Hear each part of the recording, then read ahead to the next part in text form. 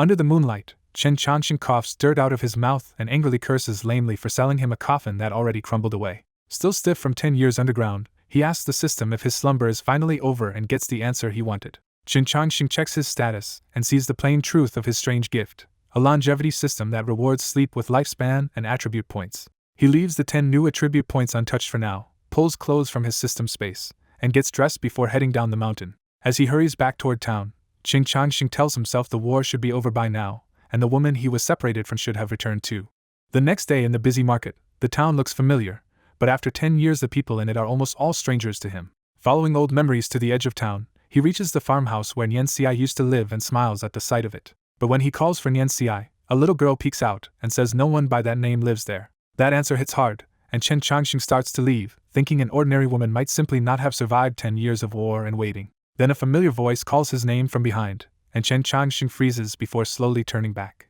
It really is Nian Xi, and the moment she recognizes him, her basket drops and she bursts into tears. Seeing her mother cry, the little girl rushes out and throws herself between them, ready to protect her. The girl calling Nian Xi mother leaves Chen Changxing confused, and Nian Xi reaches out to his face, shaken that 10 years have not changed him at all. When Chen Changxing finally asks why, Nian Xi explains that after the war separated them, bandits nearly killed her, and another man saved her from the corpses. She says she came home after the war and heard from lamely that Chen Changxing had bought himself a coffin, so she waited for him for 3 full years.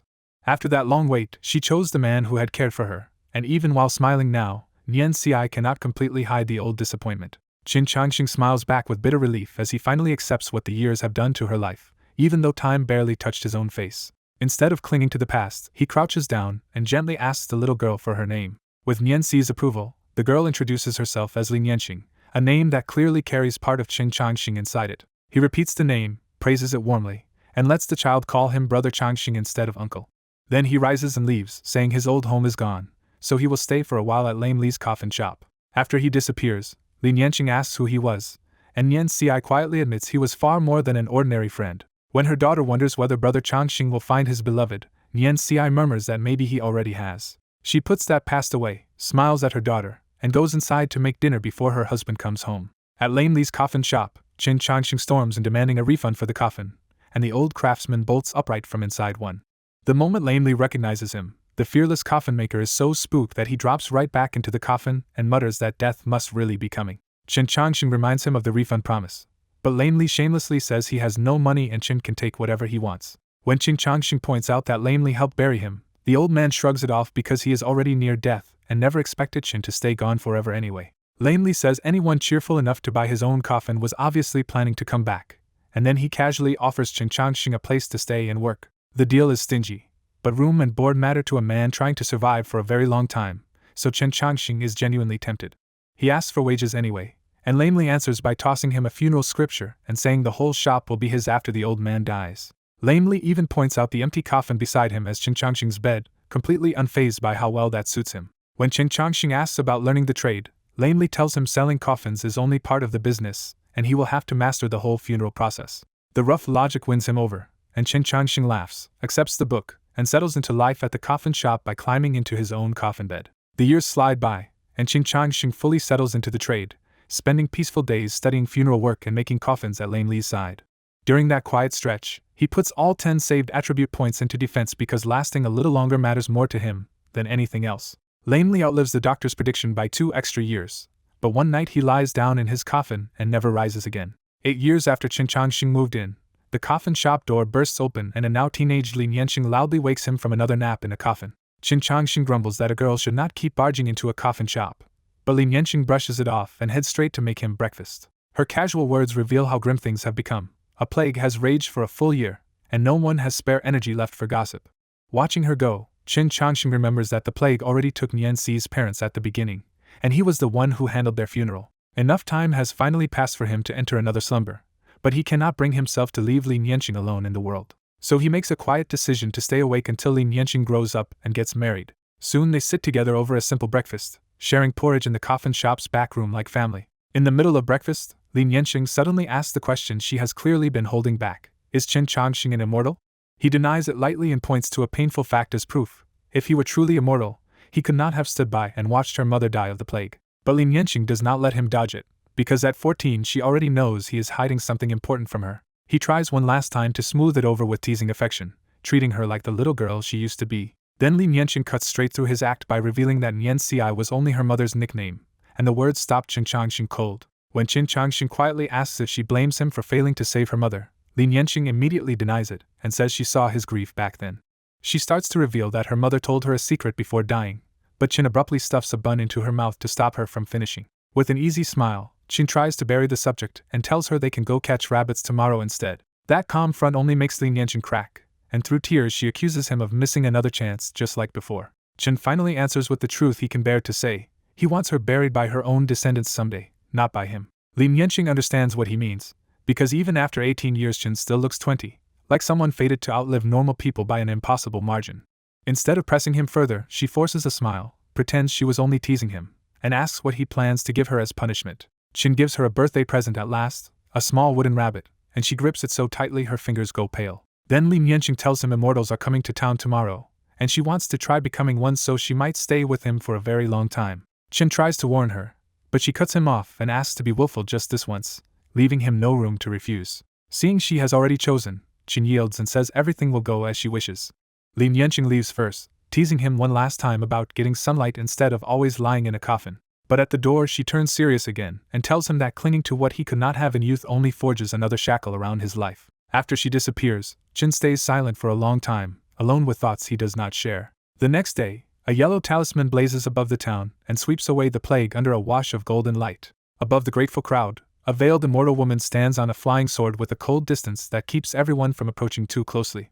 She flicks a giant stone out of her ring, slams it into the ground, and calls every child under 16 who seeks immortality to test their fate. The town erupts with hope, because official glory is already a dream to common people, but immortality feels even farther above the world. One child after another touches the stone, and almost all of them fail, while the few who pass only make it glow faintly. When Lin Yanqing finally places her hand on the stone, it explodes with dazzling blue light that shocks everyone watching. The immortal woman instantly appears beside her, checks her physique, and excitedly confirms that Lin Yanqing has a supreme water spiritual root.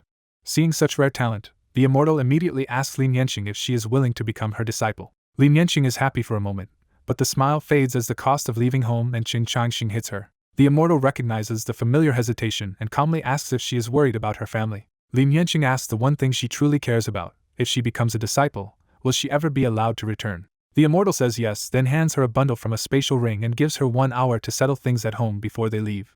Holding the bundle and thinking of Qin Changxing, Lin Yanqing bows her thanks and hurries away. The immortal watches her go with narrowed eyes, already deciding that a supreme water spiritual root is too rare to let slip away. Back at the coffin shop, Qin Changxing is half leaning in a coffin reading the funeral scripture when Lin Yanqing returns with nervous lips and quiet news. Qin puts the book down, though he already knows what happened from watching the test, and asks if she truly wants to go. Lin Yanqing answers without wavering that she does want to go. When Qin asks why, she tightens her hand and says the answer is simply for Changxing. Qin smiles sadly, steps close, and tells her the immortal path is one way, but if she ever grows tired of it, she only has to look back because he will still be there. He pulls her into a big hug, giving her comfort before she leaves. During the embrace, he whispers the warning he could not say aloud: the world of cultivation devours people whole, so she must always stay on guard. Then he releases her, turns cheerful on purpose, and loudly welcomes the immortal woman waiting at the door like any ordinary townsman would. The immortal woman hides her disgust at the gloomy coffin shop and only gives a flat reply that Lin Yanqing's future is limitless. Still smiling, Qin asks where her mountain sect is, as if he might one day visit Lin Yanqing himself. Annoyed, the immortal says she is from Linglong sect 10,000 miles to the south, a place ordinary people might not reach in 30 years. With her mission still unfinished, the immortal cuts the moment short and says they must leave immediately. Lin Yanqing sets down the bundle, promises she will remember his words, and says she will definitely come back to find him. Then Lin Yanqing leaves with the immortal woman, stepping out of Qin Changxing's life and into the cultivation world. After they are gone, Qin suddenly acts almost cheerful, cleaning the room and muttering happy nonsense to himself. An hour later that mask drops, and Qin coldly orders whoever has been hiding in the shop to come out. No one answers, and after pressing once more he finally realizes the immortal really has left. Only then does he reveal his real temper, grumbling that flying is not such a big deal and threatening to dig up that woman's ancestors if she harms Nianqing. He packs up the coffins and the bundle Nianqing left behind, deciding he cannot stay in town now that 8 unchanged years have already stirred too much suspicion. So Qin walks out of the coffin shop for good, scoffing that if others cannot cross 10,000 miles in 30 years, then he will do it in 50 because time is the one thing he has. He vanishes at the end of the street, and the town is left to trade rumors about whether he followed immortals or died offending one. 20 years later, Qin is lying on a grassy field with a tattered cultivation book, reciting the realms of immortality to himself after a long road south. The bundle Lin Yanqing left him turned out to contain a crude cultivation technique, a pill, and some gold and silver, and at first he treated it like a treasure. But after seeing more of the world, he has learned that the manual is painfully common and that true cultivators are nowhere near as rare as he once imagined in that remote town. Realizing he has memorized every word already, Qin tosses the tattered technique into a fire after 20 years of reading it. Then he asks his unseen system a bitter question. If reaching first level chi refining in a day makes someone a genius, what does it mean that it took him 20 years? The system answers that realms and cultivation methods are only one way to measure strength, and this era's path simply does not suit him. That sparks Chen's interest, because the system hints that the next era may have a completely different path that fits him better. The system leaves him with a bigger truth: no dynasty and no cultivation order lasts forever, and people only mistake things for eternal because their own lives are too short to see them end. At dawn, Qin Changxing brushes off the system's vague talk, puts out his campfire, and heads south again with one small goal in mind: see whether Lin Yanqing is doing well. With endless time on his hands, Qin has turned wandering into a hobby, stopping for years at a time to learn whatever trade catches his interest. Out of all those jobs, funeral work becomes his favorite, because coffins bring less trouble than almost any other trade. The work also sharpens his feng shui and dragon vein skills, since he can actually watch what happens to families after the burials he arranges. Because he keeps stopping, studying, and observing, Qin covers only 3,000 miles in 20 years. By the time he finally reaches Linglong Town, Qin can only laugh that it took him 50 years to get here at all. He originally planned to sneak into the Linglong sect, but the town is already so full of stories about Lin Yanqing that he realizes he does not need to.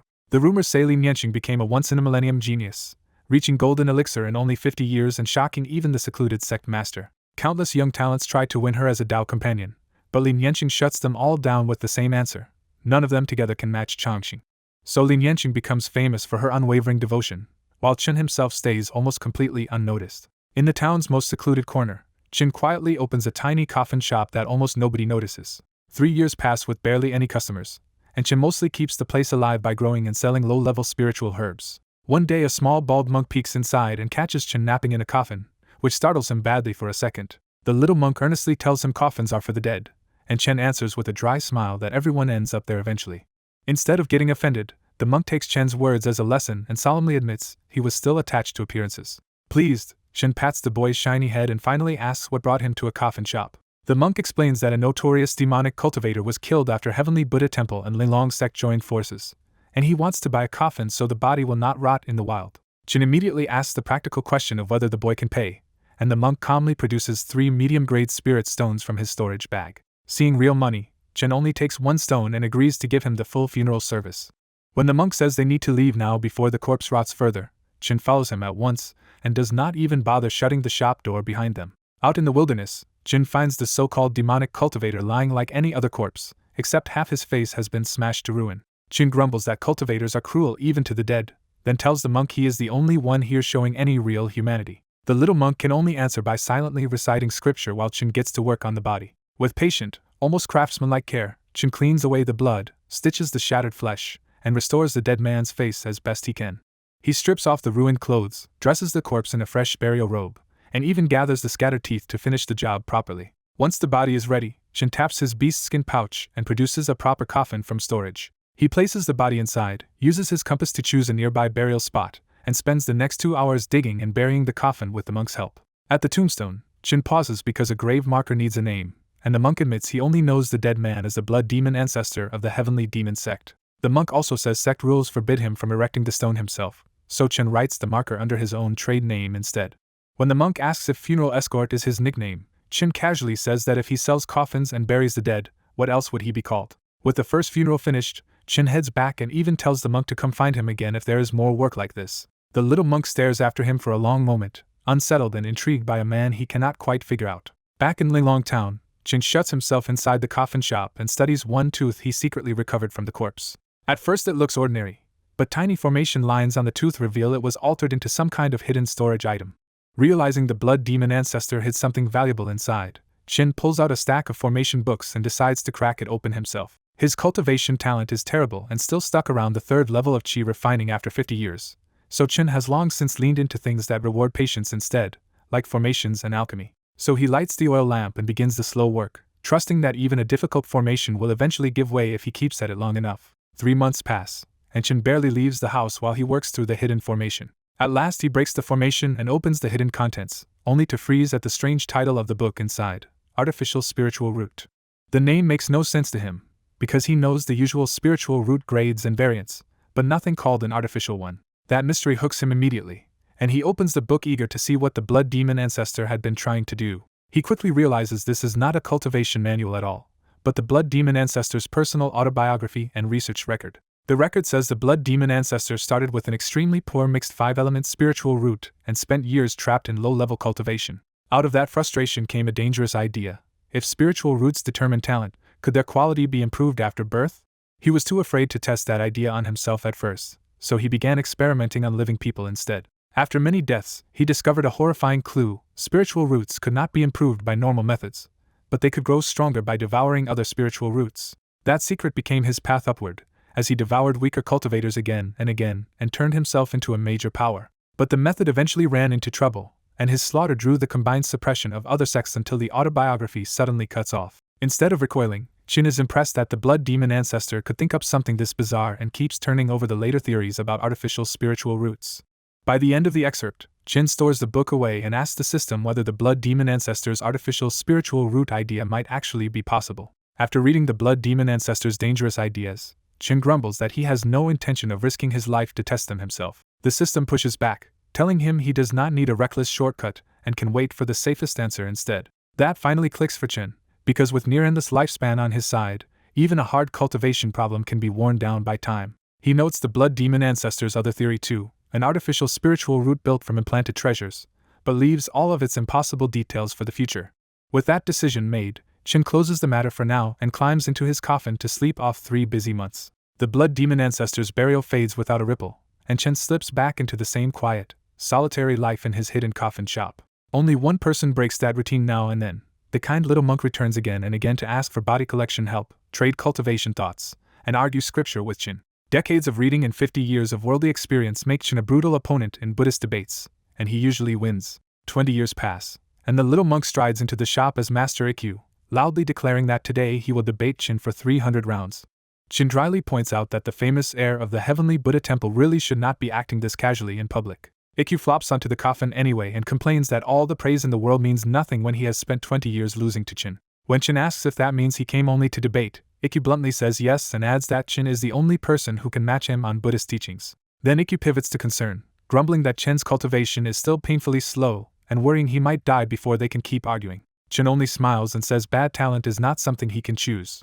Ikkyu immediately offers a workaround. If he cannot give Chin a spiritual root, he can at least extend his lifespan because he does not want to lose a friend. Chin avoids giving any real answer and calmly brushes lifespan aside as something people should let follow its course. Instead of debating, Chin says he needs Ikkyu's help with something else. Ikkyu refuses on the spot and says he will not help unless Chin finally agrees to that lifespan extension. To get the favor done, Chin finally gives in and promises to accept the lifespan extension afterward. Ikkyu jumps down excitedly, ready to handle anything now that he has secured that promise. Chin confirms Ikkyu came to Linglong sect for Fairy Changxing's elder ceremony, then reveals the real favor. He wants Ikkyu to deliver a gift to her. Then Chin pulls out a small tiger-shaped wooden carving, and that simple object says more than he does. Ikkyu stares at the carving and instantly assumes Chin has fallen for Fairy Changxing, warning that she has no interest in doubt partners. Chin shuts that down and only tells him to deliver the carving, nothing more. Still nervous, Ikkyu grabs the carving and warns that he can deliver it but absolutely cannot attach Chin's name, or jealous suitors might get him killed. Chin simply agrees, and Ikkyu leaves the coffin shop carrying the wooden tiger toward Linglong sect. Watching him go, Chin quietly says, "Little monk, see you again in 80 years, as if this brief farewell is already a much longer parting." The moment Ikkyu is gone, Chin kneels and sets spirit stones into the floor, activating the random teleportation formation he spent 10 years preparing. Because the formation's range and destination are both unknown, it is the perfect way to vanish without leaving a trail anyone can follow. In one flash, Chin disappears, and the teleportation formation destroys itself behind him. At Linglong sect, cultivators pour in from every direction to witness Fairy Changxing's rise to elder, turning the mountain into a grand spectacle. In just 70 years, Lin Yanqing has become the royal dynasty's astonishing new legend by reaching the elemental infant stage after joining the sect. What truly defines her, though, is not just talent but the cold single-minded answer she gives everyone. She cultivates for immortality. Just before the ceremony, Lin Yanqing stands alone on a mountain peak, lost in thought until her master Shui Linglong calls her back. Lin Yanqing admits she does not want the elder position at all and only wants to cultivate in peace. Her master sees the real problem immediately and asks if she still cannot let go of Chen Changxing. Lin Yanqing answers without hesitation that she stepped onto the immortal path for Chen, so without him, none of this would mean anything. Shui Linglong tries to force reality on her, reminding her that Chen was immortal and after 70 years he should be an old man or already in the grave. Lin Yanqing only smiles and says her master does not understand, because brother Changxing always keeps his promises. She repeats the promise that drives her forward, on the long road to immortality. If she ever looks back, Chen will still be there behind her. Shui Linglong can only sigh, because Lin Yanqing's obsession with Chen has only grown stronger since entering the sect. The sect had even sent people back to bring Chen here, hoping a few extra decades of mortal life would be enough to loosen that knot in her heart. But Chen had vanished long ago, and in a world this large, a missing mortal might as well have disappeared into the sea. Even so, Lin Yanqing agrees to become an elder, because higher status means more resources and better techniques to keep climbing the same road she believes Chen is still walking to. She skips happily toward the sect gate, and that flash of joy makes her master's worry even heavier. Shui Linglong is left fearing the day that impossible hope finally breaks, because if Chen never appears, Lin Yanqing's Dao heart could collapse with it. At the formal ceremony in the martial arena, one sect after another presents rich gifts while Lin Yanqing sits in the elder seat without the slightest interest. After the Heavenly Buddha Temple's official gift is done, Ikkyu starts panicking because Chen's wooden carving still has not been presented. Caught between public disaster and Chen's promise, Ikkyu grits his teeth and calls for the ceremony to stop because he has one more gift to offer. The whole ceremony freezes, because a young temple heir offering his own personal gift to Fairy Changxing can only mean one scandalous thing to the crowd. Lin Yanqing glances down with cool indifference and politely thanks him, as if expecting this to be just another confession she will ignore. Under everyone's stare, Ikkyu nearly chokes on the pressure but still presents the gift with both hands. When the crowd's divine senses sweep over it, they find only a plain little wooden carving and nearly laugh at how childish it seems. That reaction makes Lin Yanqing's next move hit even harder, because instead of ignoring it, she suddenly rises from her seat. In a blur of elemental infant speed, she appears directly in front of Ikkyu before anyone can react. The moment Lin Yanqing sees the wooden tiger up close, her whole body starts to tremble. She takes the carving gently and traces the knife marks, recognizing at once the one person who could have made this shape. For Lin Yanqing, this is proof that Chen really did keep his promise and has been with her all along. Then she breaks into a radiant smile so bright that the entire ceremony is left stunned. Still smiling, Lin Yanqing tells Ikkyu she truly likes the gift and orders him to come see her alone after the ceremony. At Lin Yanqing's elder ceremony, the Linglong sect leader instantly decides Ikkyu must be her match and greets the young monk with suspicious warmth. Ikkyu politely answers about his master, but the sect leader takes his calm manners as proof he is perfect son-in-law material. Then the sect leader goes all in, telling Ikkyu to come propose in 100 years once his realm is stable. Ikkyu panics and tries to explain, but the sect leader cheerfully steamrolls him and even promises to pressure Master Huaihai into agreeing. Realizing this is getting worse by the second, Ikkyu gives up on explaining in public and decides he can only clear it up with Lin Yanqing alone. After the ceremony, Ikkyu rushes Lin Yanqing to Linglong Town and desperately explains that the wooden carving came from Chen Changxing, not from him. But when they arrive, the coffin shop is gone, and the place looks so empty that Chen seems to have never lived there at all. Ikkyu is falling apart, but Lin Yanqing stays unnervingly calm and asks one cold question. Does he want to form a Dao partnership with her? Ikkyu rejects that idea immediately, and Lin Yanqing answers with a murderous warning that she will cut off his head if he ever dares think that way. Then she makes the real point clear. From now on, Ikkyu must never mention the name Chen Changxing, or he may not survive. That threat tells Ikkyu everything he needs to know. Lin Yanqing and Chen clearly knew each other long before today. Ikkyu hurriedly swears secrecy, but asks what he should say if someone investigates why he kept coming to this place. Lin Yanqing tells him he can describe what happened, but he must hide Chen's appearance and real name, and call him only the funeral escort. When Ikkyu asks if he will ever see Chen again, Lin Yanqing says probably yes, because Chen is the kind of man who remembers old ties. Lin Yanqing leaves first, and Ikkyu is left alone with an empty storefront and even more mysteries than before. Far away in the wilderness, Chen Changxing arrives after using his teleportation array and excitedly hunts for the perfect place to sleep out his last 2 years of lifespan. He finds a geometrically perfect mountainside and starts digging himself a hidden cave. A full year later, Chen proudly admires the finished cave he carved by hand. He also makes the entrance hard to find, piling soil and seeds above it so rain, rocks, and future plant growth will erase every trace of human digging. With the hiding place ready, Chen brings out a jade coffin filled with fragrant medicinal liquid for his next gamble, creating an artificial spiritual root. He checks with the system one last time, and when it says failure would only waste sleep he does not care about, Chen commits without hesitation. Chen strips down, climbs into the herbal coffin, and begins an 80-year slumber to test the blood demon ancestors' ideas in a safer way. Chen's theory is simple and bold. Spiritual roots may just be sensitivity to an attribute, so soaking in plant essence for decades should force his body toward wood affinity. Once the coffin closes, his vitality stops completely, turning him into something indistinguishable from a corpse while the plant essence keeps slowly seeping in. 80 years pass, and outside the cave a sapling grows into a thick tree, just as Chin planned. Deep inside the cave, the dim jade coffin finally grinds open. A green-furred hand grips the coffin edge, and Chin sits up looking like a plant-grown corpse. Instead of celebrating first, Chin immediately tests his new spiritual root. The crystal ball shines rich green, proving his artificial spiritual root worked and giving him a way to cultivate without exposing his immortality as a helpless secret.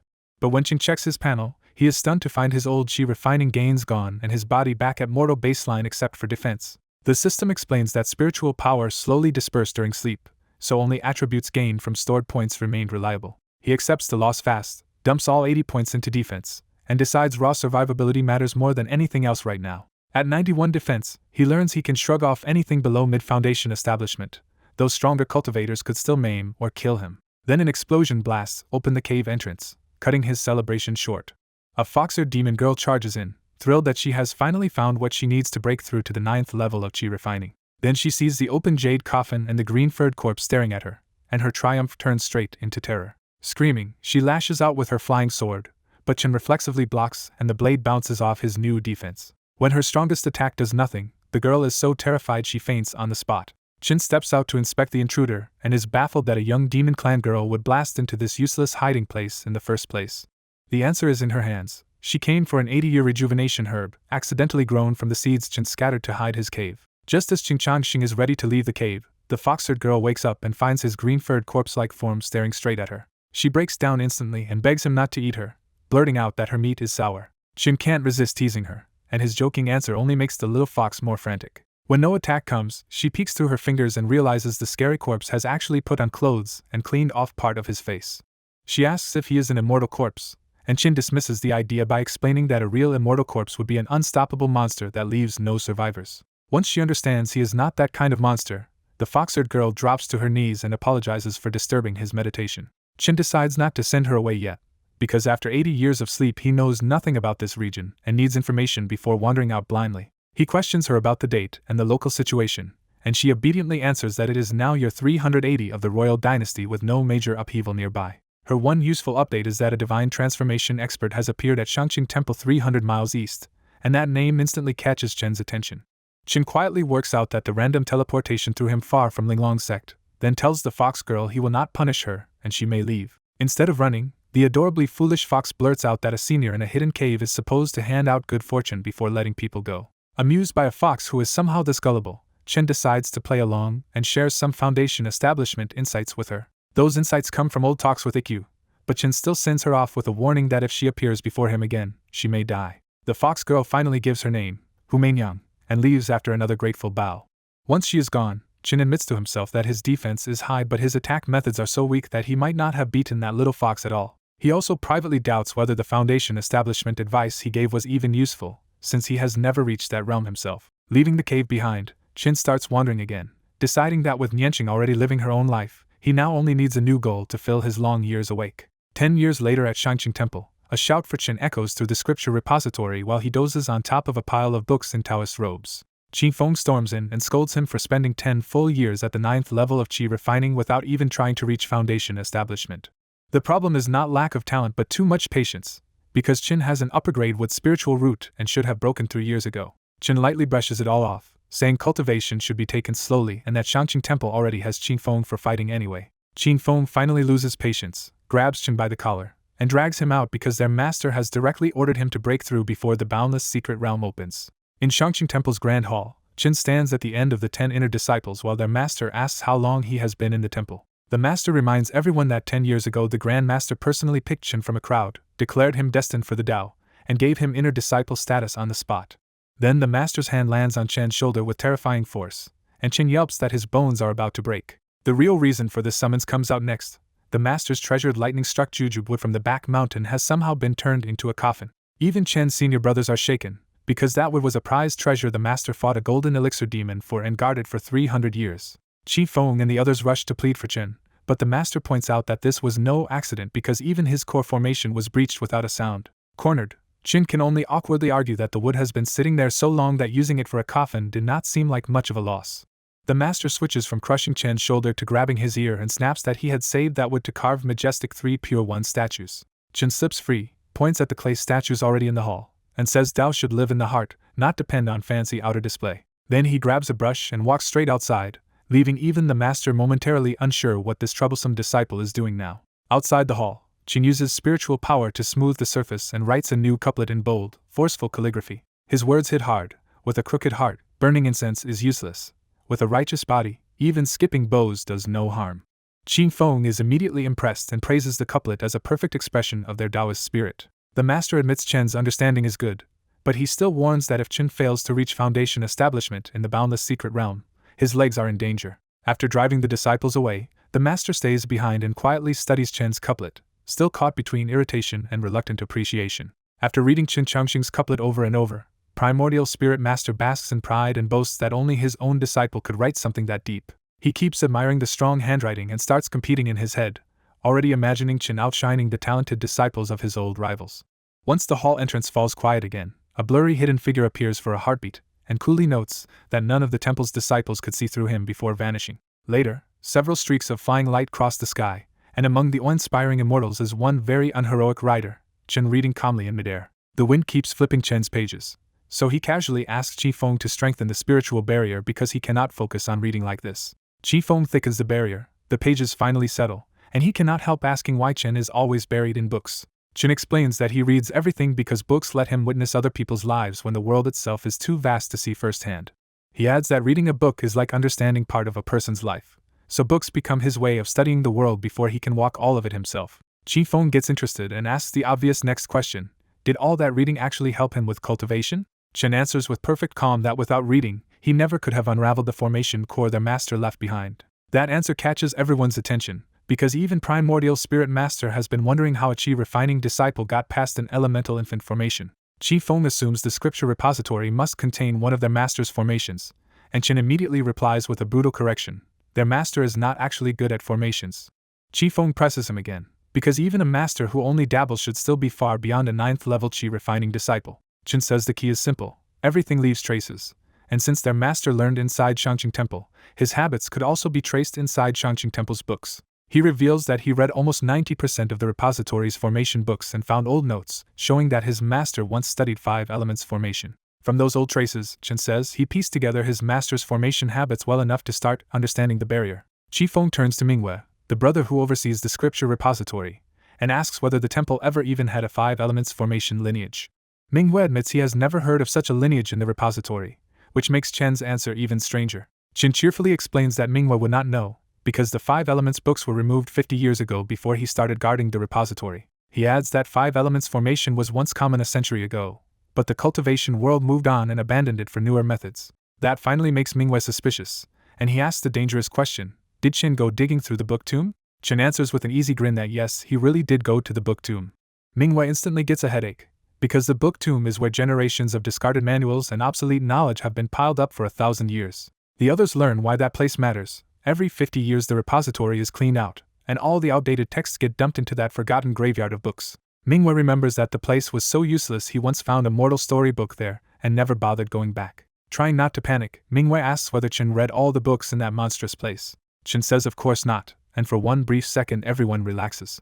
Then Chen calmly finishes the sentence: in 10 years, he has only read about 30% of it. Manhwa nearly explodes, because 30% of the book tomb should still mean hundreds of thousands of books. Chen corrects the estimate with terrifying precision and says the book tomb holds 983,521 books, of which he has read 286,385. That exact count leaves the whole group silent, because Chen is no longer just well-read, he is monstrous. Qi Feng finally recovers and points out the real problem. Even knowing old 5 elements theory should not be enough to crack their master's grand formation. Chen agrees and explains that the old manuals alone were not enough, so he had to reconstruct exactly what kind of formation his master would build from the books available to him. He says that since the master was not strong enough in formations to invent a system from scratch, the answer had to come from combinations of techniques already preserved in Shangqing Temple's library. Chen reveals that in his 2nd year at the temple, after seeing the lightning-struck wood, he spent a full year reading every formation book in the scripture repository just to begin solving that one problem. After comparing everything, he concluded that the core barrier was built from the 9 Palaces 8 trigrams formation and the Big Dipper formation, plus a few of his master's own tweaks. Even then he still could not get through, and that barrier blocked him for 5 long years.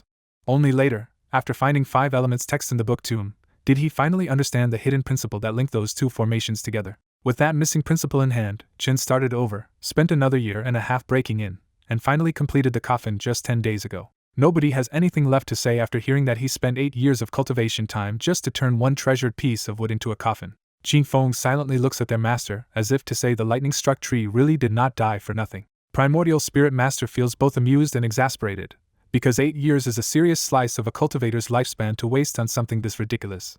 The scene shifts to the boundless secret realm, where sects from all over have already packed the area around the sealed entrance. As the Shangqing group lands, Zhao Dezhu of the Linglong sect strides over smiling and immediately starts greeting Primordial Spirit Master with flashy praise. Primordial Spirit Master refuses to play along and snaps that Zhao Dezhu should speak plainly instead of pretending to be friendly. Zhao Dezhu shamelessly turns the knife, joking that the master is obviously just bitter because Zhao's own disciple is stronger and more talented. He brags even harder that his disciple reached late elemental infant before 200, the kind of prodigy the whole dynasty rarely sees.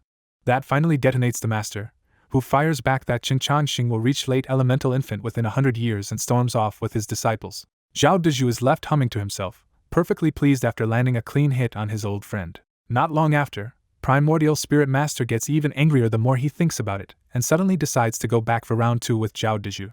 Qin Feng just smiles, because this kind of bickering between the two old friends has been going on for 150 years. With his master gone, Qin looks around the gathered sects and asks about Linglong sect's famous genius, Fairy Changxing, because he does not see her anywhere.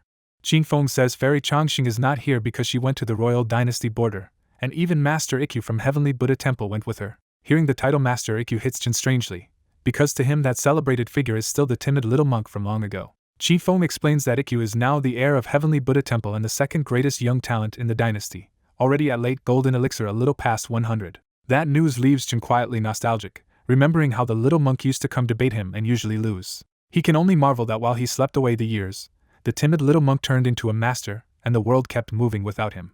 Chen then asks the real issue: what exactly are those top talents doing at the border instead of coming here? Qin Feng answers bluntly that they are fighting the Night Moon Kingdom, because another war with the Demon Nation has started. He explains that the royal dynasty and the Night Moon Kingdom usually clash every 200 years, with the dynasty winning often but never wiping the demons out completely. But this time something is wrong, because the Night Moon Kingdom launched a full national war 30 years early for no clear reason. As soon as Qin hears that the war began ahead of schedule, his earlier smile disappears, because he knows from old records just how brutal those wars become. Remembering that even elemental infant experts can die in those campaigns, Qin is left with a quiet, growing sense that this early war means something bad is coming. Outside the boundless secret realm, Qin Feng laughs off Qin Changxing's worries and says wars between nations are for golden elixir experts, not them.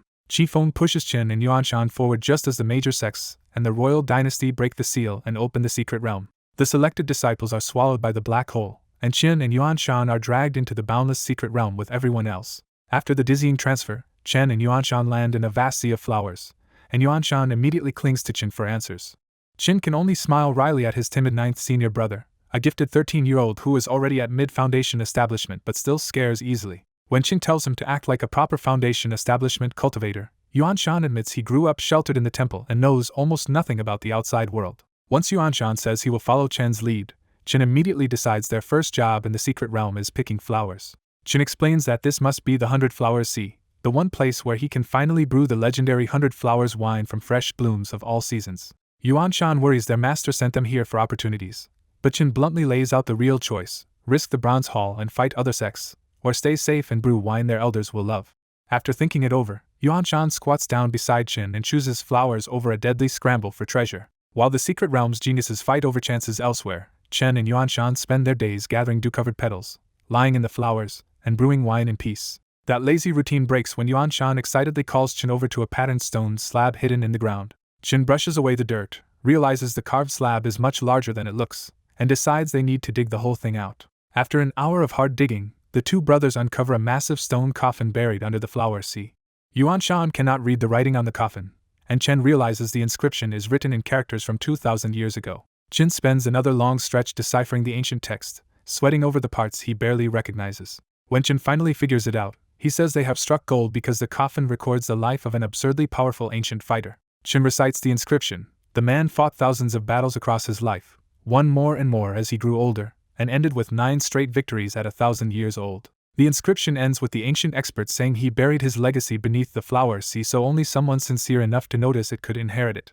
Yuan Shan is amazed by the dead senior's life, and Qin points out the obvious truth. He fought less later on because fewer and fewer people could stand against him. When Yuan Shan asks why there was no separate trial, Qin says the real test was the entire boundless secret realm, because only people not blinded by treasure would ever stop in this useless-looking flower sea. Qin says cultivators can chase different daos, but the one thing they cannot afford is forgetting their original intention for the sake of shiny rewards. Since the coffin still gives no name, Qin decides the only way to learn more is to open it. The coffin lid grinds open with a harsh scrape, and before Yuan Shan can even peek inside, a beam of light erupts and drags both of them in.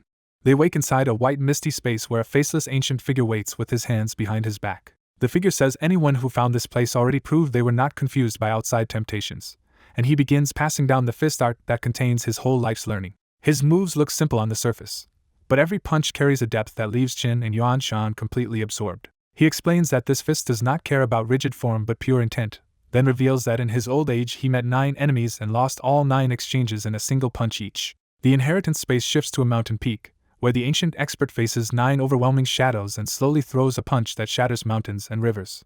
He throws 9 punches with 9 different intents, and the level of that battle is so high that Qin and Yuan Shan can only stare in shock. Back in the white space, the immortal leaves one brutal final lesson behind. Even if the technique loses, your punch must still break your opponent's courage. As the inheritance space starts collapsing, Qin hurriedly asks the senior's name. The figure answers that the world once called him the immortal lord of 100 defeats. When Qin asks for the name of the fist art, the immortal says it has no fixed name because in each person's hands, it becomes their own fist.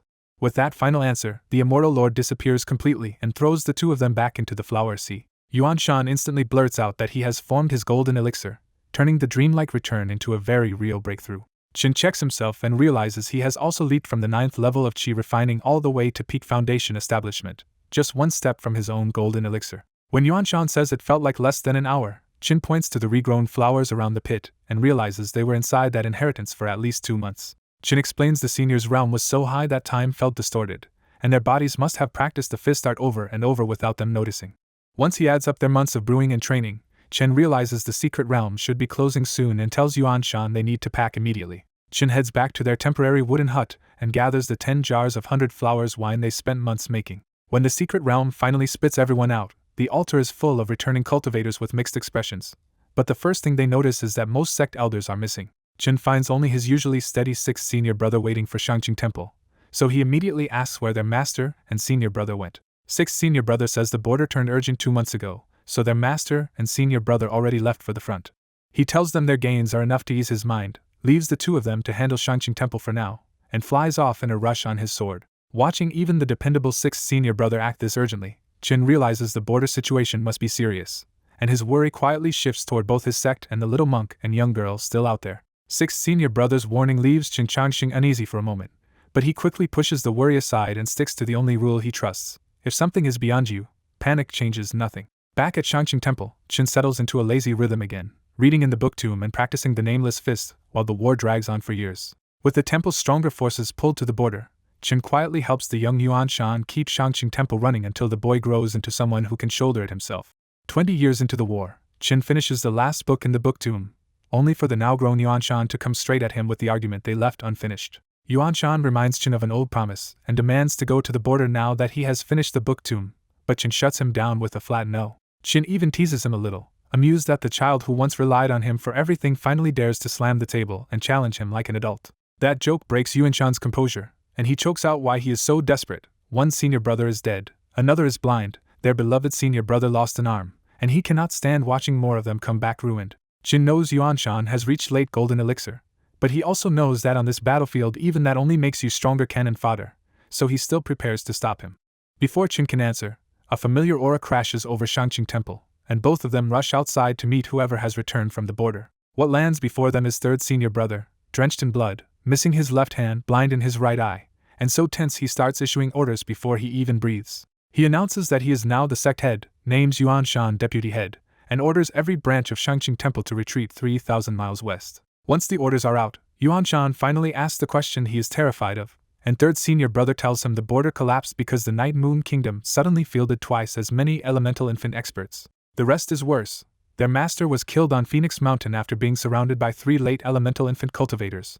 Their senior brothers were ambushed, and the royal dynasty has already surrendered 5,000 miles of borderland. Yuan-chan snaps, grabs third senior brother by the collar, and demands to know why their master's body was not brought home before the enemy could desecrate it. Chin cuts in with cold calm, telling Yuan-chan to stop before he kills third senior brother, and somehow he is already standing there with the treasured thunderstrike wood coffin from the back mountain. He gives third senior brother a pill, bluntly says the damage to his foundation cannot be healed by him, and immediately starts talking about the future as if the grief has no room to slow him down. Chin warns that the Night Moon Kingdom clearly wants more than a strip of land, then tells third senior brother to spend the next 50 years forcing Yuan-chan to grow up because Shangqing Temple's future now rests on him. Then Chin stores the coffin away and turns to leave, making it clear he has already chosen his next path.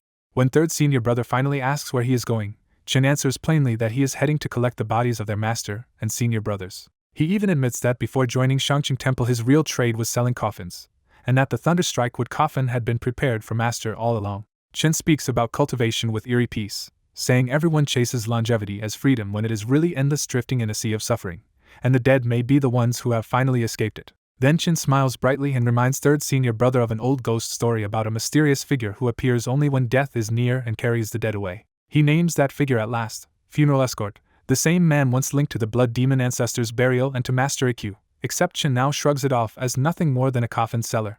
Chin walks away for real, and when Yuan-chan asks if he will come back, the answer is as dry as it is affectionate.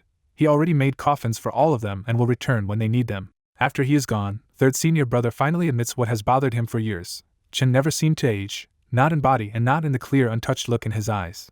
Because of that, he orders Yuan-shan to announce to the outside world that Shangqing Temple's last disciple died from cultivation deviation, cutting Chin cleanly loose from the sect. Yuan-shan hates it, because he has always treated Chin like a real older brother, but in the end he understands that Chin's fate with Shangqing Temple is over. Third senior brother can only comfort him with their master's old belief. Cultivators may grow thin in ordinary emotion, but they must still value loyalty and righteousness. Meanwhile Chin leaves Shangqing Temple smiling up at the sky, talking to his dead master as if the man can still hear him and promising to bring him home without charging a single spirit stone. His goal is brutally simple now: the border can burn however it wants, because he is only going there to find old friends and bury them properly. Years later on that long road, Chin finally reaches a city under Night Moon control and obediently pays 3 copper coins when 2 low-level demon guards stop him at the gate. Once inside, Chin senses a golden elixir expert hidden in even this small city, and quietly confirms that concealing his cultivation was the right choice. He keeps traveling the hard way on foot instead of flying, and the deeper he goes, the clearer the truth becomes. The Night Moon Kingdom did not win by luck, it won by sheer terrifying numbers. Foundation establishment demons are everywhere, golden elixirs are absurdly common, and even elemental infant experts show up often enough that Chin finally understands why the royal dynasty was crushed. At an inn, Chin tries to enjoy a simple meal before moving on, but 2 demons at a nearby table start talking about something that makes him listen very carefully. The gossip is that the Demon King's daughter is holding an open husband selection, and any cultivator above Foundation establishment is allowed to compete. The real shock comes next. The Fox clan plans to offer an elemental infant puppet as a gift, a body they seized from Phoenix Mountain after sending 3 late elemental infant ancestors to kill it. Chen realizes with a sinking heart that the puppet is almost certainly his master's body, and after walking 5 years to get here, he has arrived just in time for an even bigger problem.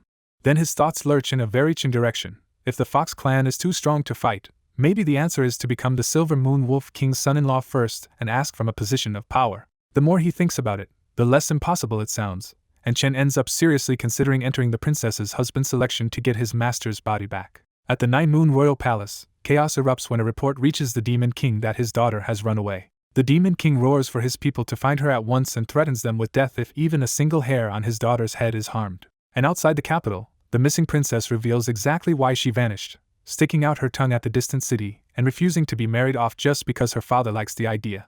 On a lonely mountaintop, Chen Changxing seriously wonders what kind of betrothal gift could win over the Night Moon Princess. He can only count his looks and knowledge, so he is still stuck when a cry for help suddenly breaks the silence. Looking over, Chen spots 2 golden elixir demons chasing a Foundation establishment woman straight toward him. The woman rushes to him and begs for help, but Chen takes one look at the danger and immediately turns to flee himself. With the pursuers closing in, the woman crushes a jade talisman and forcibly binds herself to Chen with a golden shadow following link.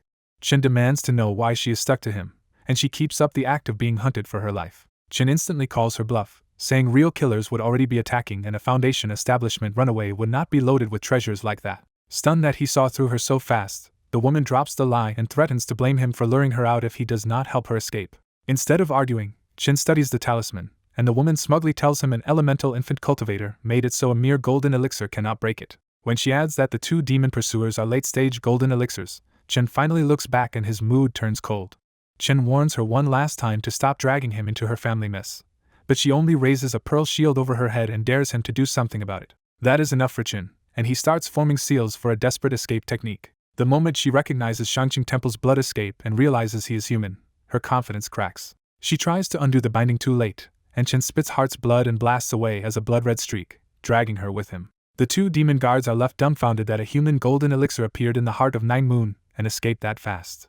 Once the shock passes, they panic that losing the princess to a human could get them all killed and burn their essence blood to chase after him. But Chen's escape skills are absurdly polished, so even ordinary elemental infant cultivators would struggle to catch him. 300 miles later, Chen and the woman drop into a silent valley, and he moves the instant the blood escape ends. He throws down formation flags with practiced speed and seals the area inside a light screen before she can make the next move. The woman draws an ancient dagger and threatens him, but Chen flatly says she brought this on herself.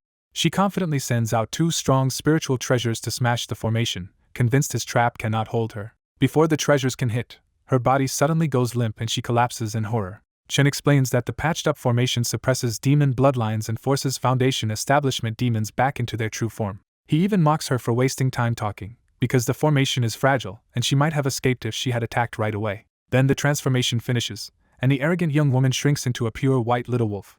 Chen grabs the storage ring she dropped and demands the method to lift the restriction, but the little wolf stubbornly refuses. When she still refuses, Chen calmly says he may not dare kill her, but shaving her bald is another matter. One clean swipe exposes pink skin on her head, and the little white wolf breaks down in tears and gives him the method. Once he gets what he wants, Chen empties her storage ring and is stunned by the mountain of spirit stones and treasures inside. He decides not to use any of it openly, and hides everything in his system space so nobody can track the treasures back to him. The wolf tearfully begs to be released and almost blurts out who her father is, but Chen clamps her mouth shut before she can say it. Chen bluntly says that if he learns her identity, he will have no choice but to kill her, so she had better stay quiet until he is done. After she nods obediently, Chen grins and says he is going to give her a full makeover next. Her screams echo through the valley as Chen cheerfully carries out whatever horrifying grooming plan he has in mind. Back at the Night Moon Palace, the Silver Moon Wolf King erupts in fury when he hears his daughter was taken by a human. The two guards are terrified because losing a demon princess to a human is the kind of mistake that can destroy an entire clan. The Wolf King tries to calculate Yuer's location, but even his divination hits only chaos. He dismisses the guards for punishment and privately asks Elder Gui what he makes of this mess. Elder Gui says this does not look like a simple kidnapping, because Yuer's trail has been deliberately muddled beyond what a golden elixir human should manage. The Wolf King agrees that someone strong enough to interfere with heavenly secrets must be behind it, which means this was planned in advance. Elder Gui worries even more that the abduction may be tied to Nightmoon's suspicious expansion and the fact that Yuer is somehow the key to it. When the Wolf King asks if the saber-toothed tigers are involved, Elder Gui adds that the Fox clan is moving too and clearly knows the princess matters. Instead of retreating, the Wolf King decides to play hard and remind every rival who truly rules Night Moon Kingdom. Meanwhile in the Night Moon capital, Chen strolls through the city carrying the result of his makeover, a black bald little mutt that used to be the princess. As Chen marvels that the demon capital looks just like a human city, the furious little mutt bites his arm in protest. Chen tells her the special ink will not wash out, says she will have to regrow all her fur, and cheerfully names her Xiaobai to commemorate everything she just lost. While strolling through Night Moon Kingdom, Chen casually probes the little white wolf about the vanished fairy Changxing and Master Ikyu. The wolf says those two were far too troublesome for Night Moon Kingdom to kill, then suddenly catches herself before saying too much. Once she realizes Chen is baiting her, the wolf calls him out and points out that his questions are anything but casual. She presses harder, saying only Shangqing Temple insiders should know blood escape, so a human who asks about Linglong Sect and Heavenly Buddha Temple clearly has a hidden agenda. Chen flips the trap back on her, saying her detailed knowledge of Shangqing Temple is even stranger than his questions. The wolf refuses to answer directly and instead recites Shangqing Temple's top disciples, guessing Chen might be Song Yuanshan because of his formation skills. Chen says her knowledge proves someone inside the royal dynasty is feeding secrets to the demons, and the wolf proudly confirms there really is a traitor. Chen refuses to chase palace intrigue and says his real goal is simpler and grimmer: recover the bodies of his master and senior brothers. The wolf mocks him by revealing that Shangqing Temple's primordial spirit master has already been turned into a Fox Clan puppet, and reminds him he is nowhere near strong enough to take that body back. She smugly tells Chen to let her go and maybe she will return the body, but Chen flatly refuses to risk his own life for empty promises.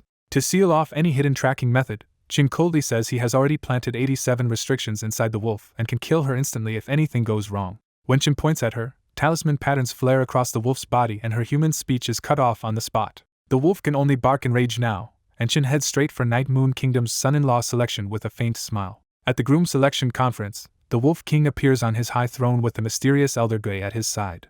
The Wolf King announces that his only daughter, Wan Yanyu, has reached marriage age and that any qualified young talent may compete to become his son-in-law. Lin Hu of the saber-toothed Tiger clan is the first major contender to step forward, openly showing mid-golden elixir strength. Hu Zhan of the Fox clan joins him with polished manners and a sly smile, turning the selection into a clear clash between two heavyweight rivals. Lin Hu accuses Hu Zhan of pretending to admire the princess, and Hu Zhan smoothly answers that foxes know how to court with proper decorum. With the Tiger clan and Fox clan heirs already on stage, the other demon youths can only join as weak extras who clearly do not measure up.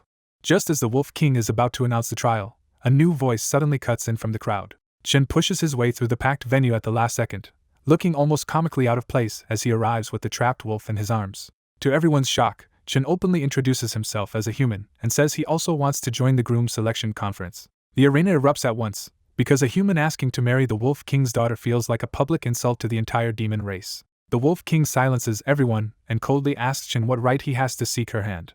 Chen answers with pure audacity, saying the courage it took for a human to stand here already proves how sincere his feelings are. Amused rather than enraged, the Wolf King accepts Chen's logic and allows him into tomorrow's test because he does meet the stated cultivation requirement. Before leaving, the Wolf King orders Elder Grey to lodge Chen at the Hu residence so no one can accuse Night Moon Kingdom of poor hospitality. As the crowd disperses, Chen smoothly greets Hu Zhan as his future host, and Hu Zhan answers with equal politeness while Lin Hu looks sickened. Lin Hu sneers that Chen is just a royal dynasty loser in enemy clothes, but Chen does not bother answering him.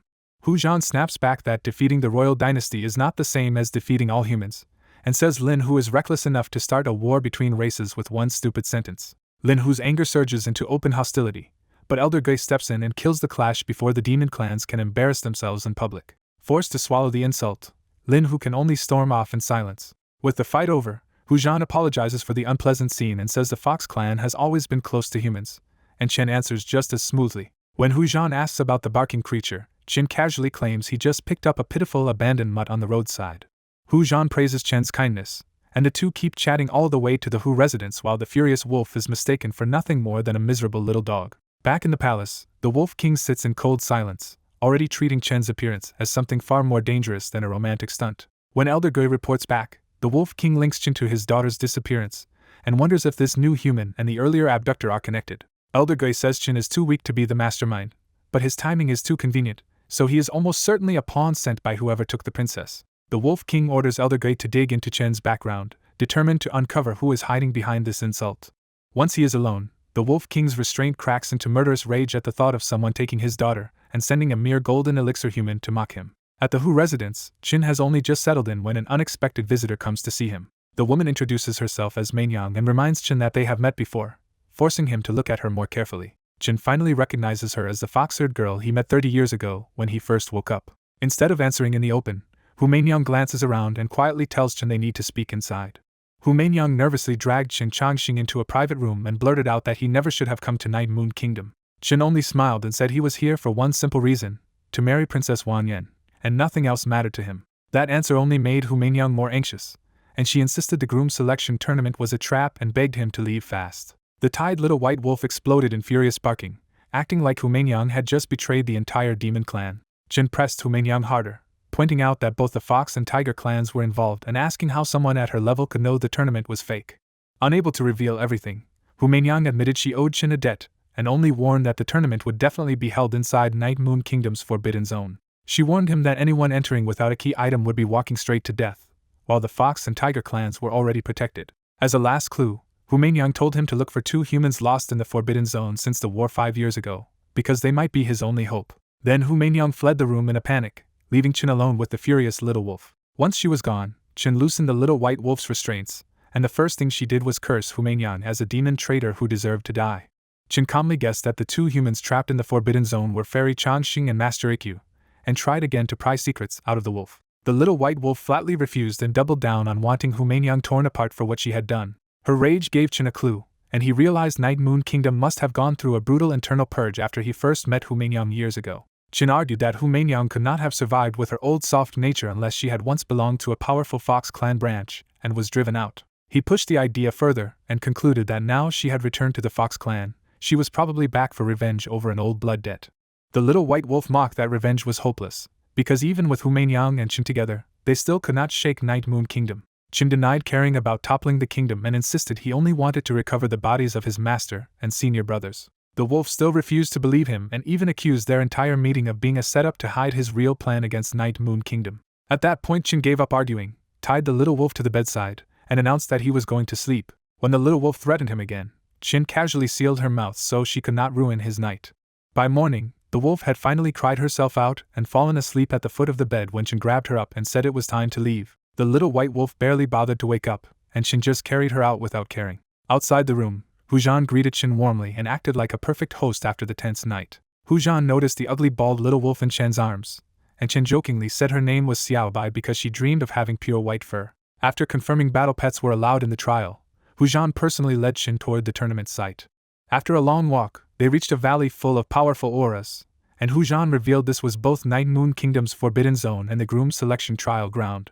Hujan explained that the winner had to pluck a flower of the other shore from deep inside the Forbidden Zone to earn the right to marry Princess Wanyan. When Chin asked where the other contestants were, Hujan said they had already entered and he had stayed behind just to meet him. Chin played polite and apologetic, but Hujan waved it off and claimed entering first did not matter as long as the flower was still there. The moment they entered the Forbidden Zone, the terrain changed into a dense ancient forest choked with heat, dampness, and drifting miasma. Hujan quietly watched to see whether the human would collapse, because this miasma could even threaten golden elixir cultivators. Instead, Chin casually recognized the danger, swallowed a detox pill himself, and shoved another into the little white wolf's mouth. Chin even offered Hujan a pill, bluntly calling the miasma unusually dangerous. Hujan politely refused to eat something from Chen's hand and covered it by saying his fox body could handle the poison. Hujan immediately tested him again by asking how a human who had never entered the Forbidden Zone could recognize its unique poison. Chin smoothly lied that he had only seen a similar landscape in a crumbling ancient book written by some long-forgotten traveler. Hujan accepted the story on the surface, but he clearly stayed alert as he urged them to move before Lin Hu and the others got farther ahead. To clear the way, Hujan summoned a lifeless elemental infant realm puppet, and that silent trump card immediately caught Chen's attention. Deeper in the Forbidden Zone, Master Ikyu sat above a pitch-black foul pool, using the Heart of No Sorrow to hold back something dangerous. The Wolf King mocked him, saying his technique would not last much longer, and inviting him to join the rebellion instead. Ikyu refused to budge and warned that the Wolf King's ominous power would only bring disaster to the Demon Clan. The Wolf King had no interest in turning back, because he believed the power leaking from the cracked seal was exactly what he needed to destroy the royal dynasty. His thoughts revealed the bigger crisis. He had spent 300 years prying open the Forbidden Zone's seal, and even after other experts resealed most of it, Ikyu was still suppressing the final gap. Knowing Ikyu might seal the gap for good if pushed too far, the Wolf King swallowed his temper and asked Elder Gui about Qin Changxing instead. Elder Gui reported that Qin had no record in the royal dynasty, which only made the Wolf King more certain that the human was hiding behind a false name. The Wolf King finally showed his true ambition, declaring that once the blood sacrifice was complete, both humans and demons would kneel before him. Back in the trial, Qin and Hujan reached a bronze ancient hall in the Forbidden Zone and ran straight into Lin Hu's group again. The two sides immediately started bristling at each other, but Qin ignored the posturing and focused on the hall itself. Qin even told them they would be better off studying the ruins than obsessing over killing each other. Lin Hu snapped back that Qin had walked straight into death, but Qin only got irritated that the threat was interrupting his inspection of the bronze hall. Qin Changxing's calm, righteous answer throws Lin Hu off for a moment, but the tiger youth snaps back into anger almost immediately. Before Lin Hu can attack, Hujan's elemental infant puppet cuts him off and forces him to stop. Hujan reminds Lin Hu that killing can wait, because the real goal here is the secret hidden in the hall. That argument works, because both demon Yus realize Qin is not here for Wanyan Yu and must be chasing a bigger secret. Hujan lets Qin keep working, and after a while he finally asks what Qin has found. Qin brings up the bronze ancient hall inside the royal dynasty's boundless secret realm and points out that another nearly identical hall exists here in the Forbidden Zone. The idea hits hard, because if both ancient nations have the same hall, then some buried secret may connect them. Hujan admits outsiders never enter the boundless secret realm, so without Qin, the demon side would never have known this clue existed. Qin says the strange markings are probably not decoration at all, and if they are meant to leave a message, comparing both halls may finally crack them. Hujan still doubts him, because generations of demon elders failed to decipher this thing and Qin is only one man. Qin answers that one hall alone is hopeless, but two matching halls give him a real chance because whoever left them wanted future generations to understand. With that, all three start comparing the patterns together, because solving the hall may decide whatever comes next in the Forbidden Zone.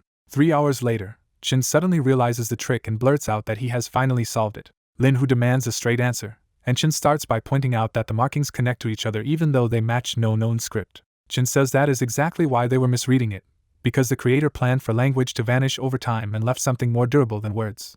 His answer is simple. The markings were never writing at all, but pieces of a picture. Chin arranges the papers in order and uses spiritual power to overlay both Hall's patterns into one broken ancient illustration. The two demon youths are genuinely shaken, because a secret that stumped everyone for thousands of years just opened in front of them.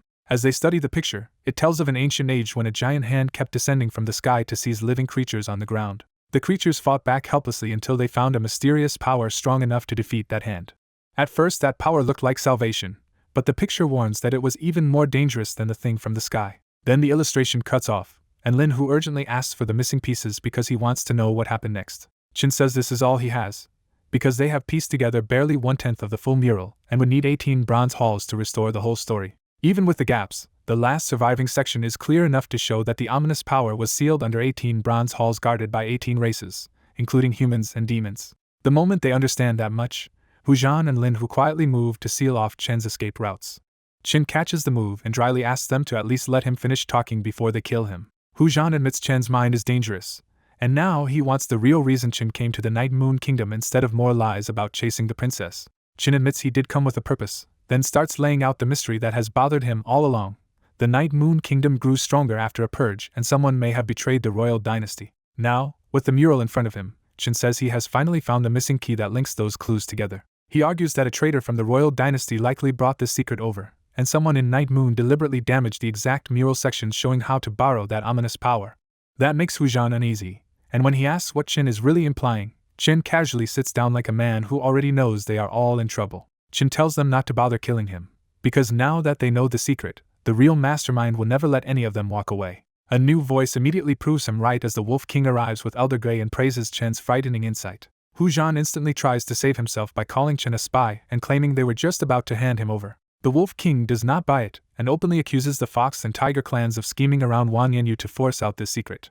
Then he reveals just how badly they misjudged him by saying their elders already tried this and failed. With a casual motion, the Wolf King throws down 2 bloody heads, and Hu Zhan and Lin Hu realize their clan elders are dead. After that display, the Wolf King offers them survival and future rewards if they submit, and both immediately surrender. Only then does the Wolf King turn to Chen and offer the same bargain: expose the person behind him, and he can live. Chen laughs that the Wolf King will never guess his backer, then presses the real point. Chen is still alive because the Wolf King needs his blood sacrifice. That lands cleanly, and the Wolf King coldly admits Chen knows too much before deciding to grant his wish. With one sweep of his hand, the Wolf King takes Chen away to a hidden chamber built around a massive blood pool and piles of white bones. To show what this place does, the Wolf King throws in the 2 divine transformation corpses, and the blood pool immediately starts to boil. In moments, the blood pool condenses the sacrifice into a pitch-black pill, and the Wolf King swallows it on the spot. Even after taking it, the Wolf King is dissatisfied and mutters that without Yuer's blood as a guide, this pool still may not push him into divine transformation. So the Wolf King turns to Elder Grey and asks if there is any other way to break through. Elder Grey says he does have another method, and for one heartbeat it sounds like loyal advice. Then Elder Grey betrays him in the same instant, stabbing a hand through the Wolf King's chest as black text-like markings spread over his body. Elder Grey suddenly turns on the Wolf King, and the betrayal is so abrupt that Hu Zhan and Lin Hu freeze in disbelief. The Wolf King tries to strike back, but his spiritual power is dead in his body before he can do anything.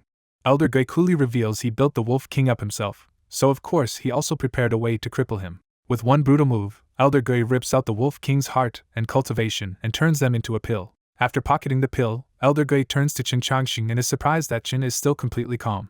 To show the gap in power, Elder Grey casually slams Hu Zhan and Lin Hu to the ground. Chen finally says it outright and asks why his so-called master ancestor still refuses to show his real face.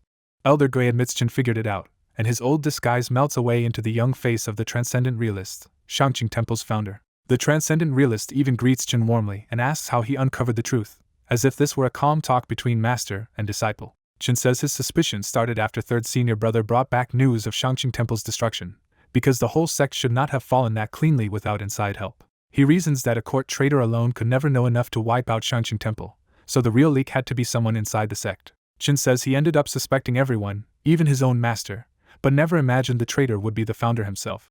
The Transcendent Realist praises the logic but presses for the final proof, wanting to hear exactly what exposed him. Chen explains that in Night Moon Kingdom he met a demon who knew Shangqing Temple's blood escape art and many sex secrets, but strangely knew only 9 true disciples. Since even a little investigation should have turned up his name, Chen realizes someone inside Shangqing Temple deliberately kept him hidden from Night Moon Kingdom. He tested that idea by entering the groom selection tournament under his real name, and when nobody in Night Moon reacted, the traitor's identity was almost confirmed. Instead of denying anything, the transcendent realist casually takes the little white wolf from Chen and tells him to keep going. Chen says the traitor had to be powerful and high-ranking, and once he saw his master's corpse in the Forbidden Zone, he ruled out everyone except the one person who still had a motive left. He says the motive became obvious after the Bronze Ancient Hall's secret was uncovered, and an anonymous 500-year-old travelogue proved the plan had been laid centuries ago. The transcendent realist laughs in open admiration and admits Chen unraveled a 500-year scheme in only 5 years. Chen finally asks the question that matters to him most. If his ancestor wanted power so badly, why murder his own people instead of taking them with him? The transcendent realist answers coldly that Shangqing Temple was his life's work, and once its people exposed his secret plan, he killed them rather than let anyone ruin it. When Chen asks about third senior brother, the answer is almost insultingly simple. Jin Shui lived only because he was slacking off and never learned the secret in time. The transcendent realist then asks how Chen knew the ancient power needed blood sacrifice in the first place. Chen answers with a dry smile that he hid part of the Bronze Hall patterns on purpose, and his ancestors simply failed to notice. Even that makes the transcendent realist happier, because to him Chen's caution only proves how extraordinary his favorite disciple really is. Then he pulls Chen to the edge of the blood pool and starts one last attempt to win him over instead of killing him. He tells Chen he chose him long ago because Chen had a rare serenity that even a 1,000-year cultivator could not fake. The transcendent realist says the chance in front of them could let master and disciple go farther than anyone alive if Chen would only join him. Chen answers by silently stepping back, and that small refusal says everything. Seeing that, the transcendent realist quickly insists the power is safe once filtered through bloodlines, and says the 18 races were always meant to serve as that filter. He even mocks Wanya Nagudro for using her daughter's body as a filter with an impure bloodline, saying that mistake is exactly why he beat her. Chen cuts through all of it, and says he never came here for that power at all, only to bring his master and senior brothers home. The transcendent realist's warmth vanishes, and he reminds Chen that opposing him means death. Chen still keeps his composure and asks for just one thing first, the chance to gather his master's body before they settle this. Though clearly irritated, the transcendent realist grants that request and waves out 7 corpses in front of Chen. The restraint on Chen's master is also lifted, and the last trace of false life leaves him for good.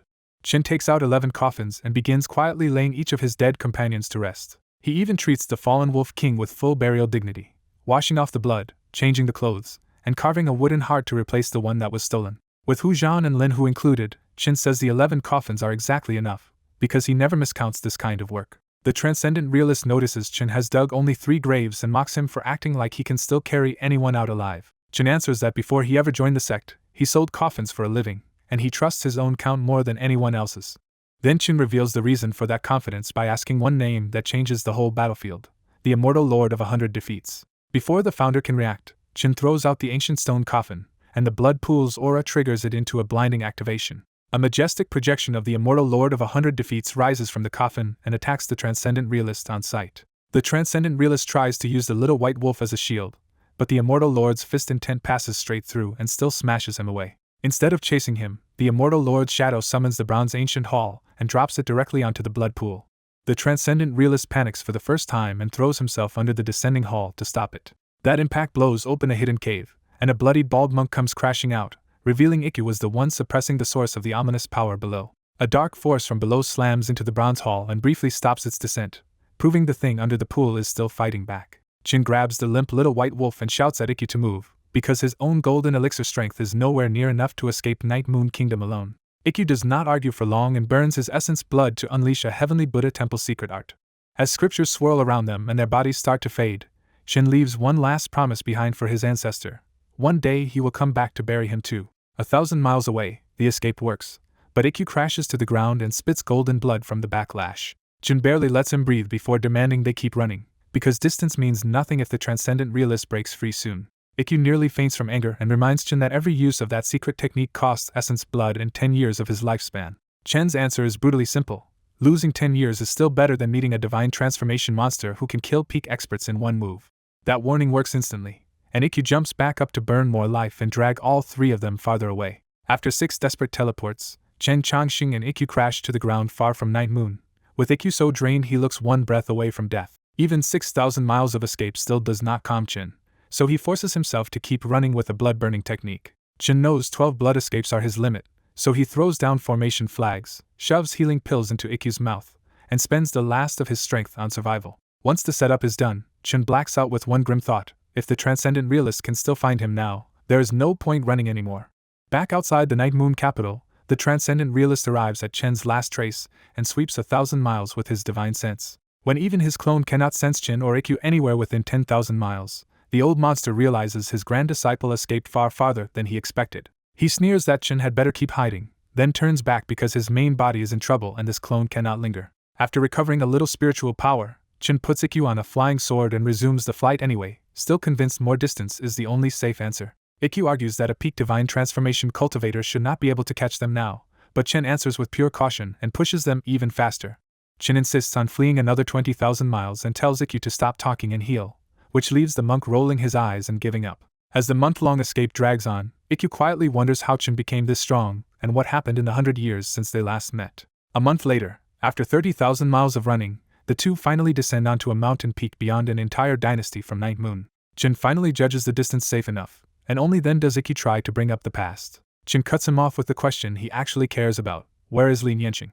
Ikkyu can barely meet his eyes before admitting the worst part first: Lin Yanqing is missing. That answer hits Chen hard, because dead or alive would still be something he could face, but missing in the Forbidden Zone means she has vanished into the unknown. Ikkyu explains that he and Chen's uncle went into the Forbidden Zone to investigate the Transcendent Realist's betrayal and search for a way to change the war. They found the secret, but while sealing the ominous power they were discovered and trapped by Wanyan Agudro and two divine transformation ancestors.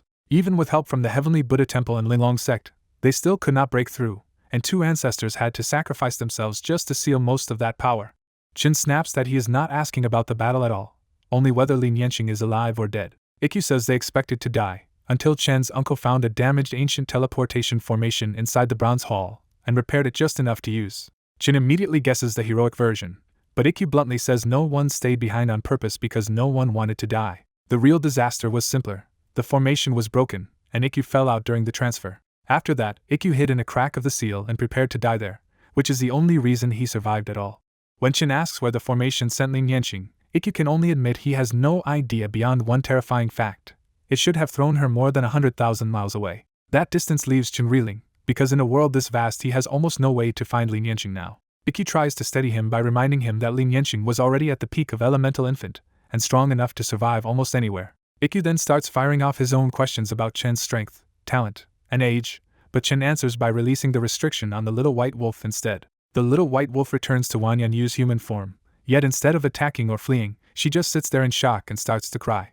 Chen awkwardly tells her that he was not the one who killed her father and that, in this mess, surviving at all should count as lucky. Wanyan Yu bursts back that of course she is crying, because her father used her and still died anyway. Once the anger passes, she quietly thanks Chen for taking care of her father's body, because whatever he did, he was still her father. Ikkyu ruins the moment by blurting out that the Transcendent Realist would probably dig the corpse back up anyway to use the king's body and bloodline. One icy glare from Wanyan Yu is enough to shut Ikkyu up on the spot and send him retreating.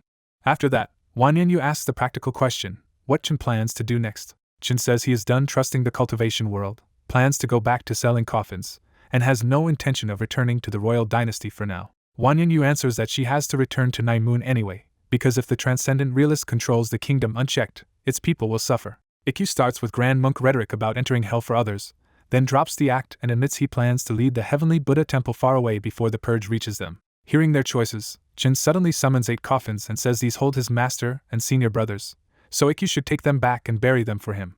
Chen even hands over a marked feng shui map for the burial site, proving he prepared all of this long before anyone asked. When Ikkyu asks if Chen planned this in advance, Chen casually says yes, and not just for his brothers but for his master, and even his master ancestor too. Ikkyu half jokes about whether Chen prepared a coffin for him too, and Chen says yes, though friends only get a 20% discount. Ikkyu protests that he is still alive and may even reach divine transformation one day, only for Chen to ask the one question he cannot beat: do divine transformation cultivators not die too? Having lost the argument completely, Ikkyu can only put away the coffins and admit the favor, even while grumbling that fate may still reverse who buries whom. Ikkyu then asks the question that still bothers them all: who exactly was the immortal lord of 100 defeats, whose shadow turned the whole battle? Chen crushes the idea of finding that savior, saying the immortal lord lived at least 2,000 years ago and is almost certainly long dead. He explains that he only found the old stone coffin left behind in the boundless secret realm, then later realized the Bronze Hall secret made the Immortal Lord's final choice far more suspicious.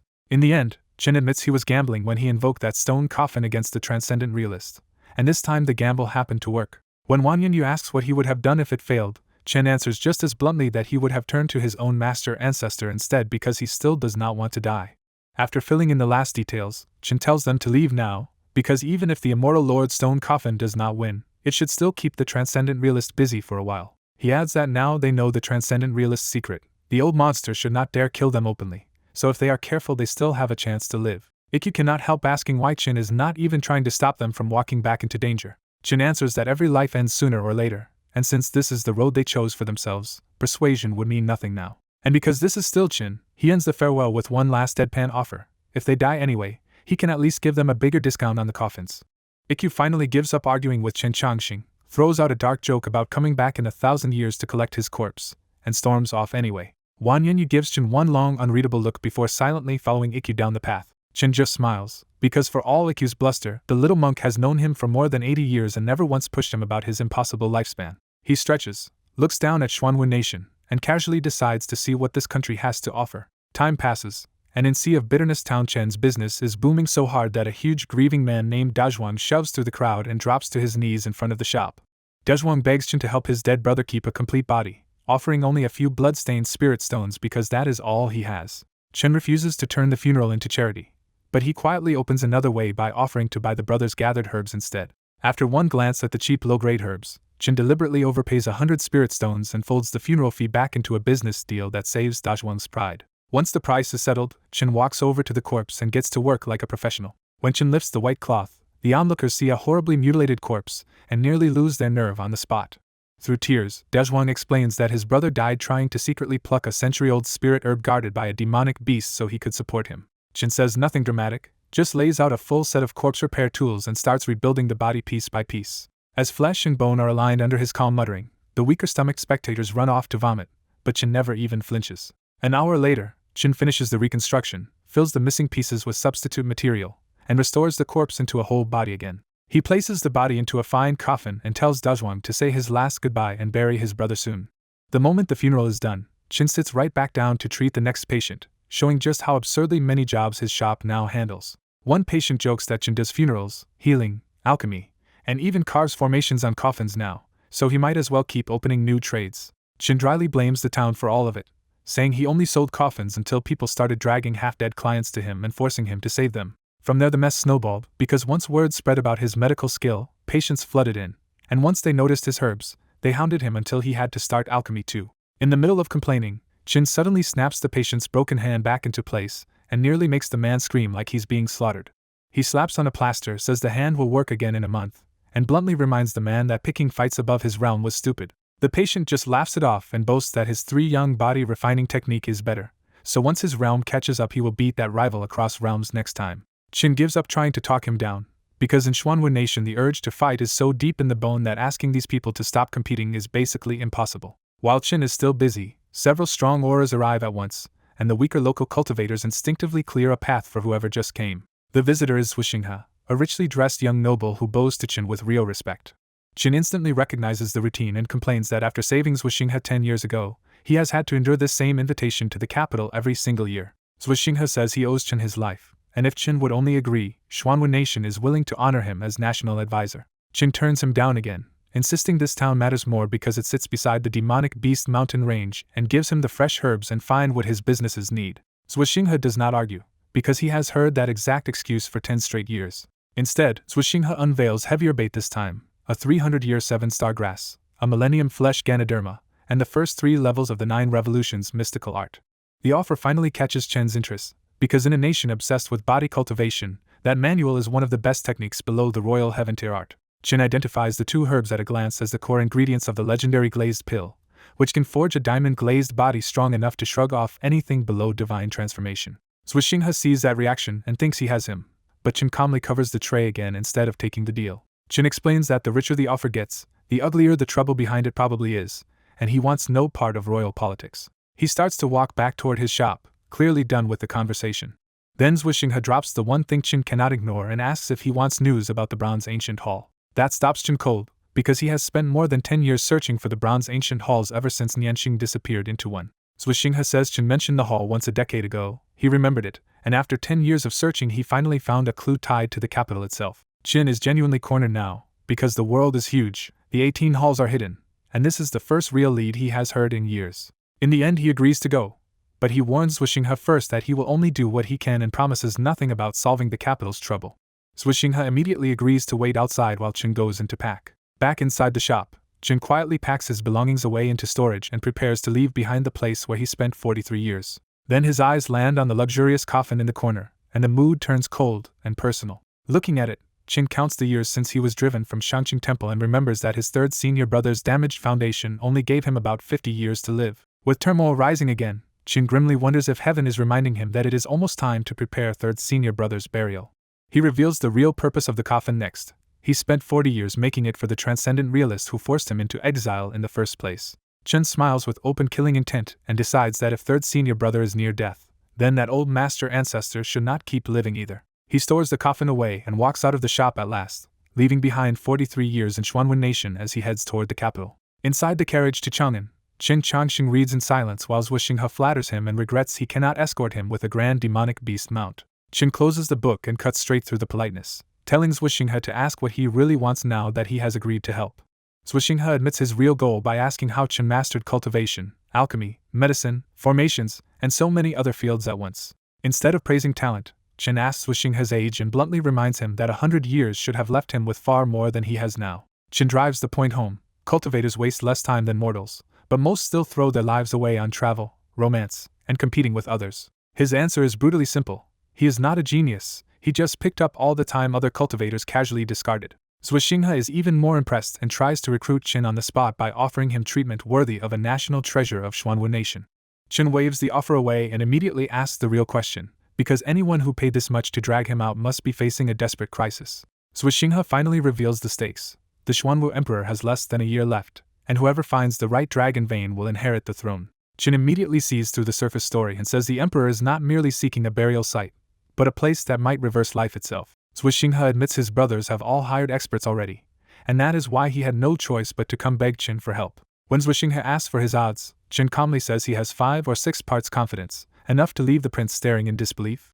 Chen tempers that confidence at once, saying finding the place is one thing, but success depends on what price Xuanwen Nation is truly willing to pay. He also warns that reversing life is a desperate dream almost no dying ruler can actually grasp, and Zwishinghe can only answer with a helpless bitter smile. After the tense carriage talk, the story shifts to Chang'an, where all 9 princes gather in the imperial hall before the Xuanwu Emperor's dragon throne. While the other princes boast about the dragon veins they found, Zwishinghe stays quiet for one ridiculous reason. Chen is too busy demolishing the fruit platter beside him. Growing anxious, Zwishinghe quietly begs Chen to stop eating and start presenting their case before they lose the moment. Chen dismisses the dragon vein issue for the moment and points out the real problem. As a son, Zwishinghe should look heartbroken first, not eager to arrange his father's grave. The lesson lands instantly, and Zwishinghe hurriedly asks if it is too late to fix his image in front of the throne. Chen gives him one last bit of shameless strategy, telling him to make it dramatic, and Zwishinghe launches himself forward at once. Zwishinghe drops to his knees, slams his forehead to the floor, and wails that he cannot bear to lose his father, stunning the other princes. From the throne, the Xuanwu Emperor catches every whispered trick and turns his amused attention toward the shameless helper still eating fruit. The Emperor lightly scolds him for crying like that, but Zwishinghe doubles down and performs even harder, insisting he is truly heartbroken. Pleased enough, the Emperor lifts Zwishinghe with spiritual power and acknowledges his filial act without exposing the little scheme. Then the Emperor rewards Chen directly with an even larger fruit platter, and Chen accepts it with a huge grin and zero embarrassment. The other princes can only stare in disbelief as they realize Zwishinghe's ridiculous performance actually earned favor. With the joke over, the Xuanwu Emperor states the true contest again. Whoever finds the real place of immortal fate will win both his hope of another life and the throne. One by one, the experts beside the other princes step forward and describe their chosen dragon veins in grand, confident detail. Even after half an hour of grand speeches, Chen still says nothing, and that finally gives the second prince an opening to sneer at him as a disgraceful country bumpkin. Chen finally wipes his mouth and answers with complete confidence, saying the best always appears last, so there is no reason to rush. Instead of giving a speech immediately, Chen asks the Emperor for the largest and most detailed map available. The Emperor agrees at once, and 5 strong men carry in a massive map that spreads across half the palace floor. Chen studies the map carefully and marks all 8 dragon vein locations first, making everyone wait for whatever he has seen that they missed. When he is done, Chen bluntly tells the Emperor that all 8 supposed dragon veins are garbage in his eyes. He presses the point further and says that for living another life, only one place has even the slightest chance. The assembled experts erupt at once, furious that this unknown outsider dares dismiss all their work in front of the Emperor. Chen answers their challenge with deadpan arrogance, saying he learned dragon vein searching by himself and that his real trade is selling coffins and handling funerals. In the Imperial Hall, Qin Changxing shocks everyone by admitting he is just a coffin seller who taught himself dragon vein searching. The other 8 princes instantly turn on Zhuxinghe and accuse him of bringing in a fraud to ruin the Emperor's plan. Instead of getting angry, the left Emperor looks amused and asks the bold coffin seller for his name and explanation. Qin calmly says the dragon lair they want is a place that can reverse life and death, so anyone claiming to find it easily is talking nonsense. The Emperor accepts that logic and asks Qin to show where his chosen dragon lair actually is. Qin points to a blank region on the map, and says only that place might give the Emperor a chance to reverse life and death. The room goes cold when everyone realizes Qin has chosen the ancient Forbidden Zone, and Zhuxinghe looks especially shaken because of its link to the Bronze Ancient Hall. A white-bearded master panics, calls the choice absurd, and demands Chen's execution instead of answering him directly. The Emperor ignores the old man's fear and presses Chen to explain why he would choose a place everyone calls certain death. Chen says a taboo is something unknowable, undefinable, indescribable, and unobservable, the kind of terror no one dares truly name. Then Chen makes his real argument.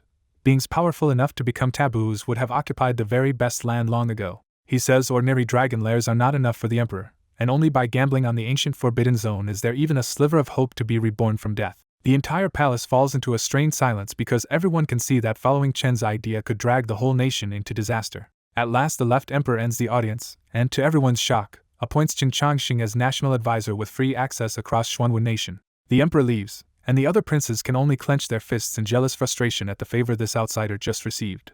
Then Qin ruins the mood by shouting after the Emperor that he never agreed to take any official post at all. The court is left grinding its teeth because Qin is rejecting a gift everyone else would have fought to death for. After the banquet, Zhuxinghe stops Qin in private and asks the question he cannot let go: why choose the ancient Forbidden Zone? Qin repeats that only the Forbidden Zone has any chance at all, but Zhuxinghe insists that cannot be the whole story. Qin bluntly says Zhuxinghe still has not seen the real situation, and that disappoints him.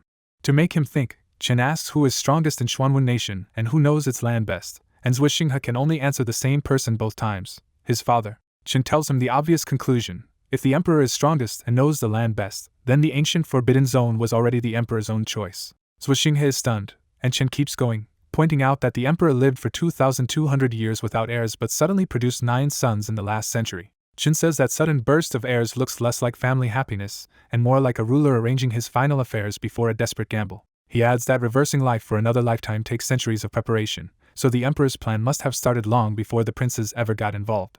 That is when Zhuxinghe finally understands that the Emperor's order to find a dragon lair was never real trust, just a test. Desperate now, Zhuxinghe begs Qin to help persuade the Emperor, because one bad move in the Forbidden Zone could doom the entire nation. Qin refuses, saying this is not an outsider's place to meddle and that he already warned Zhuxinghe because he had guessed the Emperor's true target from the start. Their conversation carries them to the Xuanwu Pavilion, and Chen's eyes brighten the moment he sees the towering archive of cultivation texts. Zhuxinghe says even he cannot enter freely and warns Chen to look only, because touching the wrong thing inside could be dangerous. Before he can finish, a shadowy imperial messenger appears and announces that the Emperor has allowed Chen to take whatever he wants. The order gets even worse for Zhuxinghe when the messenger adds that he must personally escort Chen around the palace and make sure he is satisfied. Zhuxinghe is so rattled by the Emperor's treatment that he half jokes to himself that Chen must secretly be his father's illegitimate son. Chen happily thanks the Emperor and drags the dazed prince straight into the Xuanwu Pavilion. Inside, Chen nearly drools at the sea of books, treating the pavilion like a dream treasure vault. Still hung up on the Emperor's favoritism, Zhuxinghe awkwardly asks Chen whether his surname might actually be Zhua. Chen rolls his eyes and shuts that down immediately, telling him not to make weird ethical jokes because he is definitely not the Emperor's hidden son. Even after that, Zhuxinghe presses him again, asking why the Emperor would favor him so absurdly just for guessing his intentions.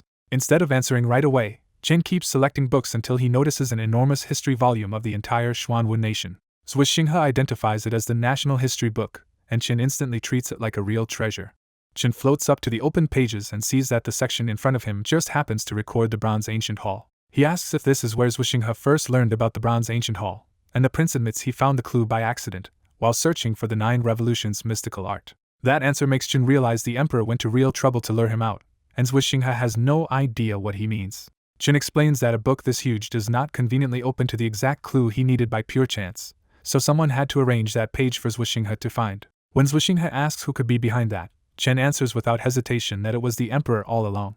Chen lays out the chain clearly. Zwishinghe visited him every year for 10 years, so the emperor had more than enough reason to investigate Chen and quietly steer events. He says the emperor likely nudged Zwishinghe out of curiosity, drew Chen toward Chang'an, and then learned about the Bronze Ancient Hall through the prince's own investigation. By the end of Chen's explanation, Zwishinghe can only stand there in silence, suddenly feeling like a child inside his father's scheme. In Xuanwu Pavilion, Zwishinghe asks what the left emperor will do next, and Chen Changxing bluntly says the emperor is weighing whether his offer is worth the price. When Zwishinghe presses him, Chen admits his chance of entering the ancient forbidden zone is only 5%, but he treats even that slim chance as priceless.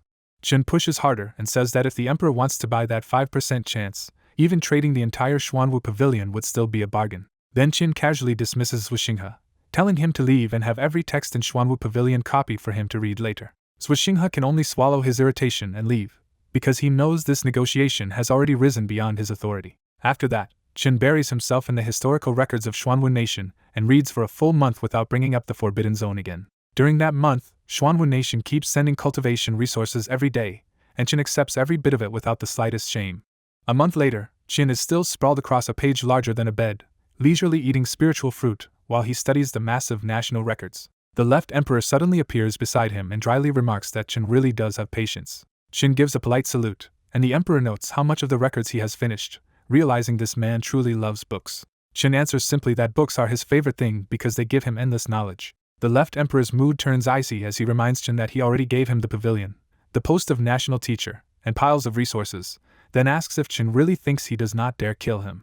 Chen stays relaxed and says those gifts were never what he truly wanted, because this deal has to be fair and cannot be forced. He goes further and says the emperor could kill him at a thought, but he is certain the emperor will neither kill him nor force him to help. When the emperor demands to know why, Chen points straight at the ancient forbidden zone, where even one unreliable companion could ruin everything. Chen explains that anyone taken into that place must be absolutely loyal, so if the emperor forces him along, he will never be able to trust him. That finally breaks the standoff, and the left emperor tells Chen to name his conditions.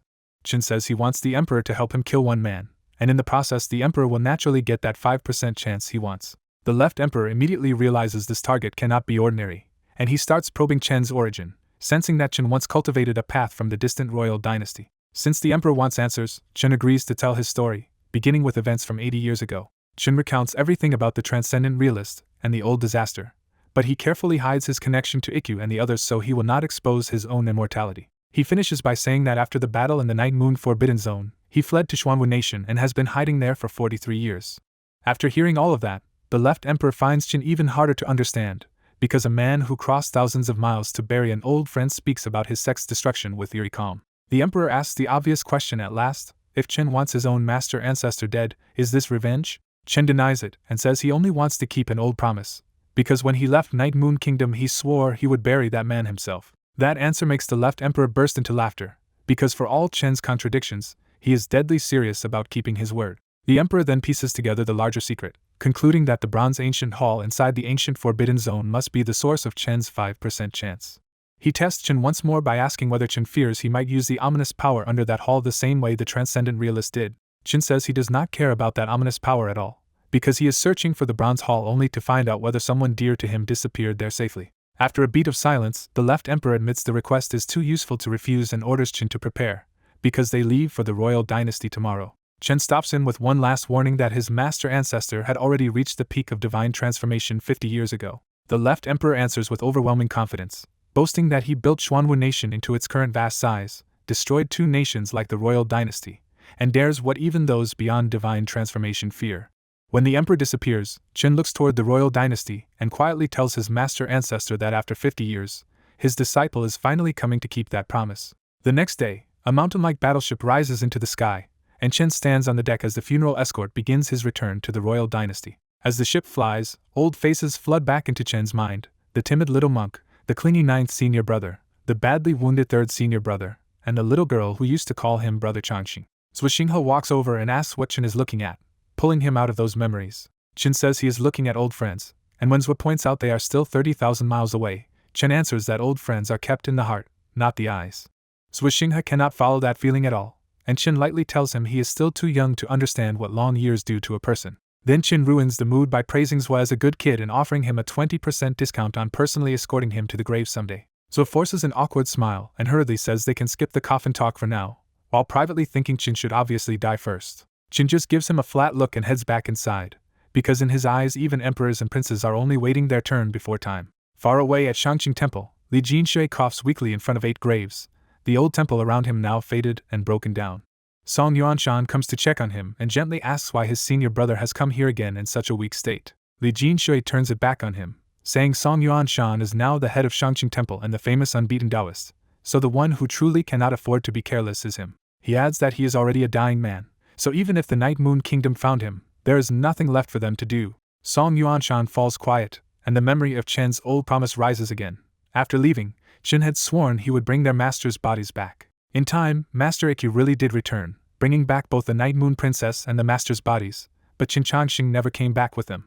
Unable to hold it in any longer, Song Yuanshan asks whether brother Changxing will ever return. Li Jinshui answers without hesitation that Chen will definitely return, because Chen promised to bury him, and Chen always keeps his word. He even says that now that he is close to death, it means Chen must already be on his way. A moment later, Li Jinshui slumps tiredly against the primordial spirit master's tombstone and tells Song Yuanshan to go, because a dying man does not need company all the time. He says he is about to meet their master and has too much to say, then warns Song Yuanshan to stop chasing the truth of what happened in the Night Moon Forbidden Zone. Li Jinshui makes it clear that neither Master Ikkyu nor Princess Wanyan will tell him, because they all agreed to carry that secret into the grave. This time Song Yuanshan finally lets the matter go, understanding with age that some truths only bring pain. After Song Yuanshan leaves, Li Jinshui strokes the primordial spirit master's tombstone and mourns what Shangqing Temple has become. The truth he learned from Master Ikkyu still tears at him, because the kind master ancestor they revered was the one who killed their master and fellow disciples. Because that reality was unbearable, they all chose silence, and the transcendent realist himself had already fallen not long after the national war began. Back on the battleship after another month of flight, Chen and the Xuanwu side are finally nearing the royal dynasty. The new intelligence is grim. The royal dynasty has already been completely occupied by the Night Moon Kingdom, with only a few scattered forces still resisting. Another report catches their attention too. The Night Moon Demon King was assassinated inside demon territory by someone called the Funeral Escort. The same reports say the new head of Shangqing Temple has become unmatched in fist technique, and now carries the title Unbeaten Taoist. Trying to measure the threat ahead, Swishinghe asks whether this Funeral Escort is really that powerful if he could silently kill a demon king on demon ground. Chen clicks his tongue and says he knows the Funeral Escort, but Zwi does not need to worry because that person will not interfere with Xuanwu Nation. Swishinghe is not convinced at all and argues that someone this mysterious could easily be a moody killer, so they still need to prepare for him. Then Chen drops the punchline with perfect calm. Funeral Escort is his own nickname, so if anyone should know whether that man is a temperamental killer, it is him. Qin Changxing leaves Swishinghe speechless by saying his title as a funeral escort makes perfect sense for a man who sells coffins, collects bodies, and buries the dead. He tells Swishinghe that truth gets twisted by rumor, and only by stripping away comforting legends can someone piece the past back together. After that lesson, Qin summons his flying sword and abruptly leaves, saying he is bad at fighting and will handle some personal matters before returning. Once Qin is gone, the left emperor appears beside his son, and Swishinghe nervously asks why his father let such an important man slip away. The left emperor says Swishinghe is clever but still cannot judge people properly, and warns that truly understanding Qin Changxing is part of what it will take to rule Xuanwu Nation. When the emperor mentions he has little time left, Swishinghe finally shows his dread and asks if his father truly must enter the ancient Forbidden Zone. The left emperor admits that after more than 2,000 years alive, he no longer speaks lightly about dying and has changed in a way his younger self would have despised.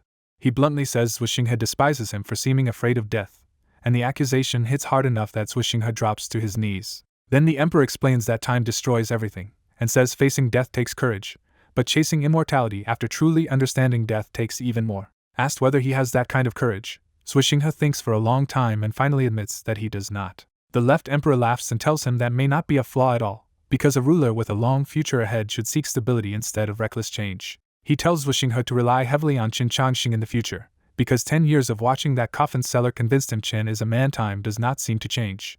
The emperor explains his logic. Cultivators need change to break through, but a nation survives on stability, and Qin Changxing's unshaken nature makes him the kind of allies Swishinghe will need. When Swishinghe points out that Qin has no interest in power, the left emperor leaves him with one final lesson.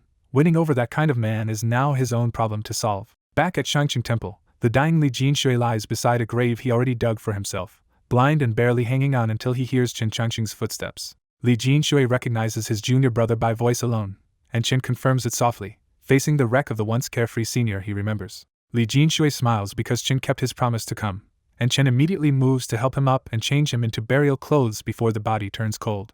Li Jinshui swats his hand away and grumbles that he is not dead yet, asking for one last real conversation after 50 years apart. Chen warns him not to dump unfinished business on him, joking that he can handle corpses and funerals, but not troublesome last wishes. Li Jinshui snaps back that he has nothing left to cling to, and says he only wanted to praise his junior brother before dying. Chen lights up at the rare compliment, and for a brief moment the two of them slip back into the rhythm they used to share. The banter fades when Li Jinshui reaches for the primordial spirit master's tombstone, and a tear of pale brown blood runs from his ruined eye. Staring at that grave, Li Jinshui admits that all power, techniques, and treasures end the same way, and says Chen was the only one in Shangqing Temple who truly saw through that truth. After finishing those sentimental words, Li Jinshui asks to inspect the coffin Chen prepared for him. Chen brings out a brand new golden Phoebe coffin and proudly says it can preserve a body for 1,000 years without decay. Li Jinshui feels the coffin and is satisfied, then asks whether Chen also prepared one for Master Ancestor. Chen says he did, explaining that Master Ancestor's coffin is made from 1,000-year thunderstruck peach wood and packed with formations so the old monster will never rise as a zombie. That answer delights Li Jinshui, who laughs one last time at how reliable his little junior brother has always been. Li Jinshui straightens his clothes, stands as neatly as he can, and dies there on his feet. Chen does not break down. He quietly handles the funeral, buries Li Jinshui in the grave he dug himself, and sets up a tombstone marked funeral escort. In front of the new grave, Chen takes out a jar of 100 flowers wine and starts talking to his senior brother, as if they were still only briefly parted. He explains that he brewed this wine long ago to placate his master after holding Yuanshan back in the boundless secret realm, but trouble kept piling up until now.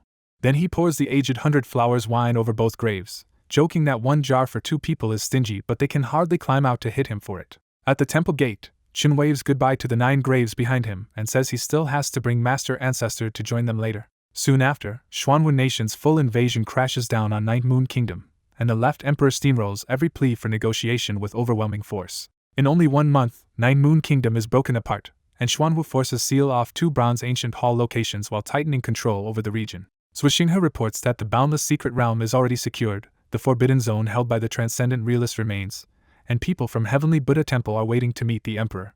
The left emperor orders the forbidden zone surrounded but not attacked, because this whole chain of events started with Chen Changxing and he wants it finished with him present. Almost as soon as he says Chen's name, the emperor spots a streak of light arriving from the horizon. Chen lands on the deck, apologizes for being delayed by personal business, and the left emperor tells him he arrived at exactly the right time. The left emperor says Chen's master ancestor is trapped in the forbidden zone waiting for burial, casually adding that it still took him 2 moves to destroy the old man's avatar. He gives Chen a choice between burying master ancestor first or greeting old friends, and Chen instantly picks the friends because he does not want to face a desperate dying monster alone.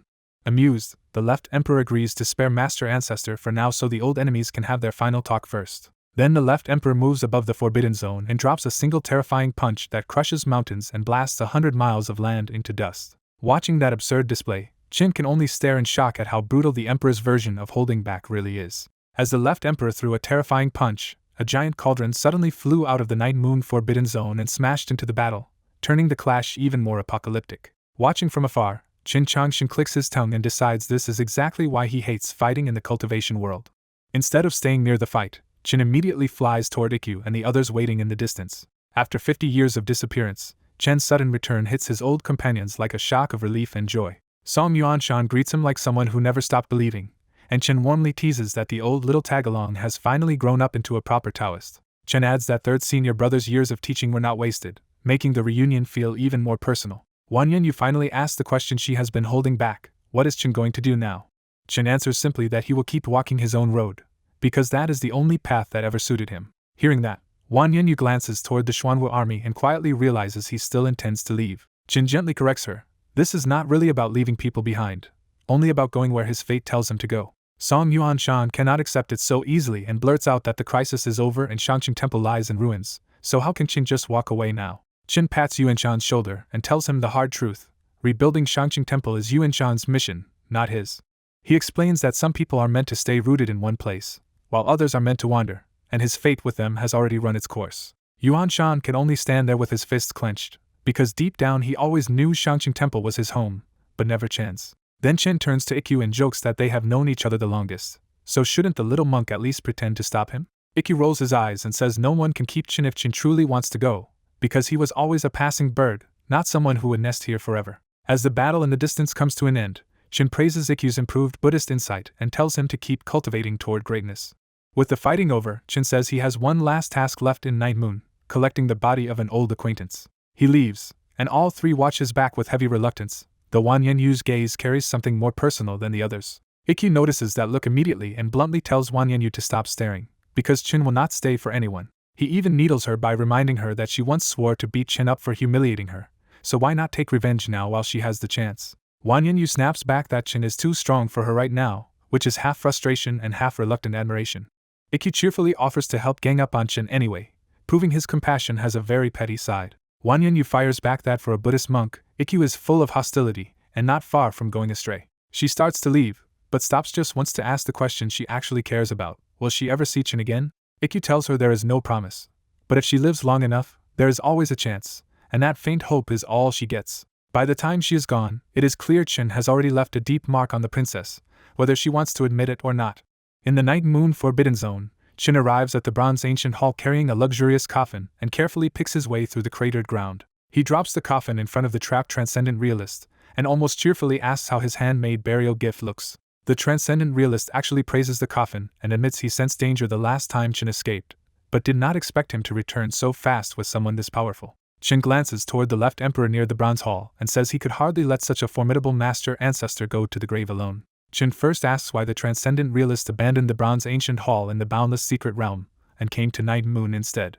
The answer is simple and chilling: whatever was sealed under the boundless secret realm had already been destroyed, so he moved his plan here. Then Chin asks the only question that really matters to him: after killing Master and the others, did the old monster ever feel even a little regret? After a long silence, the Transcendent Realist says those deaths were only trials on the road to immortality, because a true seeker should accept sacrifice for the great Tao. Chin bursts into laughter, not from joy but from finally hearing exactly how rotten his master ancestor's heart really is. He praises that unwavering Tao heart with biting sarcasm and declares that it is time to send the Transcendent Realist on his final journey. The left emperor steps in beside Chin, and even facing the man who defeated him, the Transcendent Realist still refuses to show fear. The Transcendent Realist claims that if he had not been trapped, killing him would never have been this easy, and the left emperor coolly agrees only in theory. Before ending it, the left emperor asks one last question about the giant hand shown in the Bronze Hall's ancient image, hoping to pry out a secret. The old monster mocks him by saying he knows the answer but would never share it, and even if he did, no sane person would dare trust him. The left emperor does not argue further and kills him with a single flash, leaving a neat blood hole in the center of his forehead.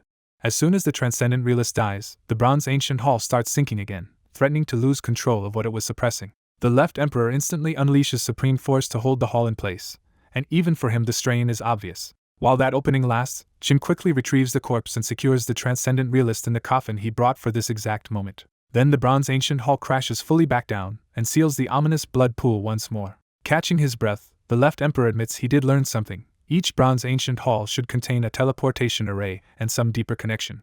But the array in Night Moon is already ruined, so now their only hope is the Bronze Ancient Hall inside the boundless secret realm. If that surviving array still works, the left emperor believes they may truly gain a way into the ancient Forbidden Zone, and the possibility visibly excites him. As if rewarding useful service, he tosses Chin back the stone coffin that once saved his life 50 years ago. Chin happily puts the stone coffin away and uses the moment to ask about the Immortal Lord of 100 Defeats. The left emperor says he had already heard the Immortal Lord's legend when he was 10, and even then that figure was spoken of as someone from 2,000 years earlier.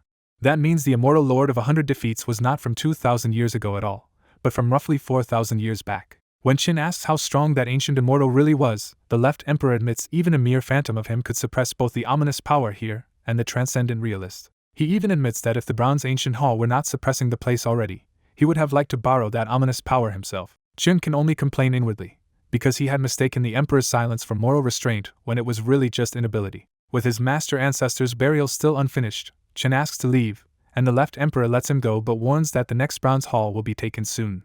Half a month later, the Xuanwu nation has already forced the Bronze Ancient Hall out of the boundless secret realm through sheer power and manpower. Standing on a ship deck, Chin looks back toward the lands of the royal dynasty and feels the weight of nearly 200 years spent there. He remembers that he once only wanted a quiet life doing interesting little things, not this long chain of dangerous encounters with the strongest people alive. With a half-amused sigh, Chin admits the world somehow pushed even him, the man least interested in cultivation, all the way into the elemental infant realm. Then he lets the thought go, turns back toward the cabin, and decides that whatever happened in that chapter of his life is over now.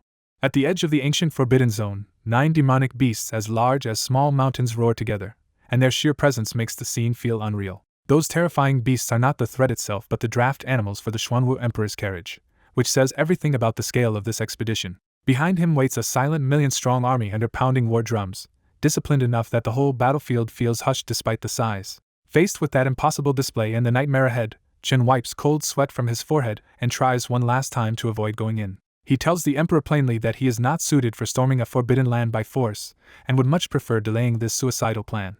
The left Emperor only smirks and reminds him that another bronze ancient hall lies inside the ancient forbidden zone, so staying outside would mean never seeing it. Qin still tries to wriggle free by insisting he is bad at fighting and would only slow the Emperor down if he stayed nearby. The Emperor patiently shuts that down too, saying this assault offers only one chance to enter, and Qin will miss it entirely if he does not stay at his side. He adds the real leash. Qin is the one responsible for restoring the bronze ancient hall, so there is no way the Emperor would feel safe letting him out of sight. Qin's mouth twitches, because the Emperor has half-guessed his real interest. Qin never forgot that Nianxing vanished inside one of those teleportation arrays. Inwardly, Qin admits the truth to himself. Even if the left Emperor gave up on reversing life, he would still find a way into the ancient forbidden zone on his own. So despite all his complaints, Qin remains with the Xuanwu expedition at the threshold of the ancient forbidden zone, because this dangerous path is one he was always going to take. At the edge of the ancient forbidden zone, even the million-strong Xuanwu army stops before the Crimson Wasteland and Black Mountains, because every record says the same thing: great terror, certain death. The left Emperor sends 3 top-grade humanoid puppets into the forbidden zone first, using the safest test Xuanwu nation can make. When the puppets walk several miles without trouble, Swishinghe starts to relax for one fatal second. A soft breeze passes, and all 3 divine transformation-level puppets crumble into drifting dust on the spot. The entire army goes silent, and Qin can only swallow hard and keep his mouth shut after seeing the left Emperor's cold face. Since scouting fails, the left Emperor orders the whole army into a grand formation and gathers their power into a black spear several miles long. With one united roar of kill, the Xuanwu army launches its trump card straight at the Black Mountains. The attack slams into an invisible wall, and the entire forbidden zone lights up with vast silver formation patterns that are too high for Qin to even look at. The generals force a second strike by burning the soldiers' life force, and the black spear turns blood red as the army bleeds from all 7 orifices. That desperate push finally bites into the barrier by a single inch, and for a moment the army thinks it worked. Then a horse's neigh cuts through the battlefield, and an empty bronze armor riding a skeletal horse rises out of the ground inside the forbidden zone. The eerie rider charges once and smashes the army's blood-red spear apart like it was nothing. As Qin goes cold with fear, 3 white-haired Xuanwu elders rush out together, because the nation's hidden foundations have decided to gamble their own lives too. The left Emperor joins the fight in person, driving his war chariot forward and tearing open a crack in the supreme formations with raw power. Curled up in the chariot and watching the fight, Qin finally understands the left Emperor is even more terrifying than he guessed, and has already stepped into the 7th realm. A quiet sigh drifts out from the Black Mountains, and the 3 ancient elders burst into blood mist in an instant. Instead of retreating, the left Emperor grows even fiercer and punches into space to draw out Xuanwu Nation's heirloom weapon, the true martial sword. With one slash, he cuts the bronze armor rider apart, and proves why he rules Xuanwu Nation. The left Emperor keeps pressing forward, and the true martial sword tears through the forbidden zone's formation patterns like they are soft clay. Qin starts to think they might really break in, right up until a cold snort comes from deeper inside the Black Mountains. A single drifting hair strand appears, and in one impossible cut it slices the true martial sword in half. The same hair strand keeps going and splits the left Emperor and the million-strong army apart as if none of them ever mattered. Even half dead, the left Emperor roars and throws out the bronze ancient hall from the boundless secret realm for one last desperate move. The hall responds to something inside the Black Mountains and begins activating its formation, giving Xuanwu one final sliver of hope. That hope dies immediately when a single golden character flies out, slams into the bronze hall, and erases the last flesh from the left Emperor's body. The left Emperor falls for good, and the bronze ancient hall vanishes with the teleportation light before anyone can stop it. Swishinghe survives alone, blood on his face, and the rebuilt bronze armor rider stares at him like a warning before returning to the Black Mountains. He realizes the forbidden zone spared him on purpose, so someone would go back and tell the world this place cannot be violated. Inside the ancient forbidden zone itself, the bronze ancient hall crashes down beside another similar hall, with the left Emperor's remains scattered nearby like discarded trash. The forbidden zone goes quiet again and stays unchanged for 3 full months. At last a half-buried stone coffin stirs, and a pair of cautious eyes opens from the crack inside. Qin had hidden in the 100 Defeats Immortal Lord's stone coffin and taken a special pill to fake death the moment he realized that hair strand meant absolute disaster. After checking again and again, Qin finally climbs out alive and stares at the forbidden zone in open disbelief. He can think of several reasons the Great Terror ignored him, but none of them make him feel safer, because he knows he is only alive because he is too insignificant to notice. After spending a full hour searching for danger and finding none, Chin gets even more nervous, because in this place no danger showing itself feels like the worst sign possible. To test the boundary, he plucks a loose thread from his clothes and blows it into the distance. The thread vanishes in a flash of golden light, and Chin instantly understands he is boxed in by even stronger formations than the silver ones outside. He tests every direction anyway, only to confirm that golden killing formations surround him on all sides. The only reason Chin is still standing there is that the bronze ancient hall is physically pressing down the formation beneath him and creating one tiny safe zone. Out of options, Chin asks the system if this means he is trapped here forever. The answer is simple and brutal. If the formations are too hard to break, then he should just spend the time to understand them. When Chin objects that even 1,000 years would not be enough, the reminder that time means nothing to him hits him like a revelation. That thought steadies him at once, because if 1,000 years is not enough, then he can take 10,000 and treat the Forbidden Zone as the quietest hideout he could ever ask for. So Chin thanks the system for the wake-up call, walks toward the Bronze Ancient Hall in a much better mood, and decides he can read his copied Xuanwu collection first and worry about studying the formations a few decades later. Deep in the ancient Forbidden Zone, Chen Changxing cheerfully haggles with the skeleton as if it were a living customer buying one of his coffins. When the skeleton gives no answer, Chen treats that as consent and starts packing the remains away without the slightest hesitation. The narration reveals just how absurd his routine has become. Chen has already been trapped in the ancient Forbidden Zone for 50 years. Beside the corpse, Chen finds 3 relics left behind: a pill furnace, a jade slip, and a small porcelain bottle. The moment Chen touches the furnace and bottle, both crumble from age, leaving only the millennium-cold jade slip intact. Watching priceless relics turn to trash in an instant, Chen can only click his tongue at time being the cruelest weapon of all. Then he reads the surviving jade slip and discovers an ancient recipe called Heaven-Mending Ointment. The recipe shocks him because it claims to mend fatal injuries and even force out 7 more days of life when someone's lifespan is already exhausted. He wants the formula badly, but the ancient herb names no longer match the present era, so even with the recipe in hand he cannot refine it. After pocketing the jade slip, Chen looks toward another bronze ancient hall 500 steps away, where the left emperor's remains are waiting. Because every step through the golden markings can kill him, Chen drops flat to the ground and studies the Dao patterns inch by inch before moving. He remembers that his first years here were painfully slow, with an entire year barely enough to find a safe inch forward. That brutal pace meant 20 whole years just to push 5 steps past the bronze hall's safe zone. That was when he found his first corpse out there, and even in a death zone Chen's funeral business instincts still kicked in immediately. On that first customer, almost everything had rotted away except a beast skin book, and that strange book changed everything for him. By studying the Formation Master's lifelong notes, Chen finally learned what those terrifying golden markings really were: manifestations of the great Tao itself. The book calls them Tao patterns, a supreme power that can overturn mountains, rivers, sun, and moon, and Chen's progress finally starts to accelerate. Even so, after all that improvement, another 300 steps still cost him 40 more years, and the total time trapped here reaches 50 years. That number hits harder because 130 years have already passed since his last sleep, leaving him less than 30 years before he is forced to sleep again. He frantically rereads the beast skin book, hoping to move faster, but the ancient script still defeats him because he cannot recognize every character. He can only grumble that the world should have invented one universal script already, because this one weakness is choking his progress. As sunset approaches, Chen gives up on pushing farther and carefully retraces his route back to the Bronze Ancient Hall. Over the years he has learned one hard rule of the Forbidden Zone: daytime might be survivable, but night is not something he wants to test. In his early years here, he saw shadows moving outside the hall after dark, and whatever lives in this place is definitely not human. So every night, Chen seals himself inside the bronze hall and hides in the stone coffin of the immortal Lord of 100 Defeats.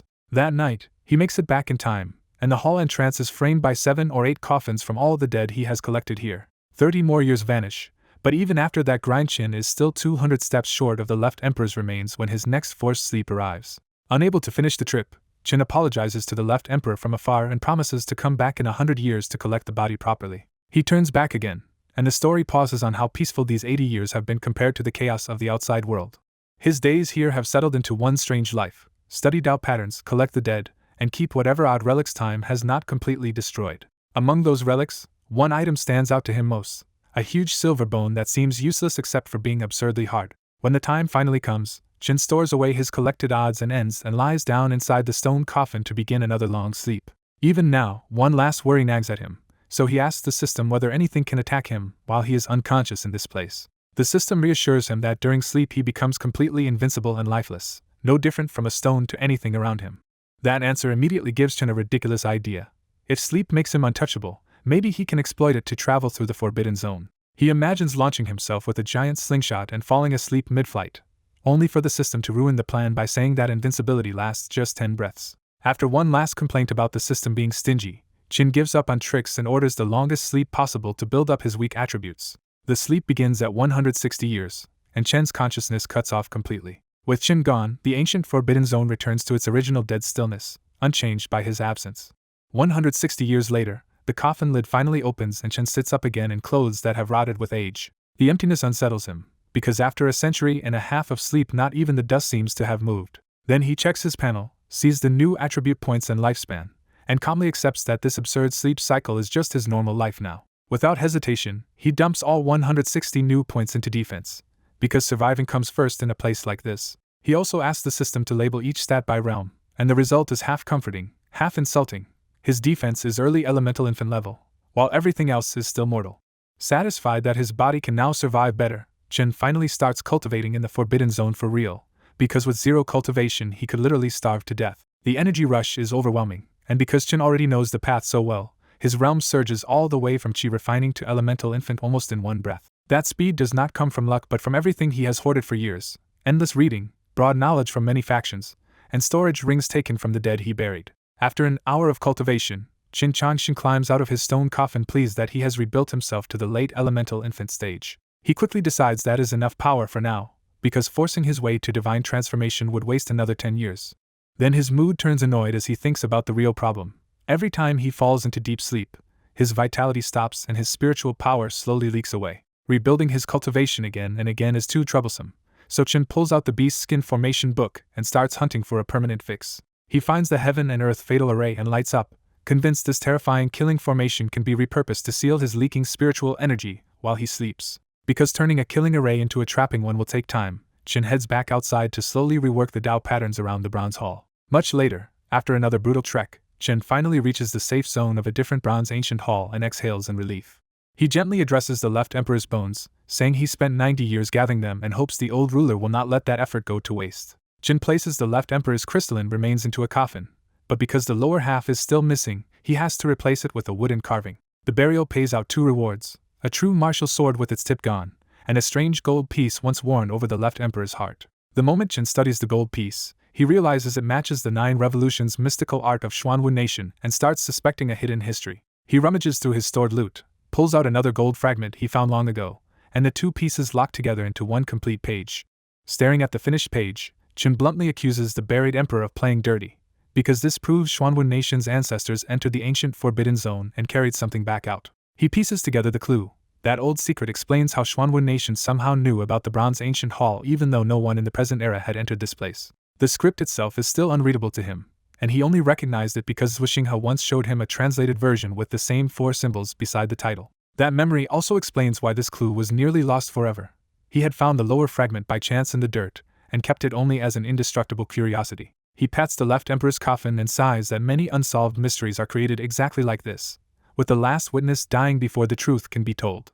With the burial done, Chin turns back to the real reason he came. After nearly 290 years of work, he is finally ready to understand this bronze ancient hall and Yanxing's disappearance. Inside the hall, shifting patterns gather into a half-complete scroll, and because this ancient hall is more intact than the others, Chin finally gets a clearer piece of the old story. The revealed history says all living beings once borrowed an ominous power to fight a giant hand, and at first they actually drove that hand back. But the victory turned rotten when everyone discovered that the same ominous power was eating away at the world itself. Faced with that bigger disaster, all living beings joined forces with the giant hand and repelled the ominous force together. Afterward they built 18 bronze ancient halls to suppress the leftover danger, giving 9 to the giant hand side and linking them all with a special 3-colored teleportation array. Then the story turns ugly again, because the later carvings show that peace did not last and the 2 sides eventually fought once more. From the damaged hall and that broken timeline, Chen realizes the tricolored array used to send travelers to chosen destinations, but now it can only jump randomly because the halls are no longer in their original places. That leaves him with a miserable 1 in 17 chance of finding Nianxing, and for the first time even Chen looks genuinely reluctant. Even so, he cannot leave Nianxing's fate unresolved, so he stares at the tricolored array and grumbles that the girl really knows how to drag him into trouble. He notices some patterns were deliberately erased, which means somebody wanted to hide key truths tied to the bronze halls. The missing pieces matter most because they should have revealed which 18 races guard the halls and where the giant hand came from. That makes him rethink everything, because the same kind of missing information appeared back in the Night Moon Kingdom's Hall too, so this was never a simple cover-up by the transcendent realist. Now his guesses get much darker. Either an unimaginably powerful existence erased the patterns, or the great terror inside the Forbidden Zone did it on purpose. He also realizes the moved halls should have released what they were suppressing, yet some of those ominous threats have already been quietly cleaned up by someone else. Whichever explanation is true, Chen reaches the same conclusion.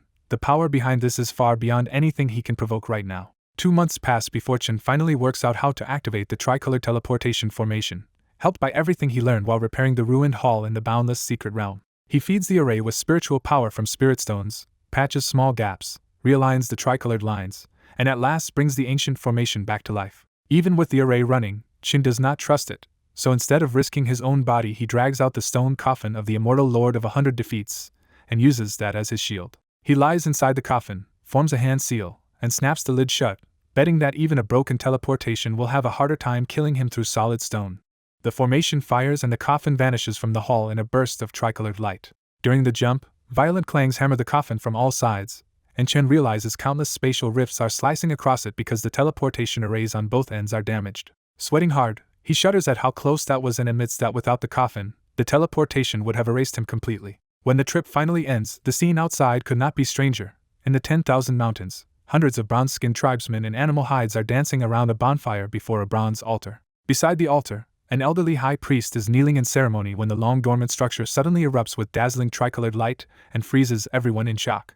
A heavy stone coffin crashes down onto the altar and smashes the fragile tricolored patterns that had just lit up. The tribespeople barely have time to process that before the coffin starts moving, and the whole crowd instinctively recoils. Chen sits up in the coffin, looking delicate and bizarre by their standards, and instantly realizes he has landed in front of an enormous audience. Seeing the shattered formation and the dense crowd around him, Chen decides his best chance is to stay calm and try talking first. He asks where he is, gets only blank stares, and starts cycling through language after language to break the deadlock.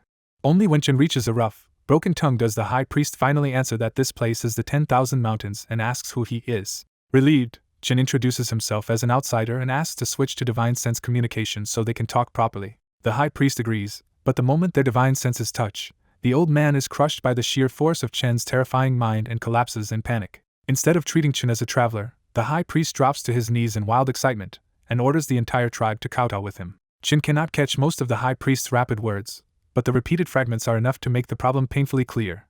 They think he is some kind of god or white shaman, and that means he is not leaving anytime soon. After the high priest respectfully withdraws, Chen Changxing is left alone with a huge tribal feast and the white witch girl assigned to attend him. Seeing far too much food for one person, Chen uses spiritual sense to invite the girl to eat with him, but she hurriedly refuses in words he still cannot understand. Chen changes the subject and asks her to teach him the local language instead, and the girl lights up at the chance to help. The two spend the whole night studying, and by dawn Chen can finally understand the local tongue well enough to start asking real questions. From Mun, Chen learns that this vast place is simply called 10,000 Mountains, and no one here has ever found a way out. She also explains that the tribes here do not cultivate body or core at all and rely entirely on goo insects, which can heal or kill but leave their spiritual sense badly underdeveloped. That weakness explains everything to Chen, because his own spiritual sense is unusually strong for his realm, so the high priest's extreme reverence suddenly makes sense. When the sky turns fully bright, Chen tells the exhausted Mun to go rest, ending their night of lessons on a surprisingly gentle note. But before leaving, Mun suddenly drops to her knees and begs Chen to save the White Witch tribe before the Black Witches wipe them out. Chen is immediately reluctant, because he has no interest in throwing himself into every tribal war he stumbles across. Then Chen remembers the real problem. The shattered tricolored teleportation formation can only be repaired if he finds the missing bronze ancient hall, and the White Witch tribe is his best lead. Realizing he needs the tribe's help first, Chen agrees to try mediating with the Black Witches, while making it clear he is promising effort, not success. Mun bursts into grateful thanks and rushes out, leaving Chen amused by how simple and trusting these mountain people are. Even as he keeps practicing the White Witch language, Chen starts quietly planning how to untangle a feud he still barely understands. Later, the White Witch High Priest brings Chen to the Black Witch settlement and excitedly points it out like he is proudly leading a superior to settle a complaint. The first thing that bothers Chen is the distance, because the White and Black Witch villages are only 2 or 3 miles apart despite this supposedly bitter hostility. That strange setup makes Chen even more suspicious, because 2 tribes this close should have already come to blows if their hatred were really that simple. Before Chen can sort it out, the High Priest cups his hands and loudly orders the Black Witches to fetch their clan leader because the divine envoy has arrived. What shocks Chen even more is that the Black Witch guards actually obey him, which makes the whole feud look stranger by the second. A crowd soon emerges from the Black Witch village led by a dark-skinned middle-aged man who immediately focuses on Chen's unusual clothes and presence. The Black Witch leader tests Chen with a probing sweep of spiritual sense, and Chen casually pushes back with just enough force to make him cough up blood on the spot. The sight of their injured leader makes the Black Witch tribesmen unleash a swarm of venomous goo insects around Chen, but bizarrely they ignore the White Witch High Priest completely. That ridiculous detail leaves Chen more exasperated than threatened, because this supposed blood feud now looks less like a war and more like a scam he walked into. Chen is just about ready to knock everyone out and leave when the bloodied clan leader scrambles up and orders his own people to show the divine envoy respect. The Black Witch leader immediately apologizes and insists his tribe means Chen no harm, which only makes the whole situation feel more upside down. Chen cuts him off and asks the obvious question: why does the Black Witch tribe also assume he is this divine envoy just because the White Witch High Priest said so? The answer is somehow even stranger. The Black Witch leader says he believed the High Priest's claim, and Chen already proved it by casually crushing his spiritual sense. When Chen points out that the White and Black Witch tribes are supposed to be enemies, the man calmly says yes, he still trusts the High Priest anyway, leaving Chen staring at a feud that makes no sense at all. Chen Changxing notices the White and Black Witch tribes are quietly hostile to each other, so he makes the High Priest and the Black Witch clan leader explain the real story. The clan leader reveals the cruel rule behind the split. When disaster hits, the witch tribe divides into strong and weak branches and abandons one side so the race can survive.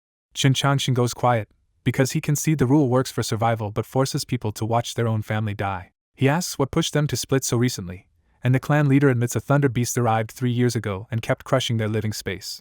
That name makes Chen Changxing pause, because he knows the beast tribe is an ancient race with brutal bloodlines and deep hatred for humans.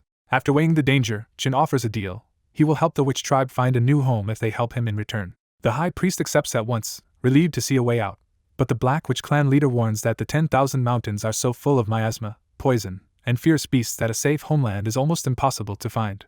Chen still tells them to try first and fall back on the old rule only if there is truly no other way, and the clan leader reluctantly agrees because he does not want the White Witch tribe to die either. Once the tribe asks what he wants in return, Chen Changxing finally names his goal. He is searching for a bronze ancient hall. The tribe goes tense the moment Chen mentions the bronze ancient hall, and the Black Witch clan leader explains why. It was once their sacred worship site, but the Thunder Beast stole it 3 years ago. Chen catches their fear right away and makes it clear he is not asking the tribe to fight for it.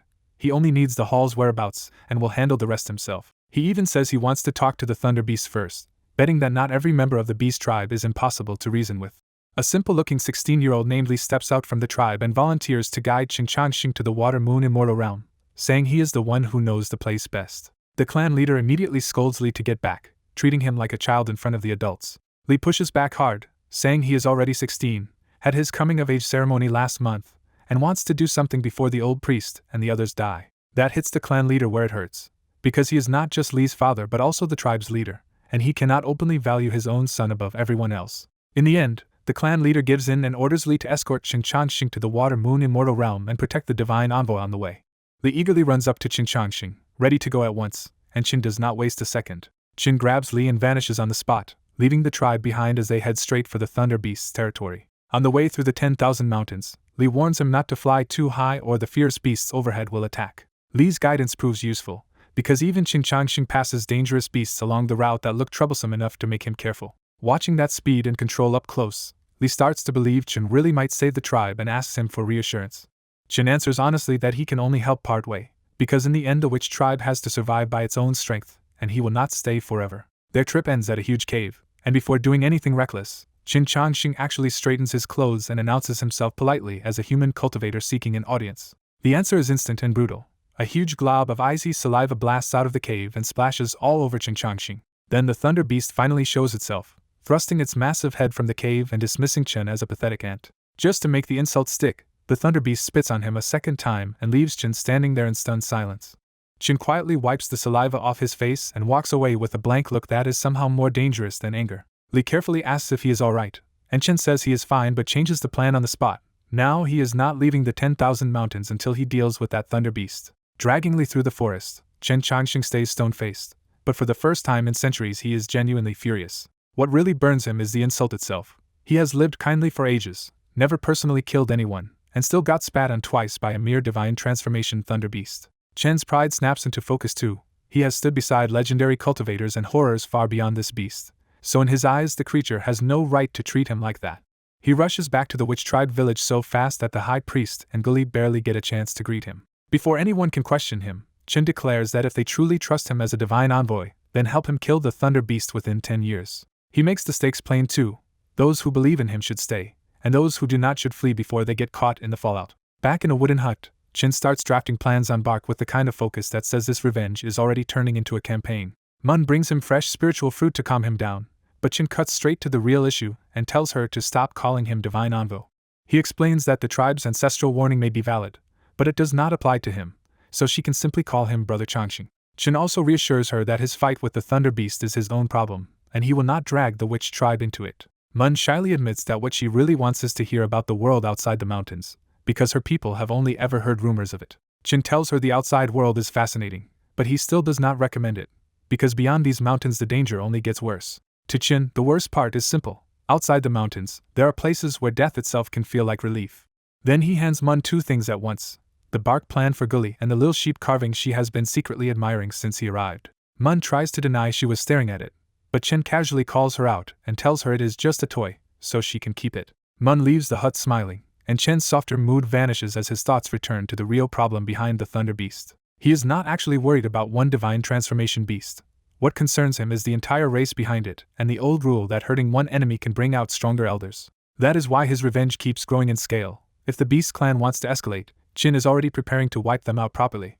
Soon the whole witch tribe starts building under Qin's orders, felling giant trees and carving strange large-scale patterns through the village. Qin personally checks the work and corrects mistakes, treating the village defense like a serious formation project, not rough tribal improvisation. When Gully asks if all this will drive away the Thunder Beast, Qin answers bluntly that it will not. He explains that the setup is only an improved gathering spirit array, meant to gather energy and block the mountain miasma, not kill their enemy. Qin also points out why the tribe keeps losing. Their goo arts are powerful, but the Thunder Beast's scales and lightning nature are a hard counter to them.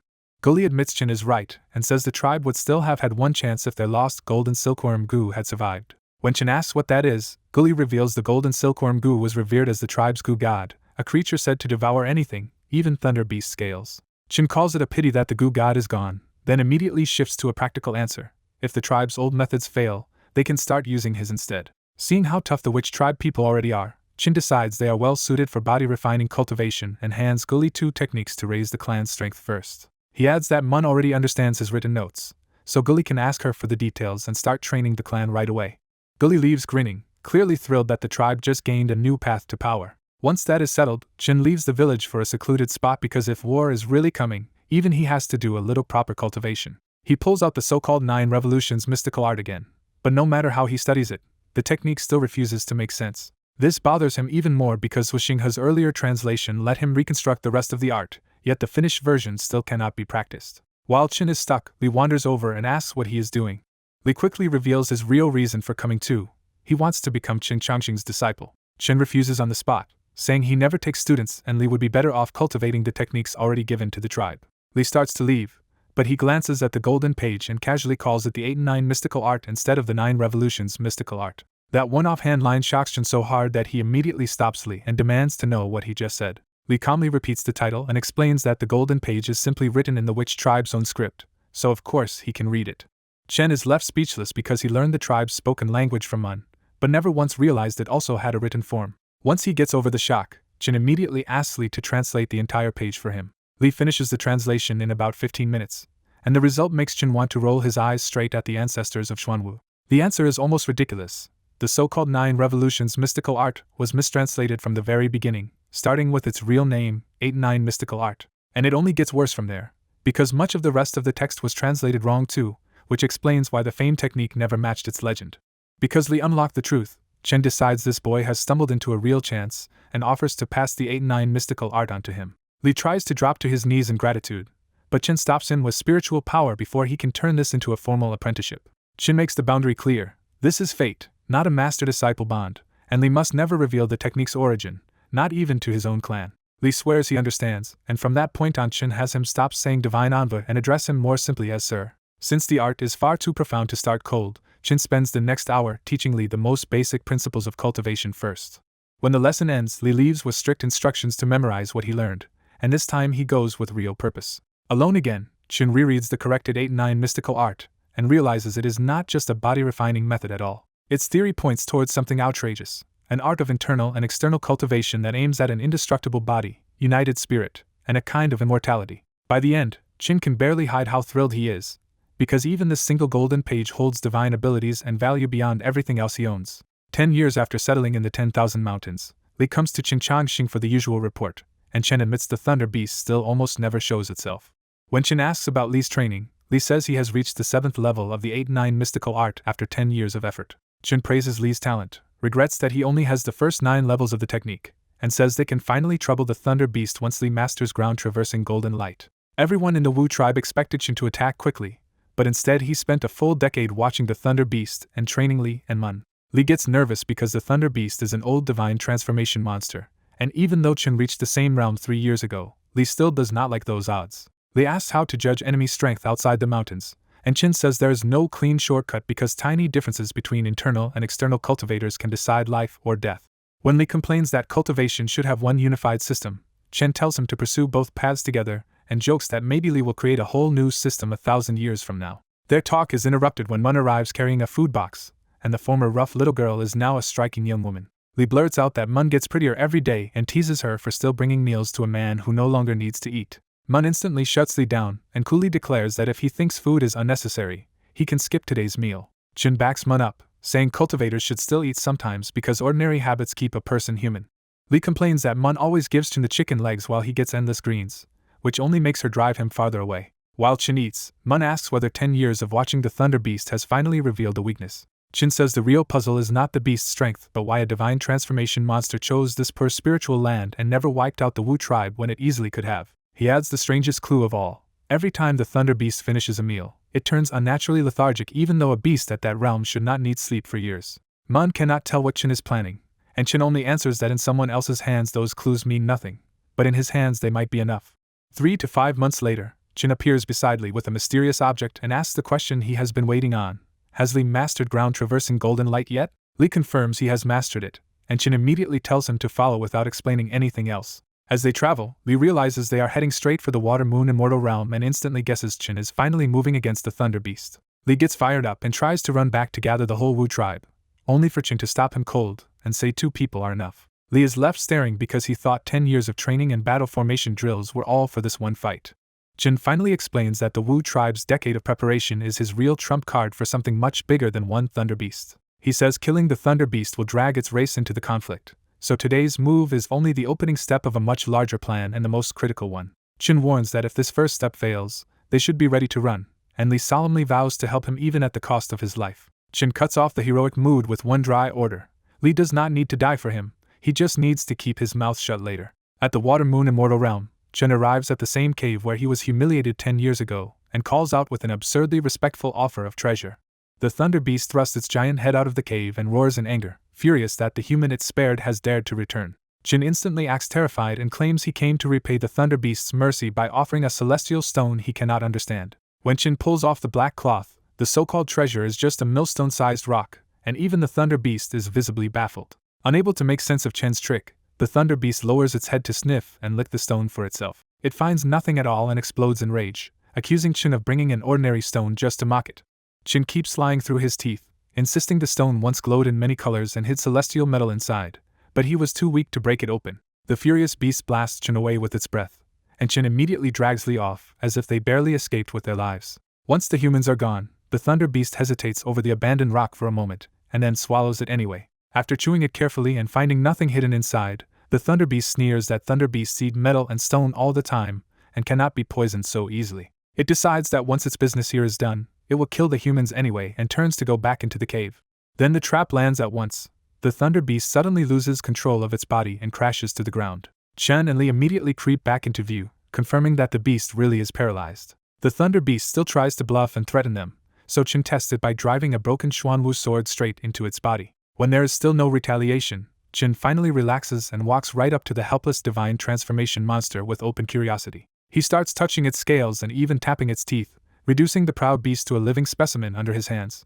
The Thunder Beast cannot bear the insult and starts roaring threats again, only for Chen to slap it across the face mid-sentence. Chen coldly tells the beast to stop yelling because he is busy deciding how to make its death as miserable as possible. Chen's coldly righteous attitude leaves the paralyzed Thunder Beast speechless, and Li finally asks the question on everyone's mind: how did Chen lock down a divine transformation Thunder Beast without killing it first? Chin pulls out an ordinary dagger and starts explaining that thunder beasts are terrifying to hunt because their scales are nearly indestructible and their bodies shrug off most poisons. He says he spent 10 years studying this one problem.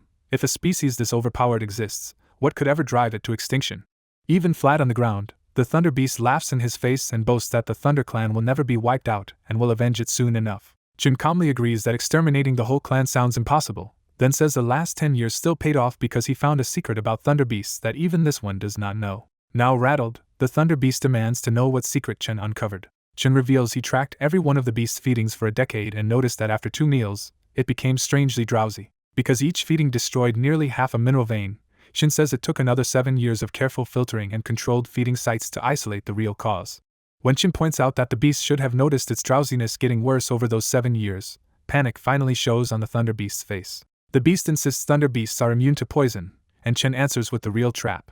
This was never poison at all. Chin shows 2 ordinary plants he named fire red flower and flax grass and explains that neither is poisonous alone or together, but both can paralyze a thunder beast's whole body. He says the beast's earlier drowsiness came from accidentally swallowing too little of those plants while devouring mineral veins, and this time he finally proved the effect for sure. Chin explains the bait stone was coated with a concentrated extract, and when the beast demands how he knew it would eat it, Chin bluntly says he did not. Instead, Chin made the extract highly volatile, betting the beast would at least sniff or lick something unfamiliar, and he almost sounds disappointed that it was dumb enough to swallow the whole thing. While talking, Chin's dagger catches on one unusual scale, and the thunder beast's sudden terror tells him he may have just touched a second weakness. Chin says he never believed a perfect species could exist, and now he is sure thunder beast scales have a hidden flaw after all. Then he drives the blade under that scale, and the pain is so savage that even a numbed, paralyzed thunder beast starts shaking. Chin confirms the scales really do have a break point, and immediately starts peeling them away one by one in a precise sequence.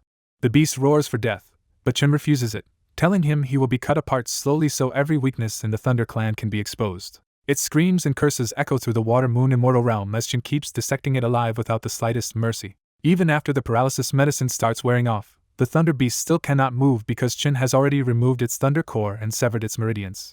At the end, Chin tears out the massive heart, and the thunder beast finally dies with only a last breath left in it. Staring at the jade-like skeleton left behind, Lee can barely swallow and asks if this went too far. Chin turns around blood-soaked and tells Lee this is nothing compared to the outside world, where beasts tear people apart without ever caring what humans call cruel. He reminds Lee that feelings only matter when dealing with people, not predators, then sends him to gather the others because there is far too much thunder beast meat for 2 men to finish. Lee quickly brings the Wu clan over, and everyone freezes at the sight of a mountain of thunder beast meat waiting inside the cave. Chin tells them the meat is delicious, but once they eat it, every thunder beast will be able to smell it on them, so this choice means there is no going back. After 10 long years, Chin is making the Wu clan show their true position now, because he can work alone if he must, but he will never tolerate betrayal once the Thunder Clan strikes back.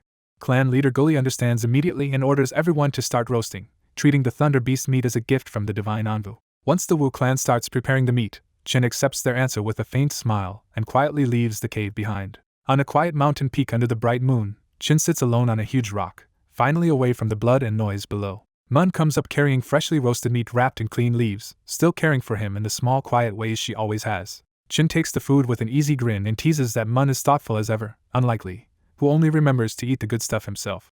Watching him eat, Mun quietly asks what he plans to do once the thunder beasts are dealt with. Chin answers simply that he will leave this place and go back to what he was doing before, which hits Mun exactly as hard as she feared it would. When Mun asks what burden he keeps carrying, Chin says he is still searching for someone he has been trying to find for nearly 100 years. The moment Chin confirms that the person is a woman, Mun's eyes turn red and jealousy starts bleeding into her sadness. Mun asks if he must truly like that woman to keep searching for her for so long, and Chin laughs softly because she has misunderstood the whole thing.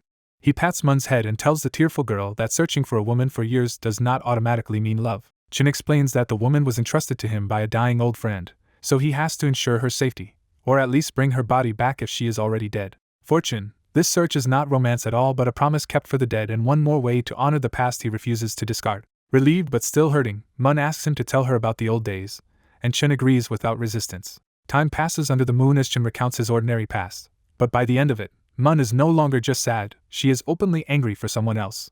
After hearing about Nianqing, Mun snaps that the girl clearly loved him, and Chen admits he knew that all along and still rejected her. That answer pushes Mun over the edge, and she demands to know whether he will reject her too just as coldly. Chin does not hesitate at all and tells her yes. Mun demands to know why he keeps rejecting people while still treating them so well, instead of hardening his heart from the beginning if he already knows he will walk away. Instead of answering directly, Chen looks up at the bright moon and asks a harder question. If you already knew something would be lost one day, would you refuse to cherish it while you still could? Mun calls that sophistry and insists no one can know the future so absolutely, but Chen tells her she already knows one future herself. Every member of her Wu clan will die someday. That comparison stuns Mun, and she finally understands what Chen has been implying all night. With her voice trembling, Mun asks if he can really see everyone's future, and Chen confirms it without drama. Mun reaches up to touch his eternally youthful face, and the tenderness in that gesture turns into heartbreak as she imagines what that curse has done to him. When she says his heart must hurt after living through so much, Chen answers that pain goes numb with time, and that is why he likes collecting bodies. For Chen, collecting the dead is the only way to keep their memories in his heart, and bury them there too instead of letting them vanish completely. Mun falls silent because she finally sees the truth. What lovers call growing old together would be a vicious curse for someone like Chen, who can only stay behind and watch everyone die. Far away at the Thunder Beast gathering place, a bucket-thick bolt of lightning slams into a metallic mountain range and a gigantic figure bursts out in rage. This purple-scaled Thunder Beast has just felt its offspring die, and its roar shakes the mountains as it demands to know who killed its child. Other Thunder Beasts rush out around it, and the purple elder declares that Lei Shan, the pride of their clan, has fallen. Consumed by grief and fury, it swears the Thunder Clan will answer that death with blood, and the gathered beasts roar back as the whole clan prepares to go to war. Two huge Thunder Beasts drop out of the sky above the Water Moon Immortal Realm, arriving as angry scouts after sensing their kin has fallen. Chen Changxing steps onto the peak in gleaming golden scale armor and calmly mocks them, already treating the newcomers like extra food. The Thunder Beasts rage at the sight of their companion's scales turned into a human's armor, and swear the Thunder Clan will drown humanity in blood. Chen only laughs at their threat, and says one Thunder Beast was not enough to eat, so two is better. One Thunder Beast fires a barrel-thick lightning bolt straight at him, but the blast only hurls Chen back without actually hurting him. When Chen gets up, he realizes the Thunder Beast scales in his armor can even defend against lightning, which makes him even more pleased with his new gear. He answers with one brutal exchange, sending a golden page through one beast's body while his sword sheath slices off the other's claw. In one heartbeat, one divine transformation Thunder Beast dies and the other is crippled, leaving even Chen stunned by how easy it was. Chen stares at his hands and admits he had no idea he was this strong after so many years without a real fight. The wounded scout loses all courage and runs for its life, terrified by the golden page and the broken sword that tore through Thunder Beast's defenses like paper. Chen cuts off its escape by bursting up in a flash of golden light and blocking the Thunder Beast head-on. The Thunder Beast begs for its life and threatens to self-destruct, but Chen's golden page pierces its heart before the threat matters. As it falls, the beast can only stare at the tiny hair-thin wound and die without understanding what kind of weapon ignored all its defenses. After killing both scouts, Chen frowns instead of celebrating because Thunder Beasts are supposed to be ancient monsters, not enemies that die this easily. He finally shrugs it off and decides the problem must be the beasts being too weak, since in his mind these two weapons are just junk he picked up in the ancient Forbidden Zone. Far away in the Thunder Clan, two lifelink scales suddenly shatter, telling Lei Yun that two more divine transformation experts have just died. Realizing someone powerful killed his son and the scouts in quick succession, Lei Yun orders the entire clan to advance at full speed for revenge. His full mobilization shakes the 10,000 mountains, and the other tribes quickly realize the Thunder Clan's young leader has been killed. Instead of helping, the surrounding fierce beasts gather to watch, figuring that a clash with the Thunder Clan will be a rare chance to see two monsters hurt each other. When the Thunder Clan reaches the Water Moon Immortal Realm, they find the land around it unnaturally silent for 500 li, which immediately feels wrong. The beasts watching from outside whisper that this should be Witch Tribe territory, but even they doubt the Witch Tribe could really kill Lei Shan alone. Then Lei Yun finds his son at last and sees that Lei Shan has been boiled down to a clean white skull. Beside the skull, an extra insult waits for him. A written note saying the skeleton was taken for soup and warning the Thunder Clan not to come any closer unless they want to be eaten too. Lei Yun explodes in pure fury, covering 1,000 li in thunder and blasting even the spectator beasts, as the entire forest burns black under his rage. After a quarter hour of devastation, he still cannot find the enemy, so he bellows for them to come out. Chen answers that there is no need to panic, and suddenly more than 30,000 Wu clan members rise from hidden tunnels to surround the Thunder Clan from every direction. Lei Yun dismisses the humans as two-legged sheep and demands the real killer step forward, convinced someone stronger must be hiding behind them. Chen needles him on purpose, saying the Thunder Beast is not invincible and that Lei Shan is already in their bellies. Lei Yun still refuses to believe this early divine transformation human killed Lei Shan and promises to soul-search him later. Chen stops arguing and says he will show Lei Yun the human race's own kind of innate divine ability. With one slap to the earth, Chen triggers the heaven and earth fatal array, and the terrain across 1,000 li starts to shift under a curtain of sudden darkness. Lei Yun instantly feels something is wrong, because no matter how he tries, he can no longer resonate with heaven and earth to call down external thunder. Chen explains the formation with grim satisfaction. It severs heaven, severs earth, and severs life. Lei Yun stays cold and says the formation is good, but Chen does not have the fate to fully use it. Before Chen can react, Lei Yun crashes into him with the brute force of his horn and sends him smashing through 3 mountain peaks. Chen crawls out of the rubble coughing blood, alive only because he sensed the danger in time and used the golden page to block the killing blow. Lei Yun is mildly impressed that Chen survived at all, and that is the moment he finally believes this human really did kill Lei Shan. Still bleeding, Chen asks a strange but practical question and gets the answer he wanted. Lei Yun's realm is called Void Refinement, the 6th realm. Once he has that answer, Chen immediately asks whether the Thunder Clan plans to attack one by one or all at once, while Lei Yun promises everyone here will live long enough to scream. Chen does not wait for more threats and gives the signal to attack. The Wu clan moves in disciplined formations of 500 and starts cutting down the weaker thunder beasts with methods Chen prepared over 10 years. Lei Yun is shocked to see that some humans can partly ignore thunder power and hit fatal weak points with every clean strike. While Lei Yun is distracted, Chen unleashes his real trump card and expands into heaven and earth in form until he is as large as Lei Yun himself. As the black power of the array floods into him, Giant Chen reaches the peak of divine transformation even inside a world cut off from heaven and earth.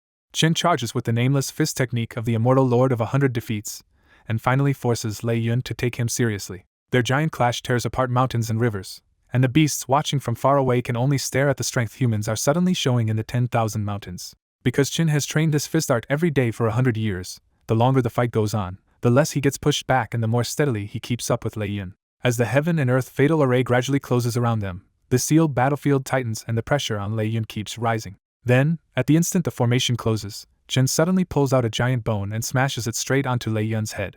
The blow rings out with a metallic clang, the whole battlefield freezes for a beat, and Chen is left staring in bafflement because Lei Yun could have dodged but somehow did not. While Lei Yun is distracted for a heartbeat, Chen Changxing hammers the strange black bone against his head again and again. The blow snaps off Lei Yun's sharp horn, and the pain finally jolts the thunder beast fully awake. Instead of pressing the fight, Lei Yun recoils in alarm and blurts out that Chen is holding a glutton's bone. Chen realizes why every thunder beast hesitated before. That ugly bone carries bloodline suppression strong enough to scare beasts on instinct. The moment Chen understands the bone's value, he does the least heroic thing possible and turns to run. Lei Yun can barely process it, but he and the watching thunder beasts all launch after Chen at full speed. The chase turns ugly fast, because the Thunder Clan stops treating this as training and starts treating the glutton's bone as a treasure worth everything. Even with the bone's suppression, Chen knows the numbers are absurd, so he survives by relying on pure escape skill instead of trying to fight. After a while, both sides stop, and Lei Yun coldly tells Chen he has nowhere left to run. Lei Yun demands the glutton's bone in exchange for their lives, forcing Chen to look down at the battlefield below. What Chen sees is grim. The Wu tribe is fighting like mad, but half their force is already gone and the Thunder Clan barely seems shaken. Chen still snaps back that the result is not decided yet, because Lei Yun still has not broken his formation. Lei Yun answers with the real problem. Once Chen stepped inside his own array and got boxed in, he lost the freedom to control it properly. He drives the threat deeper by saying the array's automatic power is too slow, and he has plenty of time to slaughter every human first. Chen asks if handing over the bone will really spare them, but the question already sounds like a man being cornered. Lei Yun refuses to promise anything and simply threatens to start killing if Chen keeps hesitating. When Lei Yun looks ready to strike, Chen panics on cue and begs the question one more time. Below them, Li tries to warn Chen not to trust the beast, but a thunder beast smashes him away before he can finish. With the Wu tribe force still and the Thunder Clan watching, Chen slowly starts walking toward Lei Yun as if he has given up.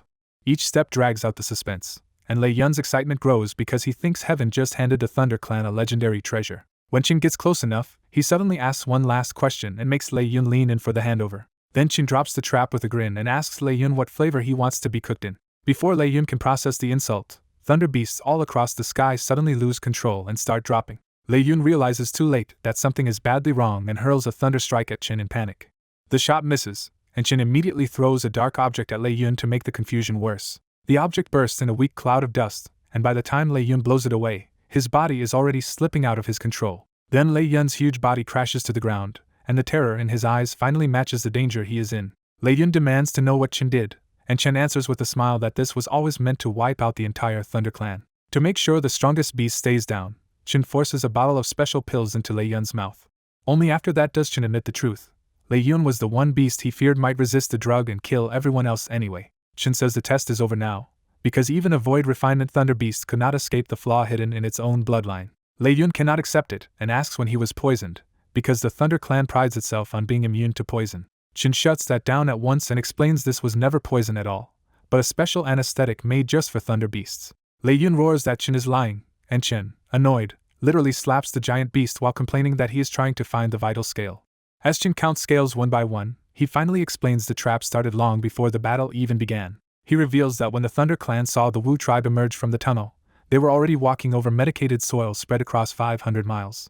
Beneath that ground, Chen had hidden countless giant iron pots so fire could heat the medicine and let it seep upward through the soil unnoticed. Once he locates the key scale, Chen rips it off, and the perfect armor of Lei Yun's body opens up at last. With the weakness exposed, Chen cuts him open and digs out a thunder core the size of a human head.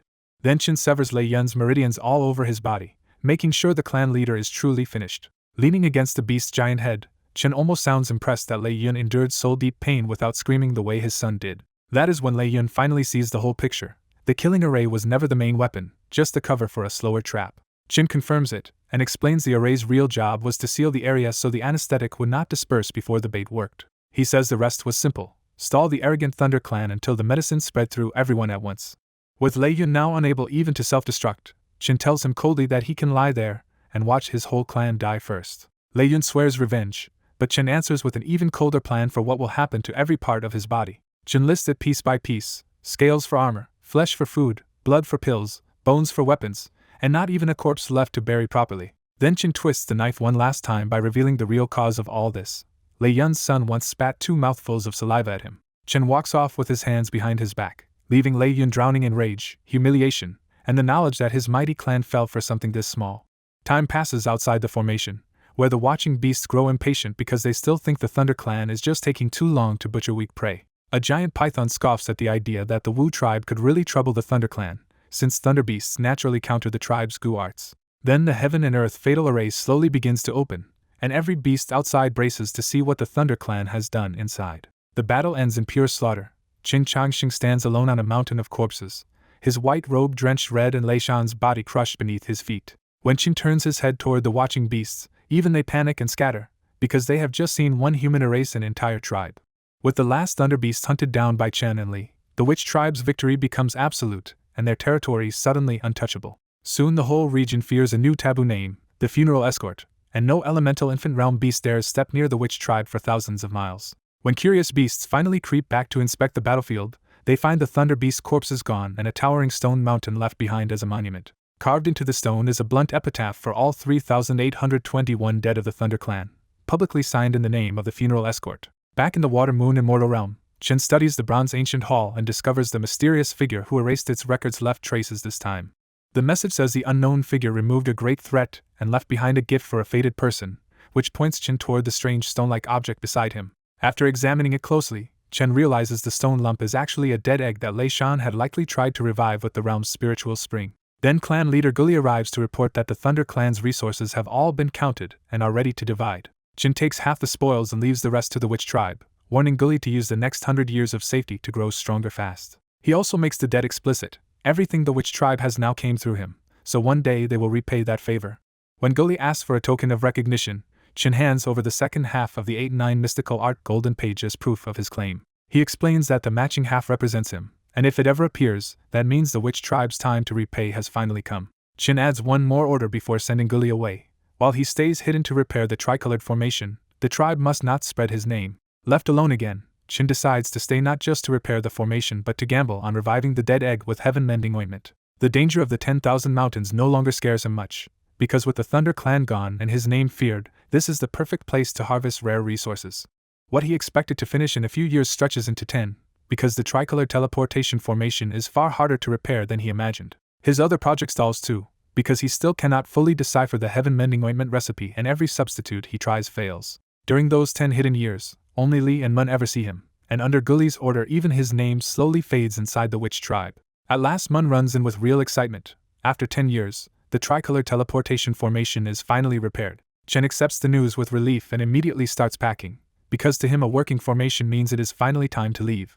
But just as he is about to go, Mun steps in front of him and says plainly that she wants to leave the 10,000 mountains with him. Chen reminds her that she knows exactly what kind of person he is and how little he ever stops for anyone. Mun answers with a bright, unwavering smile, saying she knows his road is endless but he has no right to reject someone who chooses to walk beside him. She goes even further and admits that even if her time with him lasts only a fleeting moment in his long life, she still wants that journey. After a long quiet pause, Chen finally smiles and gives her the answer she wanted, alright.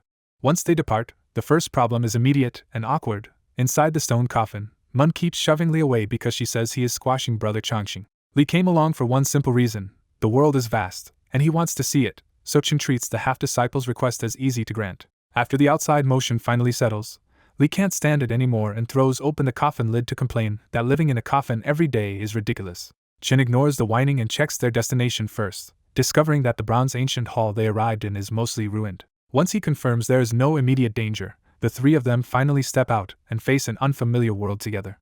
Li asks where they are, and Chen snaps back that he is not a god before deciding they should inspect the area first. Their inspection finds almost nothing but thick forest and one nearly dead old tree, which looks unremarkable until Chen notices it closely. Li suggests they just teleport again in a few years, but Chen walks up to the dead tree instead, clearly sensing this place matters. Touching the bark, Chen quietly recites a strange counting rhyme and taps out a hidden sequence with his fingers. At the final beat of the rhyme, a concealed formation flares to life inside the tree and releases a small object into Chen's hand.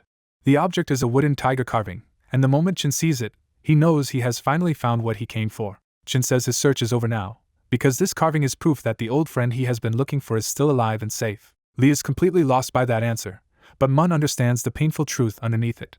Chen only searched for Nianqing to confirm her survival, not to force a reunion. Mun realizes Nianqing is still chasing true eternity, and until that changes, she will never come stand beside Chen on equal terms. Li gives up trying to understand that part and asks the simpler question instead: if the search is done, where are they going next? Chen puts on a grave face and announces it is finally time to display his great divination technique. His so-called technique turns out to be absurdly simple. He plants a stick upright and waits to see which way it falls. When the stick tips over, Chen immediately declares that direction their destined road and acts like the result is unquestionable. Li can only stare in disbelief, because the grand divination he expected was really just a random guess dressed up as wisdom. Li timidly questions whether this method is too ridiculous, and Chen calmly agrees that it is extremely ridiculous. Then Chen turns the problem back on him and asks Li to choose a direction himself if he has a better idea. Faced with that, Li immediately changes his tune and praises Chen's miraculous technique, choosing obedience over responsibility. So the three of them simply set off in the chosen direction, because for Chen, a man with no fixed home, anywhere in the world can become the next stop. Some years later, that wandering road has led Chen to a very different life. He is now loudly selling coffins to grieving customers in a booming shop. He pitches the deal with shameless confidence, bundling cheap prices, full funeral service, and even a personally chosen feng shui burial site.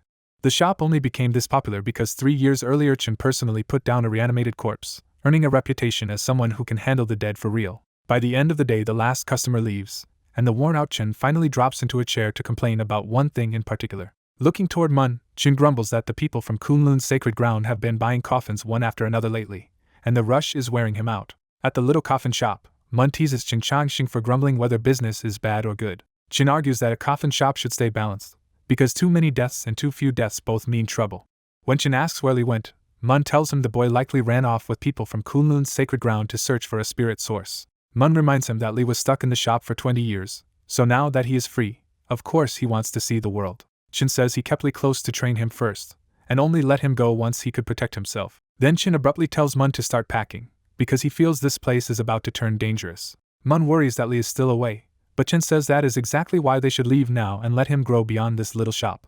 Mun quietly accepts his choice and says she will support him, while Chen softens and tells her to sit down and finish dinner first. For a moment, the two share the same quiet companionship that has filled their 40 years together. That peace breaks when a voice outside announces that Jiang Bufan of Kunlun's sacred ground is here to seek an audience. Mun moves to respond, but Chen stops her and flatly says the visitor is just trouble. Jiang Bufan does not lose his temper and simply waits outside in silence until Chen finally calls him in much later. Once inside, Jiang Bufan politely thanks him and immediately says he came to ask for a favor. Chen cuts him off at once, saying he only let him in to pass Li a message that the rest of the road must be walked alone. He follows that with a blunt refusal, insisting his abilities are limited and Kunlun should find someone else. Jiang Bufan stays calm and reveals he knows exactly what might tempt Chen: access to Kunlun's sacred ground's super teleportation array. Chen immediately realizes how thoroughly Jiang Bufan has looked into him, and the offer hits exactly where it hurts. So Chen pretends to agree and tells Jiang Bufan to return in 3 days while he prepares. After Jiang Bufan leaves, Mun anxiously asks if Chen really plans to help him. Chen casually admits he was just fooling Jiang Bufan and only agreed so he would have time to run away. He explains that he once cared about Kunlun's spirit source, but lost interest after learning spirit sources are born in ominous places. And now that Kunlun wants to explore the sacred ruins, the forbidden zone of forbidden zones, Chin says only a man would help them. Mun points out the hard part. Without Kunlun's super teleportation array, the eastern wasteland is millions of miles away. Chin shrugs that they will get there eventually on foot, then tells Mun to pack while he makes one last trip to Butterfly Valley. In Butterfly Valley, Chen arrives at a picturesque valley and cheerfully calls out to Old Yao. Old Yao comes out of the cottage and immediately tells him the heaven-mending ointment was finally deciphered 2 days ago. Chen is delighted that 40 years of waiting finally paid off, while Old Yao says the breakthrough was only possible because of Chen's help. Inside the cottage, Chen stares at the translated prescription with real excitement, because this is what he could never solve back in the 10,000 mountains. The reason becomes clear: the heaven-mending ointment was never a pill formula at all, but a true healing prescription. Old Yao explains that alchemists chase power and cultivation, but healers understand how ordinary herbs can save lives in ways spiritual medicine cannot. After putting the prescription away, Chen warns Old Yao not to reveal this medicine for at least 100 years, because Kunlun's coming expedition will make it a magnet for disaster. Old Yao sees through him at once and asks if Chen is leaving. Chen admits he planned to use Kunlun's teleportation array, but now he will have to walk across the vast world toward the eastern wasteland instead. Instead of laughing it off, Old Yao gives Chen a jade slip holding his lifetime of medical knowledge. Chen jokes that this looks suspiciously like Old Yao trying to take him as a disciple. Old Yao says the opposite is closer to the truth, then quietly admits he fears the coming chaos may kill him before he finds a true successor. He asks Chen for one favor: if the worst happens, pass that jade slip to someone truly destined for it. Chen agrees to do it if fate brings the right person, but still hopes Old Yao will survive to choose his own heir. Then Chen leaves Butterfly Valley, and Old Yao watches his carefree figure go before turning back to his quiet hut. Not long after, Chen leaves the place he and Mun called home for 40 years and disappears before Kunlun can use him. When Jiang Bufan learns Chen has fled, his polished manners shatter, and he erupts in fury. He swears revenge on Chen, and even starts resenting Li for being tied to him. Back at the coffin shop, Li returns to find the place empty and stands there in stunned silence. He can only ask the empty doorway whether his teacher really abandoned him, and whether he did something wrong. Then Li turns away, and his painful moment becomes the start of learning how to face the world alone. 3,000 miles away, Chen and Mun stop on a mountain peak after finally leaving Kunlun's range behind. Mun asks if they are finally heading back to Chen's homeland, and Chen says the eastern wasteland is not exactly home, but it holds enough memories to feel like one. Mun says she will go anywhere as long as she can stay by his side, but beneath the sweetness is the quiet sadness of knowing her lifespan will never match his. She buries that fear, brightens up, and asks him to make this journey fun after 40 years of serving as his assistant and maid. Chen promises to show her the world's splendor and take her anywhere she wants, sealing the start of their long road together. Chen Changxing finally leaves Kunlun's sacred ground with Mun, and from that point on the two of them move through the world as inseparable companions. That road from the central court to the eastern wasteland stretches 13,280,000 miles, and Chen spends 240 years walking it with her one step at a time.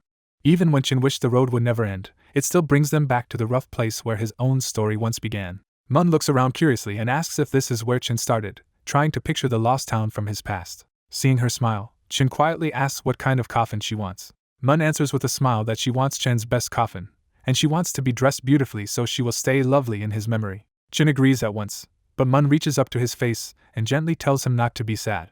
She knows he kept her alive as long as he could, but says 300 happy years with him are already enough for a foundation establishment cultivator like her. Chen promises again that everything will be as she wishes and asks if there is anything left she wants to see. Mun asks for one last sunrise, so Chen takes her to the highest peak and stays there with her through the fading dark.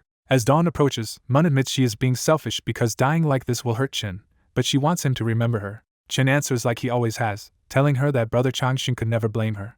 Mun smiles one last time, says she wishes she could keep watching every sunrise and sunset with him, and admits she is too tired to stay awake for this one. Before she can finish her last sentence, Mun's hand falls limp and she dies just as the first light of sunrise reaches them. Chen meets her death with nothing but silence, because after 240 years of trying, even he could not hold together the will that had kept her alive. After an unknown stretch of time, Chen finally stands, carries Mun, and takes out a plain coffin instead of the finest one she asked for. He carefully puts the most exquisite makeup on Mun, making sure she looks beautiful in death. Then Chen admits he changed his mind, because the best coffin would keep her dead body in this world too long, and he wants her to rest in peace. He tells her to sleep for a while and promises he will join her soon before closing the coffin lid. After sealing the coffin, Chen asks the system how long remains before his next enforced sleep. The answer is brutal and exact. After everything since his last awakening, Chen has only 2 years left before sleep takes him again. Chen realizes Mun was born the very year he last woke up, and half-jokingly wonders if she came into the world just to walk this stretch of life beside him. The system dismisses it as coincidence, But Chin laughs, says the system understands nothing about romance, and decides to visit his old friends before this next long sleep begins. Far away at Heavenly Buddha Temple, the dying abbot Master Ikkyu refuses to let go because he is still waiting for someone. When his disciples offer to summon that person, Ikkyu tells them the funeral escort cannot be invited and will only come when the time is right. The confused monks leave, and after the room falls silent again, the closed door finally opens for the guest Ikkyu was waiting for. Chin sits beside him, jokes that only a few hundred years passed and the former little monk has already turned into this, and Ikkyu immediately recognizes the voice. The moment he confirms it is really Chin, Ikkyu rips 18 silver needles out of his body and snaps back into a much younger state just to curse him properly. Chin answers the outburst with pure shamelessness, munching an orange and telling the famous monk to watch his language. Ikkyu tries to steal the orange, and Chin refuses, saying he only brought it to cover the smell of Ikkyu's rotting body. Once the jokes settle, Chin grows serious and asks why Ikkyu is dying this early when pills should have let an elemental infant cultivator live longer. Ikkyu explains it started back when he was hunted in the Night Moon Forbidden Zone and had to block a crack in the seal, where an ominous force seeped into him. That force made him powerful, but to keep it from growing worse he had to cut his own realm back down to elemental infant. Chin immediately checks his pulse and finds the truth even worse. Ikkyu's body is almost hollow, with something inside steadily eating him alive. Ikkyu confirms the price is his vitality, because the ominous force devours a host's life and turns it into strength in return. To keep himself from being consumed, Ikkyu would have needed to refill that stolen vitality with other people's lives, and the higher his realm, the more killing it would demand. If he can no longer feed it, the force will drain him dry and jump to a new host, which is exactly why he has been holding on for Chin. Chin asks whether he ever tried to destroy it, and Ikkyu says yes, but nothing worked short of death. Ikkyu says the lure of that borrowed power is too dangerous for most people to resist, so he cannot allow this scourge to keep spreading through the world. Then Ikkyu hands over a delicate ashes box and asks Chin to burn him completely, because only cremation gives the ominous force no way out. Even now Ikkyu still knows Chin too well, so he dryly offers the relics from his death as payment because asking Chin for free help would be even harder. When Chin asks where the ashes should go, Ikkyu refuses to leave them to his own disciples and lets Chin choose the burial place instead. After saying his last piece, Ikkyu sits cross-legged again and lets his life end on his own terms. The instant Ikkyu dies, countless golden Buddhist characters burst across his body and lock it down like a net. Looking at that prepared final safeguard, Chin sighs that the little monk stayed kind-hearted to the very end instead of turning into a butcher for power. Then Chin disappears with Ikkyu's body, leaving only 3-star characters on the wall behind. Funeral escort. Chen's next stop is the Night Moon Kingdom's Forbidden Zone, where Wanyanyu stands alone in front of 3 withered trees. Chin casually greets her as Little Bai, but the moment she hears him, Wanyanyu attacks without hesitation. Chin hurriedly reveals himself and tells her not to attack, but finding out it is really him only makes her strike harder. Once he sees she will not calm down, Chin stops indulging her and blasts her away with a direct heaven and earth dharma strike. He follows it by drawing formation patterns that bind her tight, then seals the area so nobody else can interrupt them. Even trapped, Wanyanyu glares at him with pure hatred and says she does not just want to hit him, she wants to kill him. Chin tries to steer things back into a conversation, but when that fails he threatens her with a fresh razor and a humiliating new haircut. That old humiliation still works, and Wanyanyu finally gives in, warning him not to come closer and promising she will stop being his enemy for now. Once Chin releases Wanyanyu from his formation, she greets him with a cold question. After vanishing for so many years, why did he come back now? Chin shrugs off the accusation and says his return has nothing to do with how long he was away. Instead of arguing, Wanyanyu turns toward her father's grave and admits she truly did everything she could for Ikkyu.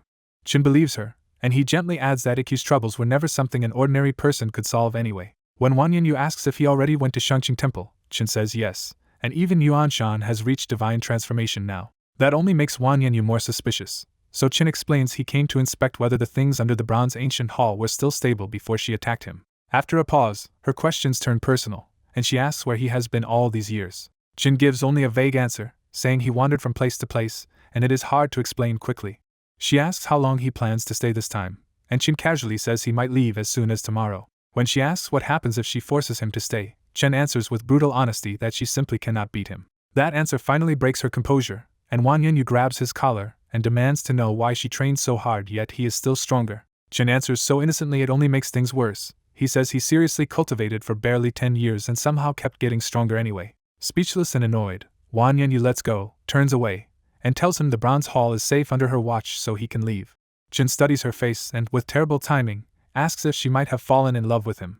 Wanyanyu fires back that he never gave her any chance, and Chin thoughtlessly agrees. She tells him to get lost, but Chin keeps going and jokes that even if she does like him, a wolf and a human have no future together. When Chin even jokes that their children might come out as wolves, Wanyanyu snaps and attacks him again. Chin does not even try to fight this round and vanishes into the sky at full speed.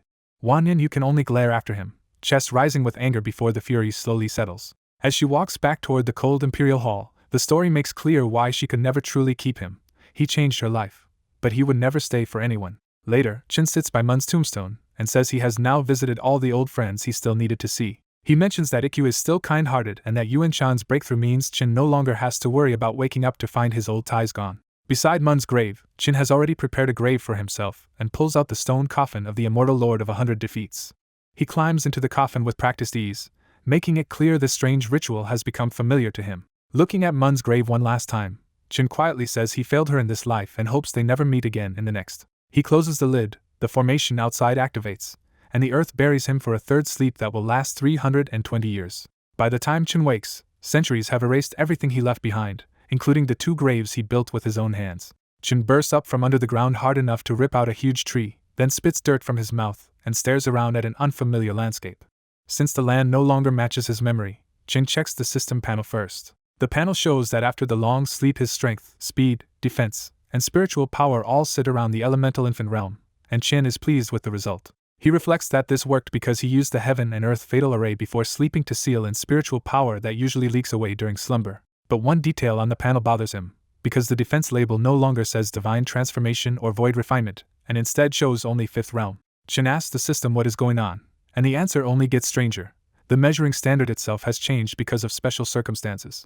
When he presses for a real explanation, the system only says the world is too complicated right now and that he will understand once he restores his cultivation. So Chin sits down and starts cultivating again, hoping to push back to his old level. An hour later he suddenly coughs hard and realizes his realm is stuck at early divine transformation no matter how much power he has recovered. That makes no sense to him, because before sleeping he had already reached late divine transformation. Even with his old accumulation restored, an invisible resistance blocks any further advance, as if heaven itself no longer allows him to keep climbing the old way.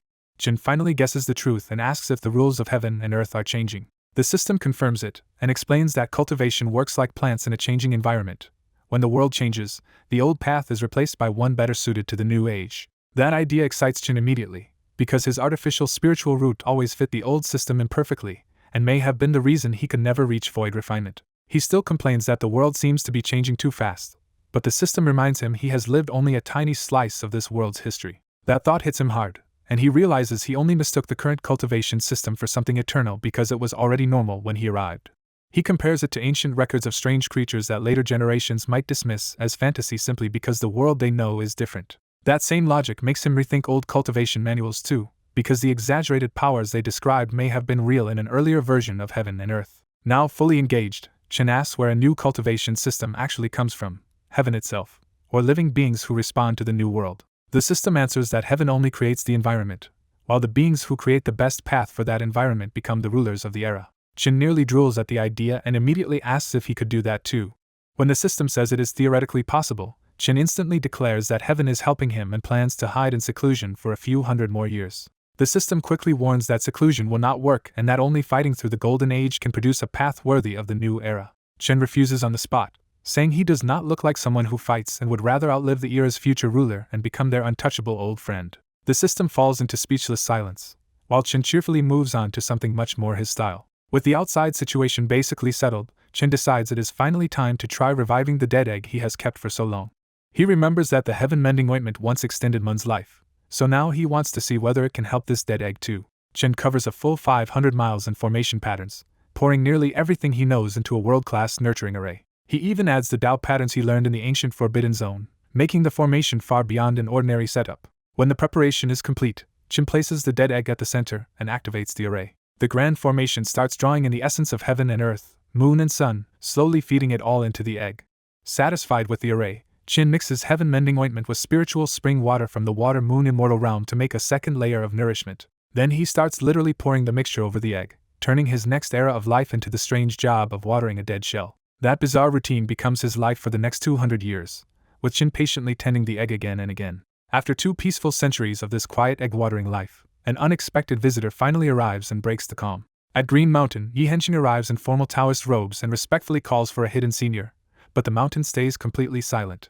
When Yi Henshin tries to step forward, a powerful formation blocks him cold and confirms that someone extraordinary really is hiding here. Then a barefoot teenage-looking boy in a straw hat walks out from inside the formation carrying a hoe, looking more like a farmhand than a legendary recluse. Yi Henxing mistakes Chen for an attendant and asks him to announce a visitor to the elder inside. When Yi Henxing says he came to invite someone called the funeral escort out of seclusion, Chen is left staring because the person being sought is actually him. The mix-up is especially absurd because Chen has spent more than 200 years here tending a dead egg inside a heaven and earth formation until his body actually grew younger.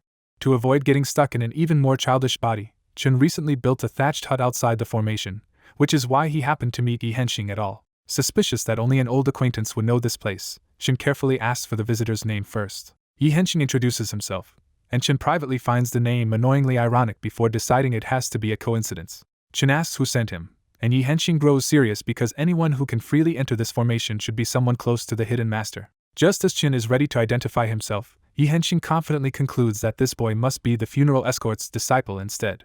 After one stun beat, Chen smoothly accepts the fake role and introduces himself as Chen Chanxing, disciple of the funeral escort. Yi Henxing is delighted to have found the famous senior's disciple, but Chen blocks him again and demands to know exactly who his master is before he will pass along any message. When Yi Henxing reveals that he serves Wang Yanyu, the Wolf Emperor of Nine Moon Kingdom, Chen finally understands why this messenger showed up here at all. Chen says his master and the Wolf Emperor do have old ties, then presses for the reason behind this invitation. Yi Henxing says the matter must be told to the senior in person, so Chen shrugs and starts to leave, claiming he has no idea when his master might come out.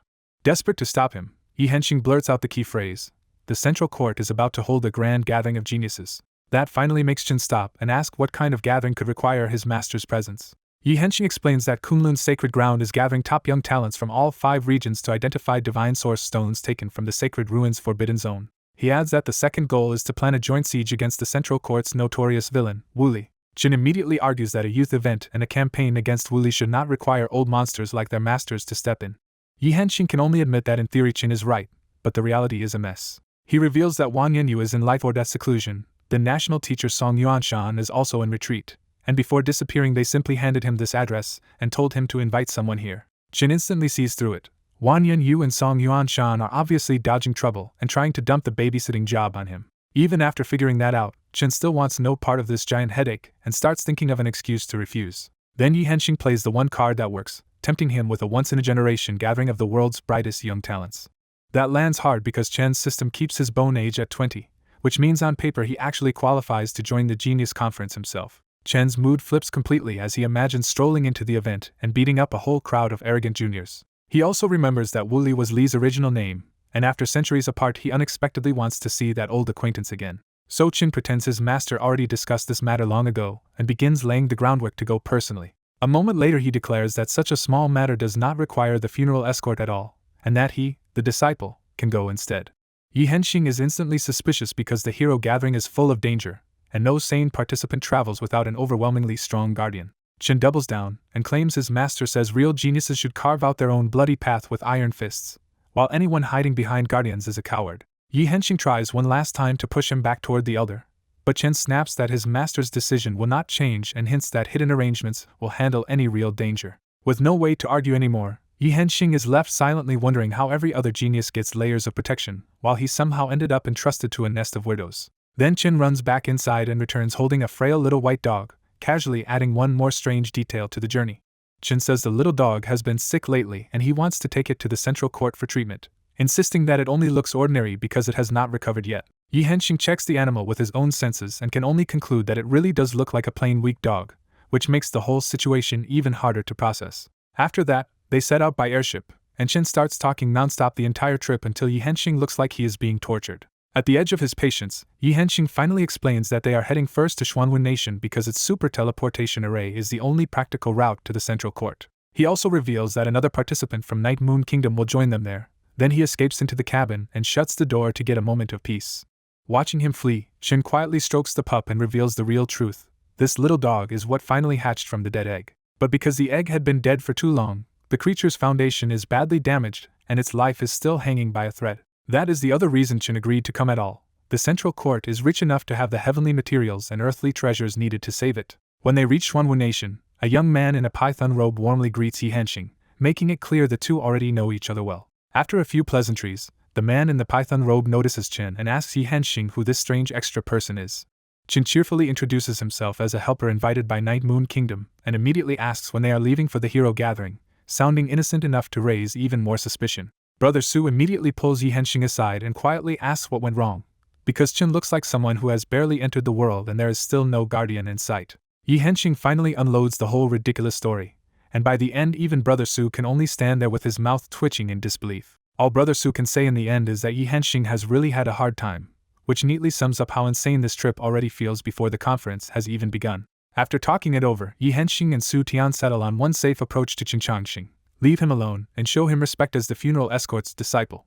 Su Tian walks over smiling, greets Qin warmly, and says he has long wanted to meet the mysterious funeral escort in person. Qin casually mentions that his master has ties to Xuanwu Nation, and that one line makes Su Tian even more eager to visit. The courtesy is flawless, but Su Tian still keeps Qin at arm's length from the real group business, and Qin is perfectly fine with that. A few days later, the Xuanwu super teleportation formation is finally ready, and the heroes of Nine Moon and Xuanwu gather to depart for the central court. Even before the trip starts, the lineup already says everything. The strongest hero of Nine Moon is the human Yi Henxing, and Xuanwu's leader is Su Tian, an adopted prodigy rather than true royal blood.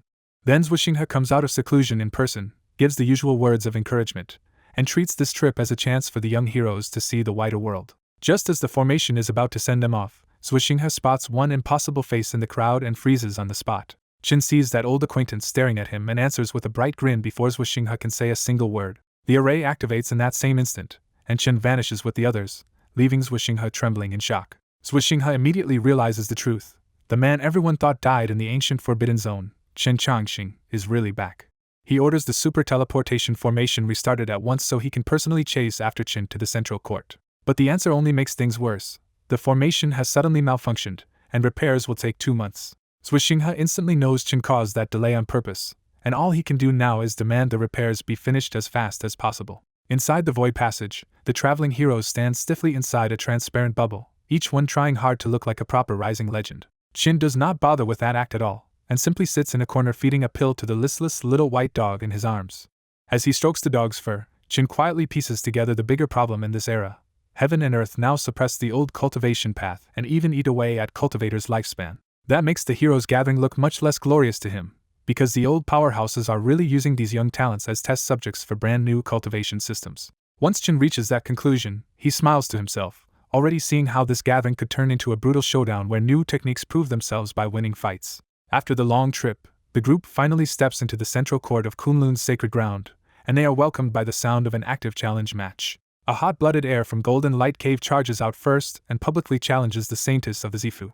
The veiled Saintess barely reacts, rises into the air with perfect calm, and sends a turquoise sea vision crashing over him in a single move. The crowd goes tense, but Qin blurts out an honest amazed reaction that instantly makes every nearby hero stare at him. Qin is genuinely confused by the reaction and asks why they are all looking at him when that attack was obviously impressive. Yi Henxing hurriedly explains that visions are the standard mark of promising new cultivation systems now, so praising one that loudly only makes Qin look like a country bumpkin. That explanation only pushes Qin into another blunt question, because if visions matter so much, he wants to know whether any new technique can produce one. Yi Henxing tells him no, only strong techniques can manifest visions, but Qin still calmly concludes that the Saintess is impressive anyway. When Yi Henxing finally spells out that everyone at the heroes' gathering should have a vision, Qin just admits he would not know because he has not fought lately. By the time that awkward exchange ends, Yi Henxing and the others quietly slip away, and the rest of the heroes dismiss Qin as a hopeless nobody. Qin barely cares, because to someone with endless years behind him, other people's pride and cultivated image are not worth much at all. Soon after, a shopkeeper hands Qin a beast skin bag containing 300 gene of divine source, completing his exchange into the new currency of this era.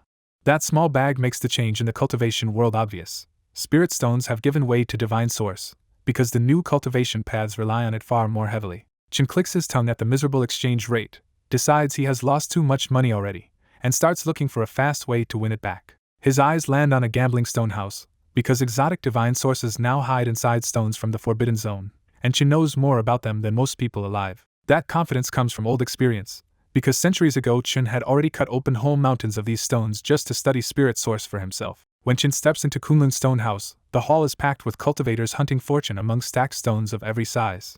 Then he shocks the entire place by loudly asking to buy the giant stone at the entrance. The one everyone else knows is just the shop's carved sign. The manager rushes over with a dark face, convinced Qin is here to cause trouble rather than gamble seriously. Qin answers without backing down, insisting that if this is a gambling stone house, wanting to buy a stone should be perfectly normal. The manager finally names a brutal price to call Chen's bluff. If he really wants that stone, he must pay a full 1,000 gene of divine source for it. In the Kunlun stone house, Chen Changxing studies a marked stone and calmly says the listed price is actually too cheap for something this heavy. Wang Defa answers with fake courtesy, claiming the stone should cost much more but saying he is already giving Chen a discount. Chen checks the sign again, admits the price is fair, and asks for time because he only has 300 gene of divine source on him. That request kills the steward's smile, and he bluntly gives Chen two choices: pay now or get thrown out. More people crowd in for the drama, but Chen stays completely calm because this kind of pressure does not impress him at all. Just as Chen considers finding collateral, a new voice cuts in and offers to buy the stone for 1,000 gene of divine source. Wang Defa instantly bows to the saintess of the Zifu and tries to confirm whether Chen is with her. Zining flatly says no, which leaves the steward awkwardly trying to figure out why she is helping a stranger. When Wang Defa protests in the name of Kunlun and Zifu's friendly ties, Zining coolly reminds him that stones in a stone house are meant to be sold. The steward backs down at once and even cuts the price to 800 gene for her. Zining tosses over the money, but Chen immediately objects because he never agreed to give up the stone. Wang Defa snaps that Chen should be grateful, since without Zining he might not have walked out of Kunlun's stone house at all. Then Zining walks right up to Chen and says the stone is for him, leaving the whole room staring. Even Chen is thrown off, and he asks why a stranger would spend 800 gene of divine source on him. Zining makes her move openly. If Chen joins the Zifu's sacred ground, she is willing to offer 8,000 gene of divine source. That number stuns everyone around them, because 8,000 gene of divine source is enough to buy the life of a late elemental infant cultivator. Chen rejects the offer without hesitation, saying even 8,000 is not enough, but he still insists on paying Zining back for the stone. He returns 300 gene on the spot, says he will owe the other 500, and immediately pulls out a giant iron hammer. With a shouted count of 80, Chen smashes off the first corner of the massive stone in one brutal blow. Wang Defa's face darkens, because this looks less like opening stone and more like Chen is wrecking Kunlun's sign on purpose. Chen keeps chanting the same count and hammering away until the giant stone is reduced to a washbasin-sized lump after 9 strikes. By now the whole crowd is sure he came to make trouble, but Zining keeps watching him with the same unreadable calm. Her interest is not random either, because she remembers that at the teleportation array Chen was the only one who looked at her without even a hint of amazement. To Zining, that could only mean Chen was stronger than her or had seen people stronger than her, so spending 800 gene to test him felt cheap. On the 10th strike, a strange red light bursts out of the ruined stone, and seasoned gamblers instantly realize he hit the jackpot. Wang Defa is dumbfounded, and even Zining looks surprised that Chen actually pulled divine source out of what everyone treated as trash stone. Chen digs through the shattered shell and pulls out 2 pieces of fiery red variant divine source, one as big as a fist and one the size of a bird's egg. Not knowing the exact price of this variant source, Chen asks Zining to appraise it since Zifu also runs a stone house. Zining explains that this red variant source is called Fire Dragon Source, named after a fire dragon-shaped source once mined by Kunlun from the sacred ruins. She adds the part Chen actually cares about: 1 gene of Fire Dragon Source is worth 100 gene of ordinary divine source. Satisfied, Chen tosses the smaller Fire Dragon Source to Zining, neatly using it to clear the 500 gene debt he owed her. After settling up, Chen packs away the remaining Fire Dragon Source and turns right back to business with manager Wang. He reminds Wang Defa that the inner courtyard requires a 10,000 gene guarantee and asks whether his current source is enough to enter. Now that Chen has proven he can pull value from waste stone, Wang Defa instantly switches to full respect and invites him inside. Chen enters the inner courtyard, and Zining quietly follows him without asking permission. News of an unknown prodigy heading into Kunlun's inner stone court spreads fast, and more talented cultivators rush over to watch. Inside, the inner courtyard is much grander but strangely sparse, with only a dozen or so stones and every one of them looking bizarre. Some of those stones are so strange that one resembles a welcoming pine and seems to sway in the wind, while another tiny smooth one rolls around on its tray by itself. After studying them, Chen frowns because he recognizes the aura of stones taken from deep in the sacred ruins Forbidden Zone, and even he cannot be sure what they contain. Wang Defa tries to push a pine-shaped stone on him, even bragging that he once heard wind through leaves from inside it. Chen shuts that down immediately, saying he knows Forbidden Zone stones better than Wang Defa does and that 9 out of 10 are empty. He also points out the real problem. These stones cost thousands of divine source per gene, so opening even a few would mean hundreds of thousands or more. Chen says he would gladly open several stones if Kunlun allowed credit, which makes Wang Defa laugh nervously and refuse at once. Chen cuts past the small talk and demands someone higher up, because what he wants to use as collateral is beyond Wang Defa's authority. Wang Defa no longer argues, arranges tea for the guests, and hurries off to report upward. Left alone in the pavilion, Chen keeps studying the stones over tea and pointedly shows zero distraction over Zining's beauty or status. Zining finally breaks the silence and says Chen is not here for raw wealth, but for whatever is sealed inside rare divine sources. Chen plays innocent, and says everyone cultivates for resources, so of course he came for divine source like anyone else would. Zining calmly dismantles that excuse by pointing out that he did not even blink at a 50-gene fire dragon source worth 25,000 gene of ordinary source. From there she goes further, saying the inner courtyard stones are priced so absurdly that profit is impossible unless Chen is chasing sealed treasures hidden inside them. Chen admits her reasoning is right and finally says he came for unknown spiritual herbs and other rare items that can appear sealed inside Forbidden Zone divine source. With the tension eased for a moment, Chen asks for her name, and the saintess finally gives it, Zining. Chen praises the name, and immediately lies about his own, introducing himself as Swishinghe while thanking her for the earlier help. That fake name instantly gives him away, and a crack appears in Zining's teacup as her aura turns dangerous. She coldly points out that Swishinghe is the current left emperor of Xuanwu Nation, so she is clearly being mocked, not fooled. Chen laughs and switches to another fake name, calling himself Su Tian instead. That is the last straw, and Zining attacks on the spot because Su Tian is also a real Xuanwu prodigy, and she already knows the Eastern list does not match Chen. The two exchange more than 100 moves in the inner courtyard without using spiritual power at all, testing each other through pure physical strength. On the 136th move, Chen wins easily and pins Zining in a posture that is effective but looks dangerously intimate. Chen complains that she always jumps straight to fighting, but Zining stays composed and keeps pressing the real question of who he is. Even pinned, Zining notes that Chen's physical strength surpasses all the listed Xuanwu prodigies, which is exactly why his identity makes no sense. At that exact moment, the prodigies who came to watch the inner courtyard stone gambling finally arrive and walk straight into this very misleading scene. In the Kunlun stone house courtyard, the gathered young heroes freeze when they catch Chen Changxing and Zining in an intimate-looking clash. Chen Changxing lets Zining go and shamelessly tells everyone they should know better than to stare at something improper. Some heroes back off in embarrassment, but others try to play protector and ask Zining if Chen Changxing offended her. Zining ignores them completely, because to her their caution only proves they are hypocrites afraid of Chen Changxing's strength. The moment the awkward rescue fails, Chen Changxing slips into the crowd and starts teaching the love-struck heroes how they already ruined their chances with Zining. He tells them a woman like Zining will not be impressed by status alone, so what matters is courage and personal charm. Then he pushes the lesson further and says they should have attacked him on the spot, because hesitation only made them look timid in front of her. What starts as nonsense somehow works, and more geniuses crowd around him to hear the rest. When one of them worries that a strong rival might beat them down, Chen Changxing brushes it off and says nobody in Kunlun would kill them over something so minor. He flatters them as heaven-proud geniuses who should at least be able to protect themselves, and that is enough to make their chests rise again. Inside, Chen Changxing is pleased with himself, because if Zining gets buried under eager suitors, she will have less time to keep watching him. Before he can keep fooling them, Zui Jing from Xuanwu Nation suddenly calls out his name in the middle of the crowd. Chen Changxing smoothly greets the third princess and casually asks whether Su Tian and the others came with her. Zui Jing says Su Tian's group is resting before the hero gathering, and she came early because she heard an unnamed expert was about to gamble on stones here. When she asks who that mysterious gambler is, Chen Changxing lies with a straight face and says he only saw the crowd gathering and knows nothing. Zui Jing waits for the expert to appear, and none of the heroes suspect Chen Changxing because he looks far too plain for a man gambling in the inner courtyard. Only Zining knows the truth, but her pride keeps her silent as everyone keeps underestimating him. Then Wang Defa returns with a middle-aged man, and the mood in the courtyard changes the instant everyone recognizes Elder Jiang Feng of Kunlun. Jiang Feng's reputation alone makes the younger generation tense, because he once nearly matched Jiang Bufan for Holy Lord and famously fought the villain Wu Li to a draw.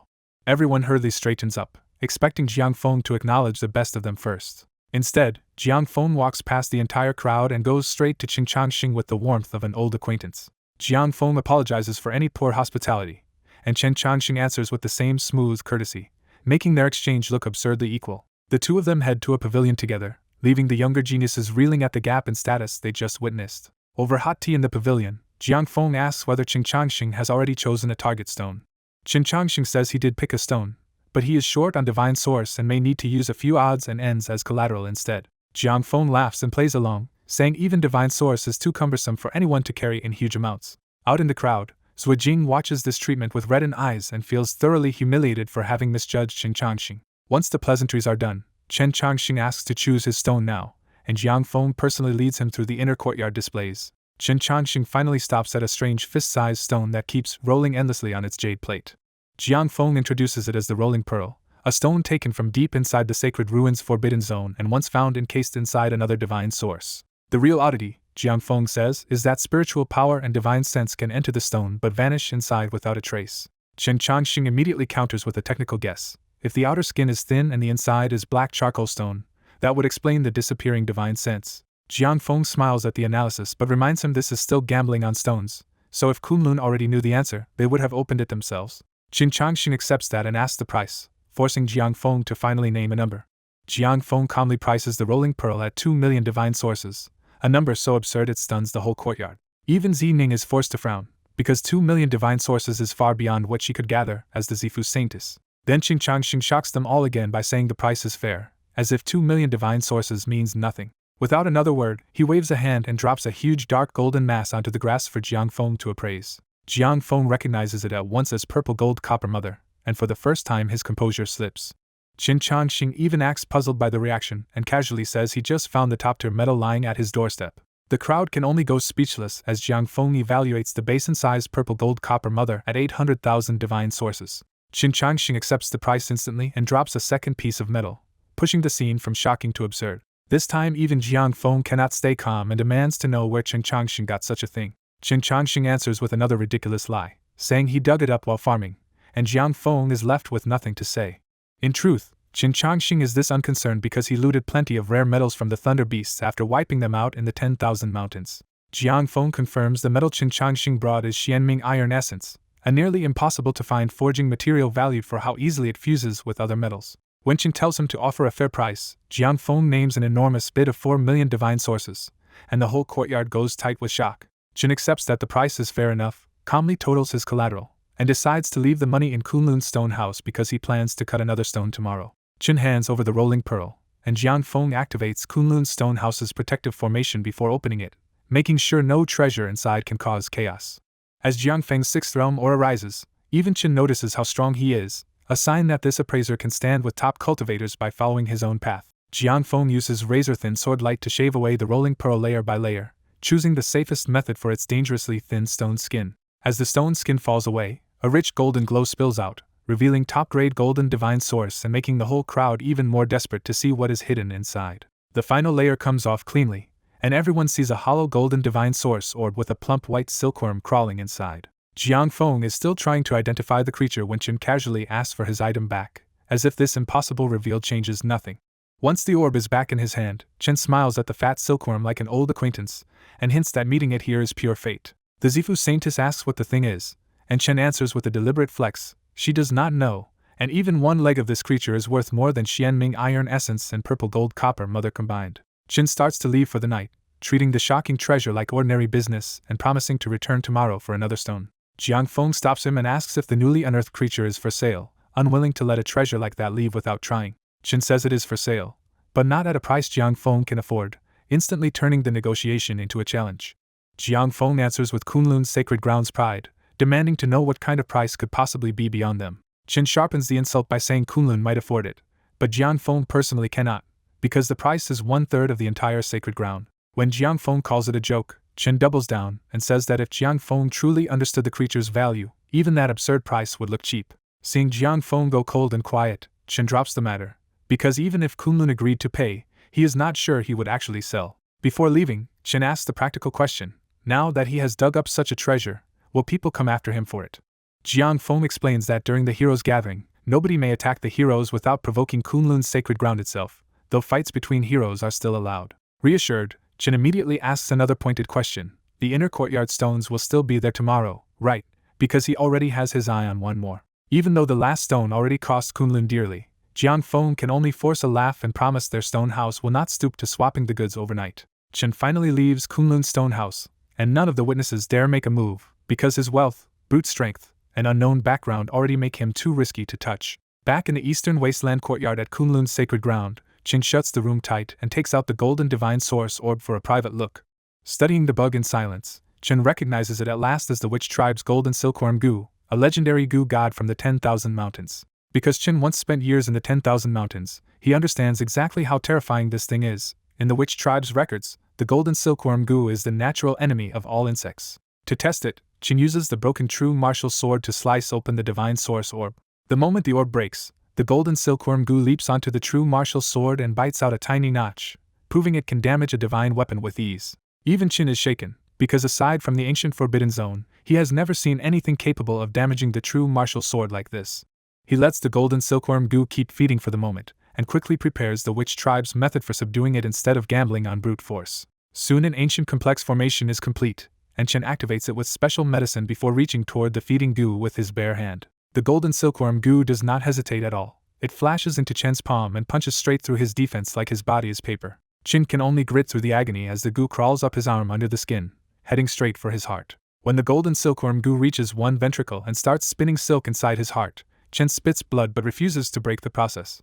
After a long ordeal, the goo finally emerges from Chen's chest again, and the torn flesh it caused starts healing at a shocking speed. At that moment Chen feels a bloodline bond with the golden silkworm goo, and the creature sends one simple thought into his mind: hungry. Chen immediately feeds it a fist-sized thundercore, and the golden silkworm goo dives into it and starts eating without hesitation. With the goo settled, Chen finally checks his own body and finds thin golden threads mixed into his blood and qi, spreading outward from the heart. He understands what that means right away: golden silkworm silk, a material that can resist divine weapons and acts like a supreme healing medicine inside the body.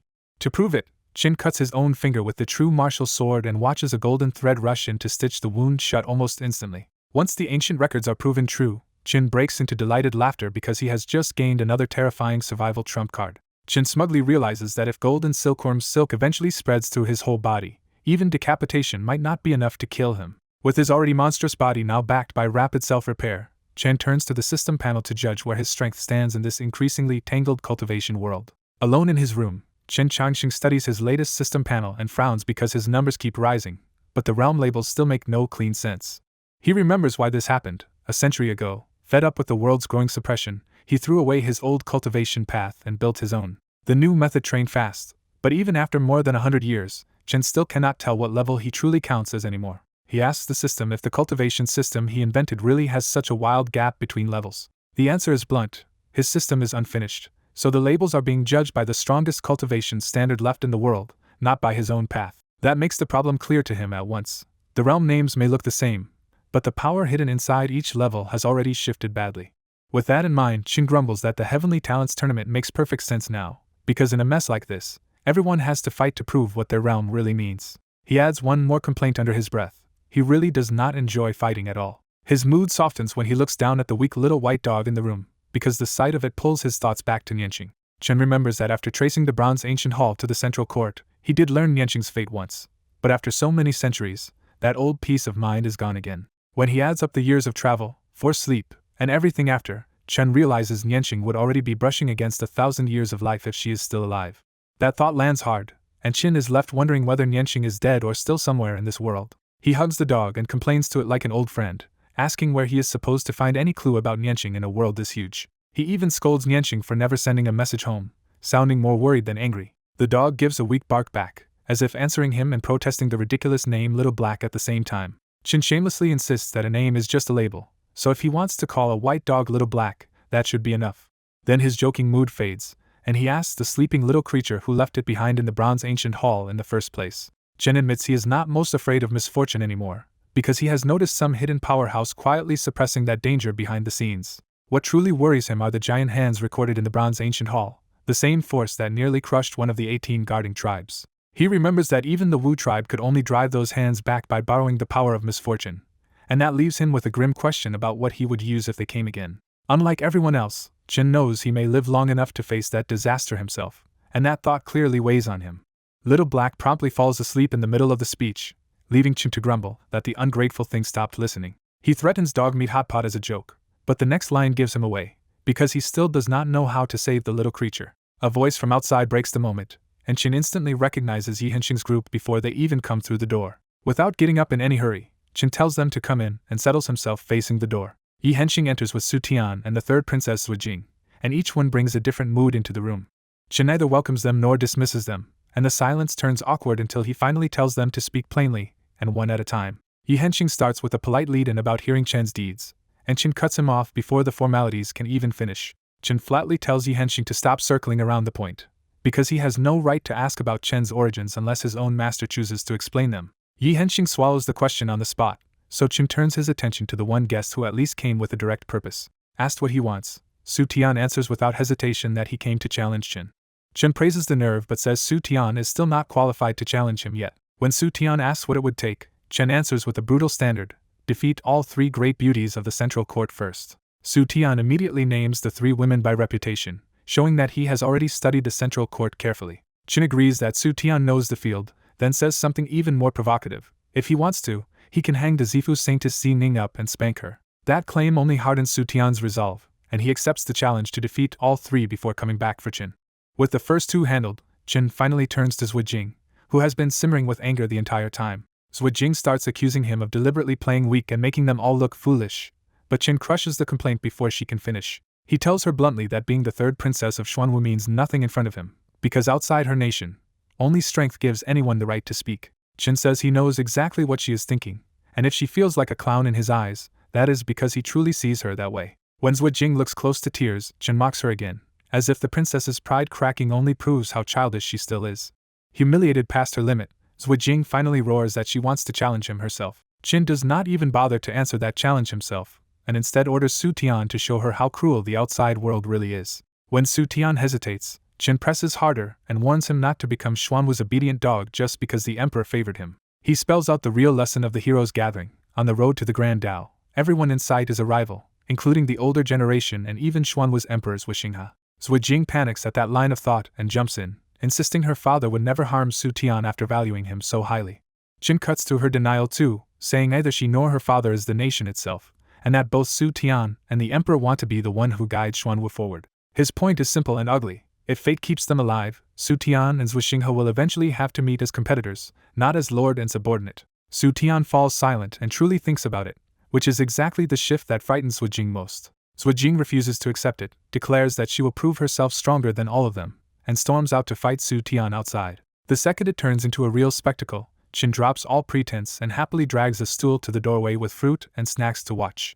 The noise draws in the other Eastern Wasteland talents, and several of them immediately try to smooth things over before the fight begins. That ruins Chin's fun, so he loudly mocks the whole Eastern Wasteland group as freeloaders and goads Su Tian to clear them out. Several furious talents rush Chin on the spot, but they never reach him. Su Tian intercepts them first, knocking the attackers flying and making his choice in front of everyone. Looking at the same familiar faces he just sent away, Su Tian calmly declares that one person from Xuanwu is enough, and everyone else can go back.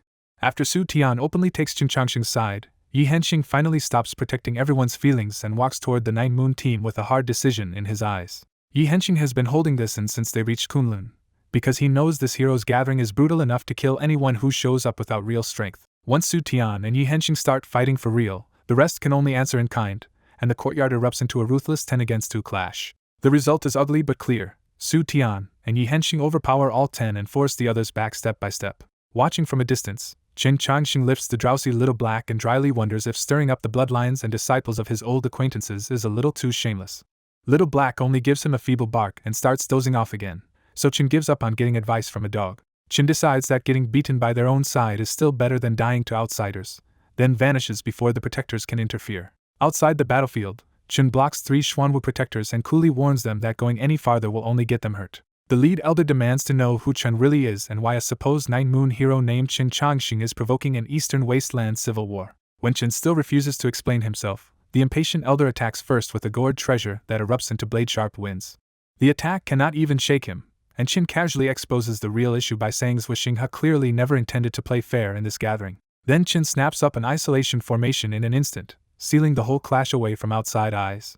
Inside the hidden formation, Qin pulls out the glutton bone and smashes the elder's treasured gourd to pieces with one brutal blow. That single hit terrifies the 3 divine transformation protectors, because they never imagined a young participant could be this strong. As he closes in, Qin tells them the cruel truth. Under heaven's suppression, old system divine transformation cultivators are barely enough for this generation's battlefield. Then he proves it the hard way, battering all 3 down with formations, body refinement, and raw defense they cannot answer. Only 20 breaths later, the 3 protectors are all on the ground, humiliated that centuries of cultivation still left them helpless before one young man. Qin tells them this is the sorrow of ordinary cultivators. They were talented once, but the endless road of cultivation does not wait for anyone who stops moving. His words sting because the old experts already know their trap. Rebuilding from scratch could kill them with old age, and changing the old system is even harder. Once the noise outside begins to die down, Qin orders them to stay put with the injured youngsters and keep out of the heroes' gathering. He adds one more blow to Xuanwu's plans by revealing that he already tampered with their teleportation formation, so they will be stuck here for a month. After Chen disappears, the lead elder stares at what was thrown to him and realizes it is the Xuanwu National Teacher's Token, a thing believed lost for 800 years. Back in the courtyard, the Eastern Wasteland fight ends fast, and Chen is already back at his little seat acting like he never left. Seeing the protectors never showed up, Su Tian immediately understands that Chen handled them somewhere off-screen. Chen even pretends to scold Su Tian and Yi Henxing for being too ruthless, which only makes the beaten heroes hate him more. One of the injured heroes calls him a villain and threatens future revenge from Night Moon and Xuanwu, but Chen laughs right in his face. Chen bluntly reminds them that they are in the central court now, far beyond the Eastern Wasteland's reach, so even killing them here would change nothing back home. Then he drives the lesson home. If 10 of them cannot beat 2, they have no business joining a gathering this dangerous. That finally lands, and for the first time the injured heroes feel shame instead of pure anger. Chen tells them Su Tian and Yi Henxing only look like the ceiling because they have never seen the real monsters waiting at the heroes' gathering. He goes further and warns that there are at least a dozen or 20 people on that level before anyone even counts the sacred grounds and ancient families. That strips away whatever pride they had left, and the heroes can only drag themselves up and return to their rooms in silence. None of them dares press the suspicious parts of Chen's behavior anymore, because losing 10 against 2 has already cost them the right to complain. Once the others are gone, Chen dismisses Su Tian and Yi Henxing too and warns them that today's losers could easily be them tomorrow. Chen heads back into his room, leaving the 2 top heroes staring after him with more questions than answers. What confuses them most is that Chen carries himself like an old powerhouse, yet his bone age test at Kunlun said he was under 25. Yi Henxing smiles bitterly and admits this trip finally taught him what it means that there are always higher mountains and stronger people. Su Tian answers with quiet resolve that shame is useful, because knowing the gap only gives him a clearer target to chase. By the next day, Chen plans to visit the Kunlun Stone House, where most of the heroes gather, and where even the Zifu Saintess will appear. The Eastern Wasteland brawl barely matters to Kunlun, because clashes between heroes happen here every day and nobody cares about one weak regional group fighting itself. But Chen himself has already become a hot topic after casually throwing around millions of divine sources and exposing a mysterious creature in the inner courtyard of the stone house. That reputation draws interest from all sides, with some people wanting to chat him up and others wanting to test him in a fight. The funny part is that hardly anyone even knows where Chen came from, because the Eastern Wasteland heroes never put his name on their list in the first place. They dismissed him earlier for being too young, and now that slight leaves Chen moving through Kunlun as a mystery no one can place. After a quiet night, Chen wakes with the morning sun, stretches on his bed, and starts getting ready for the trip to the Kunlun Stone House. He casually pets the still sleeping little black, but the quiet gesture carries a worry, because the little beast's damaged foundation may be impossible to heal without the sacred medicine hidden in divine source. The morning after his huge stone gambling splash, Qin Changxing ignores the buzz around him and strolls through Kunlun's market like a carefree tourist. Even when a Kunlun elder sends someone to call him back to the stone house, Qin shrugs it off and answers that if he is not in a hurry, nobody else should be either. Chen stops at a shabby stall, picks up one item, and asks the price while the owner instantly starts spinning a grand story about its glorious origin. Qin cuts the nonsense short, hears the absurd new price, and immediately exposes the stall owner's scam by reminding him the same item cost only 20 spirit stones yesterday. Instead of paying, Qin offers a trade and carves a strange symbol onto a jade slip, turning an ordinary bargain into something much more secretive. The stall owner answers with a coded question about eye drops, and Chen replies with another line, confirming they are both testing each other with a hidden passphrase. When the stall owner presses him to reveal which side he belongs to, Chen refuses, takes the broken scale, and says someone else will understand it. After Chen leaves, the stall owner hurriedly packs up and disappears, making it clear the secret signal worked. Yi Henxing burns with curiosity, and Chen casually admits the broken scale came from an old acquaintance, and that their exchange was a coded contact. Chen pushes further and reveals the code belongs to the 72 Paths of Dust, a name so dangerous that Yi Henxing instantly regrets asking anything at all. Knowing that gang is Kunlun's mortal enemy, Yi Henxing panics and begs Chen to stop, but Chen only teases him harder with the promise of even bigger secrets. After wandering half the day on purpose, Chen finally arrives at the Kunlun Stone House with Yi Henxing and Su Tian, where the usually quiet inner courtyard is already packed with waiting eyes. A polished young man introduces himself as Jiangping of Kunlun, and Chen immediately realizes this courteous host is the sacred ground's holy son. Jiangping lightly probes Chen's origins, and Chen answers with fake humility, calling himself a nobody from the Eastern Wasteland who could never make its heroes list. Jiangping invites the three of them into a decorated pavilion, clearly ready to test Chen in front of a hand-picked group of top young talents. Inside, Chen finds 5 more geniuses already assembled, including the Zifu Saintess he met yesterday, turning the Stone House meeting into a full gathering of major contenders. Jiangping introduces Mei Yongxi of Langa Pavilion, and Chen answers with polished praise that shows he already knows exactly how influential Langa Pavilion's intelligence network is. Before Jiangping can speak again, Chin reads the next man's unusual hide and wool outfit, and correctly guesses he is the famous Southern Plains warrior prodigy Ba Tulu. Ba Tulu is pleased Chin knows the Southern Plains, but once he hears Chin is not from Xuanwu, Chin smoothly points him towards Su Tian as the eastern wasteland fighter worth challenging. The moment Ba Tulu and Su Tian face each other, their battle spirit clicks, and both men openly accept the idea of a future spar. Jiang Ping quickly breaks the rising tension and, still probing Chin, asks him to identify the remaining guests as well. Chin studies the last man, notices the effortless nobility in every movement, and identifies him as the Yaoguang Holy Sun known as the Banished Immortal. The Holy Sun answers modestly and offers the name Fuyao instead, and Chin immediately praises a name grand enough to match the man. Chin has no trouble recognizing Zining again, but when he turns to the last woman, even he hesitates and asks her to reveal her background herself. With no ceremony at all, the plain-faced woman gives her name as Mago of the Qianshan Sword Sect, and the whole pavilion goes still at the claim. Chin immediately recites the Qianshan Sword Sect's history, and Mei Yongxi adds the real shocker. By Langya Pavilion's records, that sect vanished 300 years ago. Mago shows no interest in competing with anyone and says she came to the heroes gathering only to restore her sect, then bluntly asks whether they are going to start gambling on stones or not. Forced back to the real purpose of the day, Jiang Ping leads Chin to the prepared stone materials, where several important figures are already waiting after probing the stones in advance. When Chen Changxing returned to Kunlun, the watching powers looked at him very differently, because a young outsider who could pull something out of the Forbidden Zone stone house was suddenly worth fighting over. Jiang Feng greeted him warmly, hinted that Kunlun had already checked his background, and openly tried to recruit him with a smile. Chin joked that he planned to take another good stone today, and Jiang Feng pushed the offer even further by saying Kunlun could spare the stones if Chin would join them. Chen Changxing only smiled instead of agreeing, and Jiang Feng kept his patience as he personally accompanied him to inspect the stones. After studying the lineup, Chen stopped in front of 9 peculiar stones and admitted that their surfaces alone were too hard to judge. He asked for permission to use his own method as long as the stones were not damaged, and Jiang Feng agreed immediately. Chen handed Little Black to Yi Henxing, lifted both hands, and began drawing golden lines in the air. The moment those golden lines took shape, Zining blurted out the truth in shock. They were Dao patterns. That one shout changed the mood completely, because Dao patterns were sacred traces of heaven and earth that even powerful sacred grounds rarely let others study. Everyone nearby tried to seize the moment, and the Holy Son of Yaoguang even used his divine eyes to force the patterns into memory. As he comprehended them, holy light burst from the Holy Sun and his body slowly lifted, as if he were ascending on the spot. Zining was no slower, and the full vision of blue sea and open sky rose behind her as she drew on her own talent to understand the patterns. Other prodigies also stirred their hidden powers, and even the ones concealing their visions gave off a pressure that said they were no weaker. When Chen finished the pattern, he sent the golden Dao script into all 9 stones at once. Blurred hidden images rose out of the stones, proving there really were treasures sealed inside them. One almost bald old expert immediately fixated on a phantom divine sword and shouted that anyone who tried to take it from him would have to fight to the death.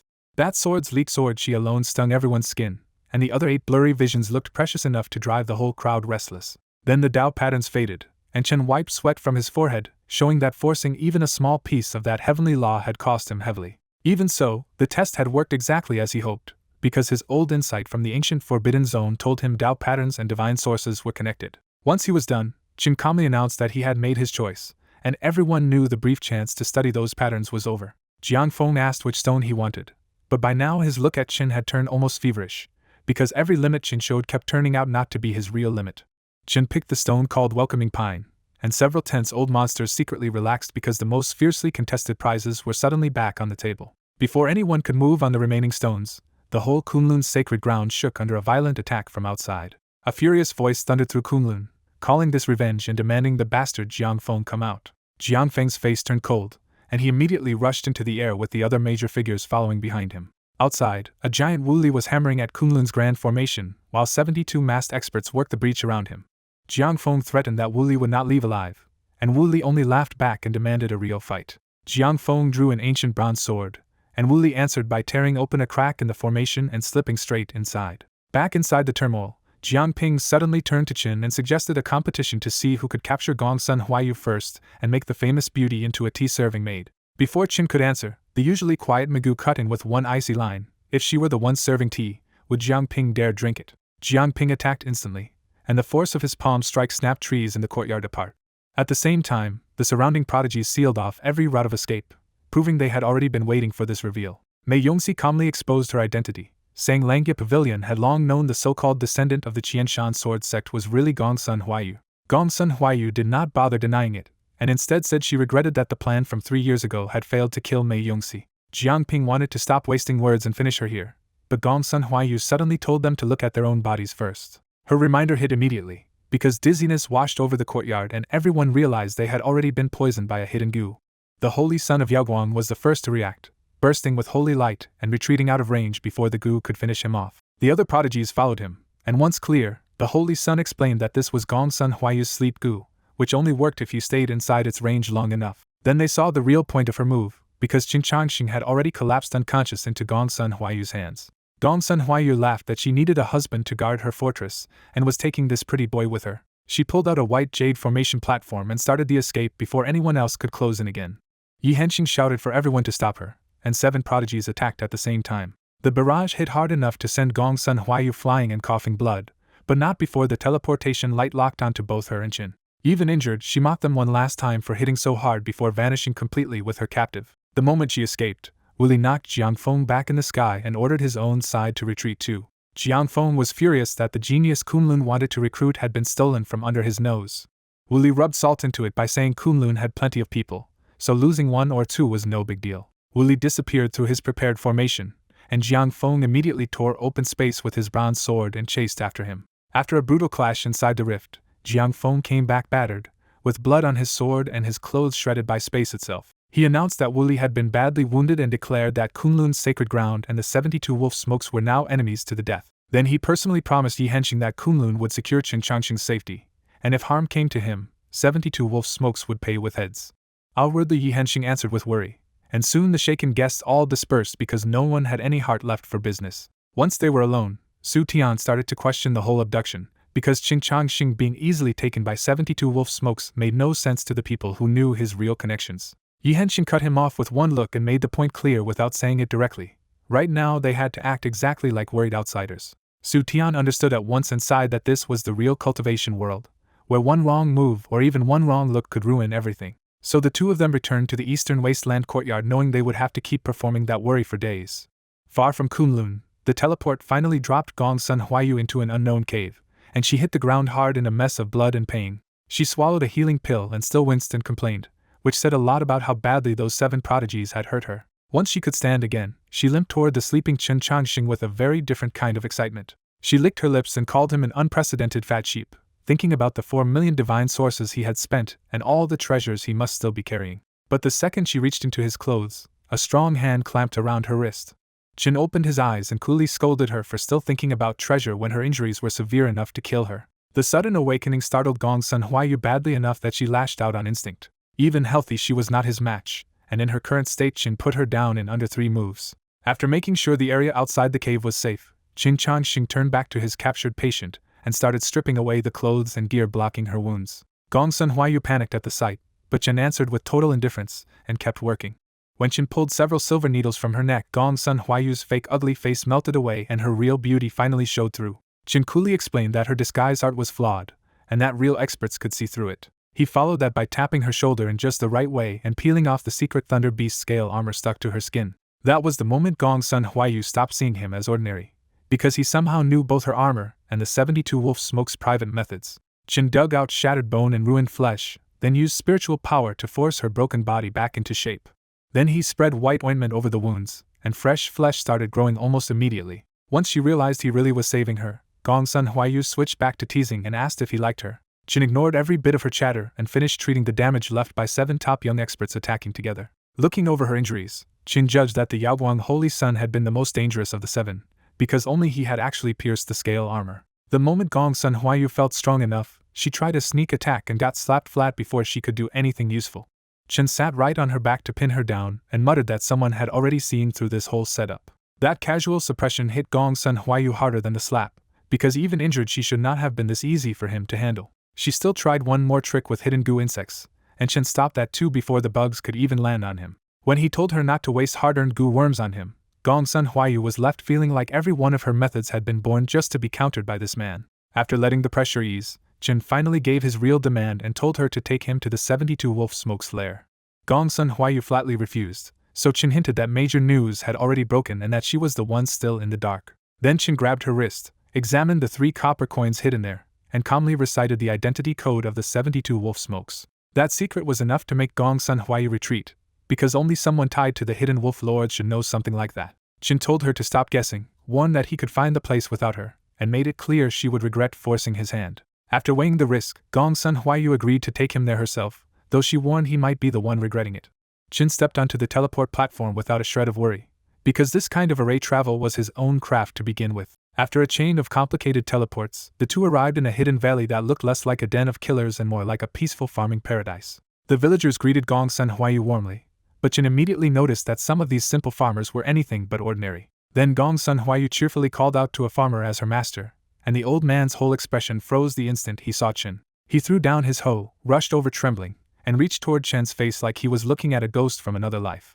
To Gong Sun Huayu's disbelief, her master announced that Chin was the descendant of her grandmaster's line and should be called martial uncle. Chin was so thrown by being mistaken for his own descendant that he quickly asked to continue this somewhere private. Li hurried them into a wooden cabin, shut the doors and windows, and excitedly urged Gong Sun Huayu to bow to her new martial uncle. Chin stopped the formalities at once and told Li to come closer, which only made the old man more certain he was about to hear a dead master's final wishes. Instead, Chin grabbed Li by the ear and coldly reminded him that he had never once accepted him as a disciple. That voice and those eyes finally broke the mistake, and Li realized the man in front of him really was his old sir in the flesh. Gong Sun Huayu was stunned too, because she had grown up hearing about a mysterious sir who taught her master everything and never admitted being his teacher. Chin sent Gong Sun Huayu outside, and once Li confirmed that sir's word was absolute, she had no choice but to leave with her questions still burning. The instant the door closed, Li dropped to his knees and confessed that he had broken his promise by passing on Chen's cultivation method. Chin said the technique itself was not what bothered him. What he could not accept was that Li had ignored the old warning to never leave weaknesses behind.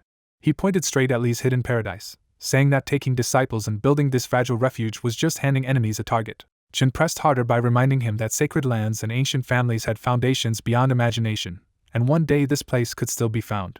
To make the warning impossible to miss, Chin compared Li's group to the old Thunder Beast clan and said that even they had been erased by someone as weak as his former self. Li finally answered that the people outside were the children of brothers who had once fought beside him, and he could not watch them die after their identities were exposed. Chin answered with the creed he had drilled into him long ago: once you choose cultivation, you are supposed to let go of emotion entirely. Li looked straight back and asked the one question Chin could not answer cleanly. Had Sir himself ever managed to do that? That question exposed Chen's own weakness, because for ages he had never taken the fastest road to power precisely because he could not cut off old ties. After a long silence, Chin admitted that walking with emotion was painful and slow, and that Li had ended up stepping onto the same road he once wanted him to avoid. He even brought up Mun, saying that his own refusal back then came from understanding exactly how deeply attachment could cut. Then Chin laid out the cruel truth plainly: he could not stop Mun's death, and Li would not be able to stop the deaths of the people he had chosen to protect either. Li could only answer with a bitter smile that he had already gone too far to turn back now. Chin finally let him rise, but warned that every death among those people would carve another wound into his heart. With the warning given, Chin turned practical again and asked how Li had ended up in a deadly feud with Kunlun's sacred ground. Li began at the root of it all. After Jiang Bufan invited Chin out of seclusion and got no answer, he turned his anger on Li instead. That pressure snowballed into a war that lasted 700 years, until Jiang Bufan became Kunlun's holy lord and Li became the leader of the 72 wolf smokes. Chin admits he can no longer stay out of this, because if Jiang Bufan sees him again at Kunlun, the old man may uncover the secret he has hidden for centuries. Li falls silent as the truth hits him.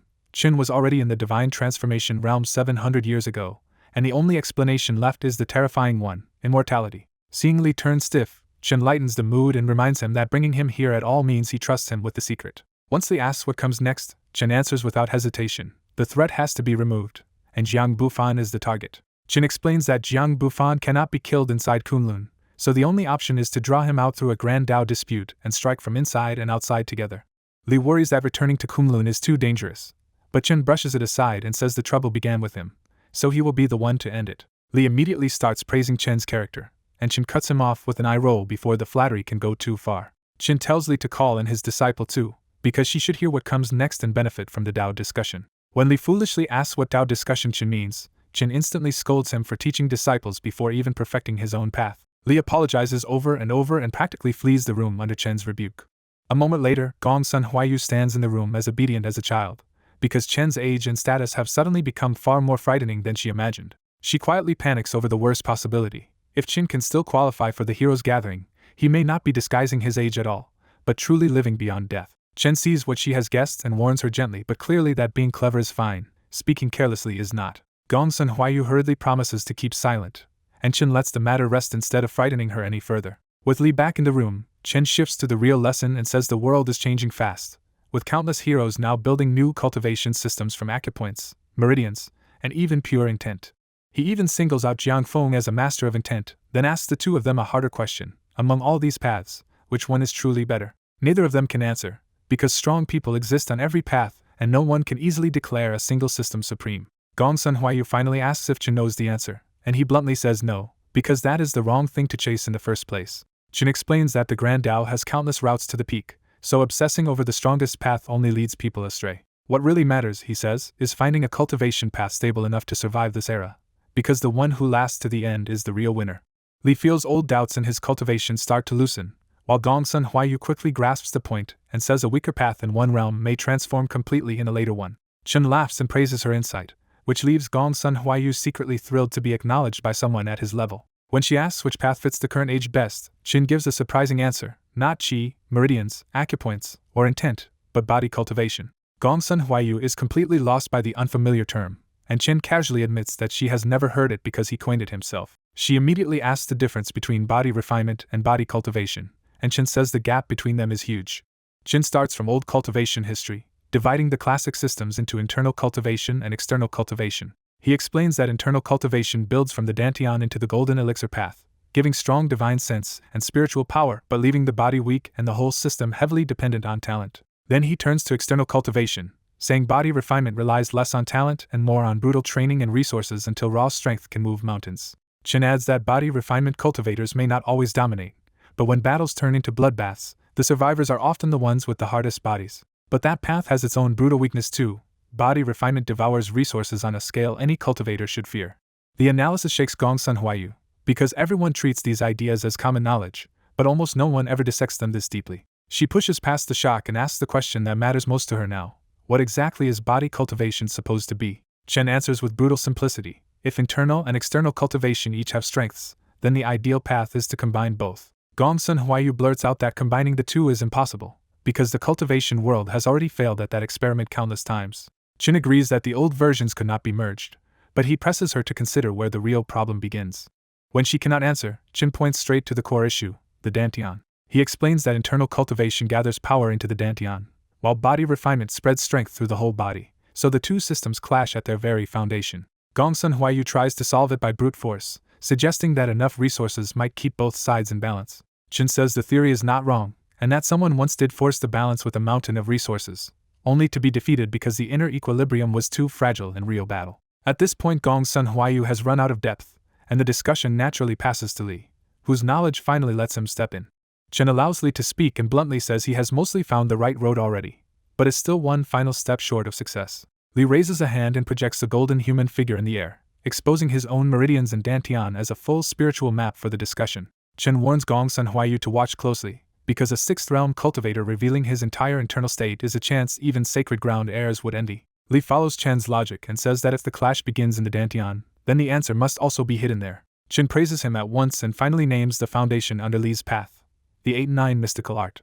He explains that the 8-9 mystical art is basically a body refinement method, but one strange enough to open the Dantian and use internal spiritual power to temper the body. That one innovation, Chen says, was groundbreaking, because ordinary body refiners cannot directly use the spiritual power of heaven and earth to forge themselves. But even this path has a flaw, because spending internal spiritual power on tempering the body leaves fewer options in battle for spells and escape techniques. He adds that the creator of the 8-9 mystical art refused to accept that weakness and built terrifying divine abilities like ground-traversing golden light and heavenly transformation to compensate for it. In Chen's eyes, though, the real treasure was never the famous divine abilities, but that small core method of tempering the body with Dantian's spiritual power.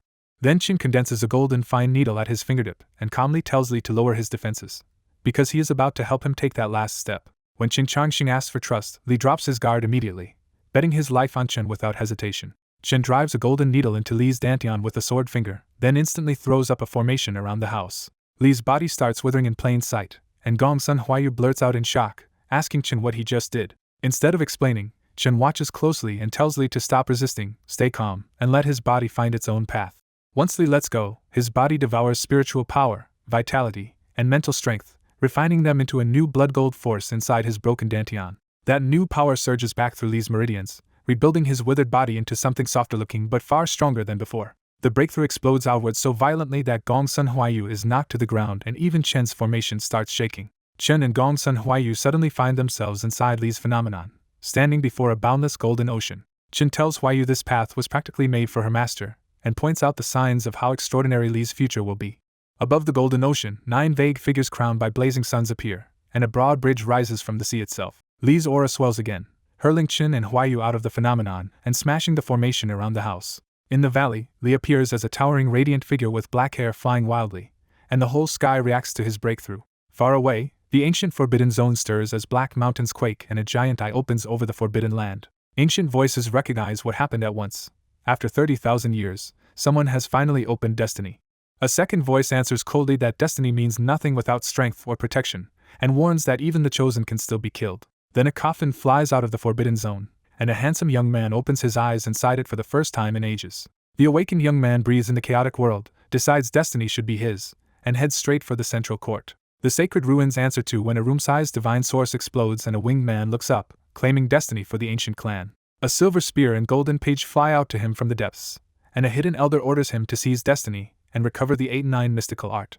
The winged man answers with icy confidence, convinced that with him present, even the destined one is nothing. Back in the valley, Jin calmly explains to Gongsun Huayu that true body cultivation refines spirit, vitality, and mind through the body into a stronger new power. He adds that this path also fixes the old flaw of spiritual power not strengthening the body, making body, cultivation, and divine sense rise together. That explanation finally makes Huayu understand why her master respects Jin so much, not for brute strength, but for terrifying talent. Still stunned, Huayu asks the only question she can: how could anyone possibly create a cultivation method this flawless? Jin brushes off the praise and says the prototype was Li's idea.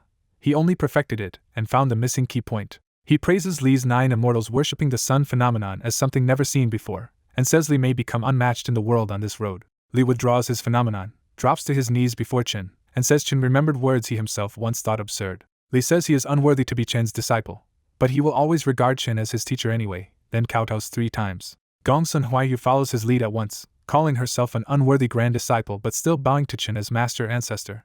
Chen neither accepts nor rejects them, but watching such outstanding disciples kneel to him clearly pleases him. After a quiet pause, Chen finally tells them to get up and asks the obvious next question. Since a new cultivation system was born, what will they call it? Li insists Chen should name it, and Chen starts with the first major realm, a golden ocean in the Dantian he calls the Sea of Bitterness. Li immediately embraces the name, and explains the 3 subrealms as Spring, Divine Bridge, and Other Shore. He says the puncture point Chen opened is like a spring of strength. The bridge lets the sea's power be drawn freely, and reaching the other shore means leaving that realm behind.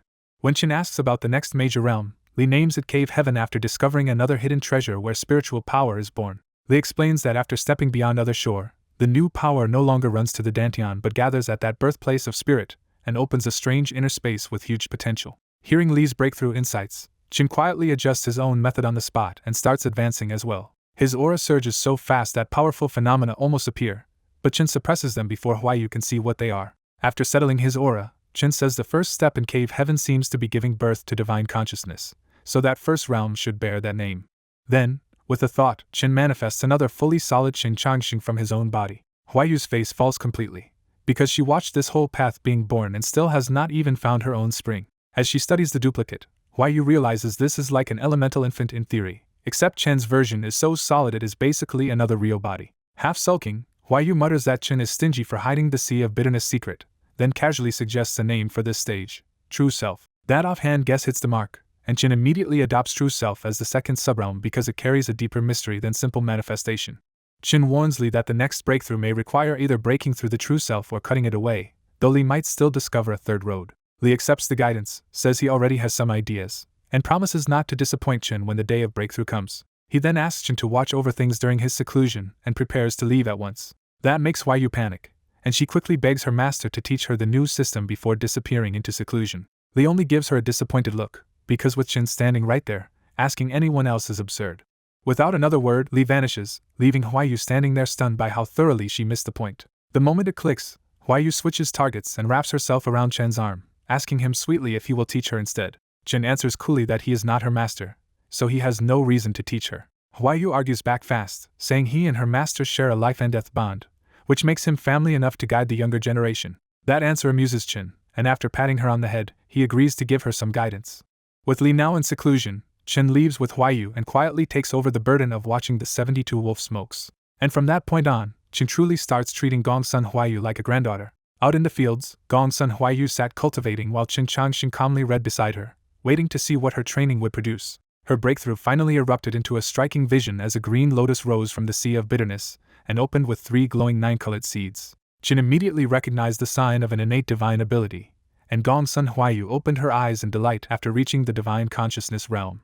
But when Chen said her new strength would only let her last about 50 moves against the Yaoguang Holy Sun, her excitement dropped on the spot. Chen made it worse by telling her the Yaoguang Holy Sun was even stronger than she thought, because he had pierced her Thunder Beast scale armor with a single strike and still held back enough to spare her life. Gongsun Huayu could not believe that, because she clearly remembered being hit hard enough to think he was going all out. So Chen broke down the fight. She had blocked Jiang Ping and Zining directly, but the other 5 attacks landed, and none of those top geniuses used the hidden killing force they easily could have. He pointed out that Su Tian and the others might have shown restraint because of his ties to the 72 wolf smokes, but Mei Yongxi, Ba Tulu, and Fu Yao had no reason to leave her meridians intact.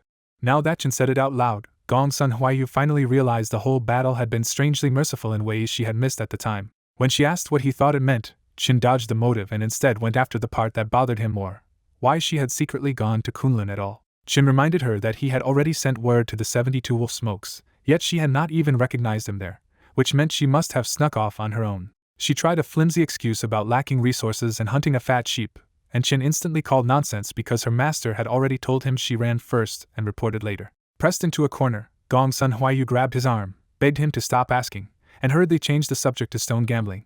Chen let her dodge the confession for now, because her reaction had already confirmed that she was hiding exactly the kind of little scheme he suspected. When she pushed him to reveal his stone opening trick, Chen said the real advantage was that he understood the fire dragon source itself better than anyone else. He explained that divine sources used to be called spirit sources, and back when Kunlun opened the full fire dragon source, everyone studied the dragon while he studied the surrounding stone. That was how he learned the fire dragon source slowly makes its surrounding stone turn brittle, which was the clue everyone else missed. So when he saw the Kunlun stone house signboard carved from leftover fire dragon source stone, he knew the lazier workers would have picked the softer piece and left a divine source hidden inside. Gongsun Huayu was left gaping, because the miraculous method she imagined turned out to be brutally simple once Chen pointed at the right detail. Chen told her that many things only seem hard until someone finds the simple path. Then he finally brought out the welcoming pine stone he had saved earlier. Before opening it, Chen gave her one more serious reminder. Her lotus vision was extraordinary, and if those 3 seeds matured, she might awaken 3 divine abilities of her own. He added that the cultivation path he and her master built for her was only a direction, and the real road from here had to be walked by her alone. She nodded obediently, but her eyes never left the stone, and Chen could only smile at how young and impatient she still was. Back at Kunlun's sacred ground, alarm bells suddenly rang everywhere because Chen Changxing had returned after more than 20 days missing, and he brought Gongsun Huayu with him. The whole sacred ground was stunned, because the heroes' gathering had been frozen until Chen was found, and now the man who was kidnapped had come back with a famous beauty from the enemy's side. Jiang Feng stepped forward at once and treated Gongsun Huayu like a demoness holding Chen hostage, ordering her to release him if she wanted to live. Gongsun Huayu instantly played the frightened beauty and hid behind Chen, making the whole scene look even stranger. Then Chen calmly said the unthinkable part out loud. Gongsun Huayu had already defected to his side. No one believed that explanation for a second, so Jiang Feng assumed Chen was being controlled and promised Kunlun could protect him from poison, curses, or anything else she had used. Chen did not budge and put his honor behind her, insisting again that Gongsun Huayu had truly left the 72 wolf smokes. Jiang Feng demanded proof, and Gongsun Huayu answered with a playful jab that she was following young Master Chen, not joining Kunlun, so she owed him nothing. She even threatened to skip the heroes' gathering entirely if Kunlun refused to accept that answer. That pushed Jiang Feng to stop pretending, and he reached out to seize Gongsun Huayu on the spot. Chen intercepted the move head-on and actually forced Jiang Feng back half a step, which shocked everyone watching. With the whole gate watching, Chen turned the pressure back on Kunlun and asked whether their grand sacred ground was really afraid of letting one young woman join the gathering. Jiang Feng weighed Chen's unknown backing, Gongsun Huayu's status as Wu Li's disciple, and the risk of making Kunlun look petty, then reluctantly backed down. He finally admitted she had the right to participate, but made it clear that once Wu Li's head fell, her so-called defection would be tested for real. Chen answered just as clearly that he would not interfere in the bigger feud, but Kunlun had no excuse to trouble a young woman who had already left that side. With that, Jiang Feng reopened the heroes' gathering for the next day and let them pass into Kunlun together. As Chen walked away, the gathered prodigies stared after him with fresh fighting spirit, because every move he had made screamed that he was the rival worth beating. Later in the Eastern Wasteland courtyard, even Yi Henshin could only twitch at the sight of the beauty Chen had somehow brought back with him. Chen treated the whole mess like a normal house arrangement, and casually told Gong Sun Huayu to stay in the room next to his. Just as Chen turned to rest, Su Tian stepped in front of him and reminded him of their old agreement about challenges. Su Tian asked for permission to challenge Gong Sun Huayu now, and Chen turned to her just in time to see that she wanted the fight too. Chen Changxing gets excited by the tension and runs off to prepare, clearly expecting a show. After he leaves, Gong Sun Huayu needles Su Tian and asks whether someone from Chen's homeland is actually strong enough to back up the name. Su Tian stays calm and says strength is built, not born, and one day he will even surpass Chen with Gong Sun Huayu as his first stepping stone. Gong Sun Huayu laughs at his big talk, promises to beat him so badly he cannot stand tomorrow, and skips outside to wait. Yi Henshin worries that losing to the heir of the 72 wolf smokes will cost Xuanwu Nation its pride. Su Tian answers that Xuanwu's name comes from challenging the strong, because only final victories are remembered. Yi Henshin grumbles that these people only ever think about fighting, but he still follows because he knows he may be next. Out in the courtyard, the duel draws a crowd, and even the injured Eastern Wasteland heroes come to watch their last hope fight. Chen treats the whole thing like entertainment, settling in with seeds, a recliner, and a little black cat while urging them to hurry up. When Gong Sun Huayu jokes that too many people might gang up on her if she wins, Chen coldly says a hero who fears numbers is just trash. Gong Sun Huayu accepts that logic instantly, and launches a killing move before she even finishes speaking. The Eastern Wasteland spectators erupt in anger, and call her dishonorable for sneaking the first strike. Sui Jing, still pale, challenges Chen and asks if this is really his idea of a hero. Chen answers that both fighters are real heroes, and Su Tian is losing because he let himself be distracted, not because the opening was unfair. As Sui Jing looks around, she sees Yi Henshin and the outside prodigies watching in silence, while only the Eastern Wasteland side is still busy complaining. That sight leaves Sui Jing quietly disappointed, and she admits the Eastern Wasteland heroes really do look like a joke beside the real contenders. After more than 30 moves, the duel briefly resets with Gong Sun Huayu balanced on a rooftop, and Su Tian below on cracked ground with his right hand trembling. Gong Sun Huayu teases him for being too rough with a girl, but Su Tian feels only fear because she beats him in strength, skill, experience, and composure. Chen suddenly explodes in anger from the sidelines and mocks them for fighting so softly that not even blood has been spilled.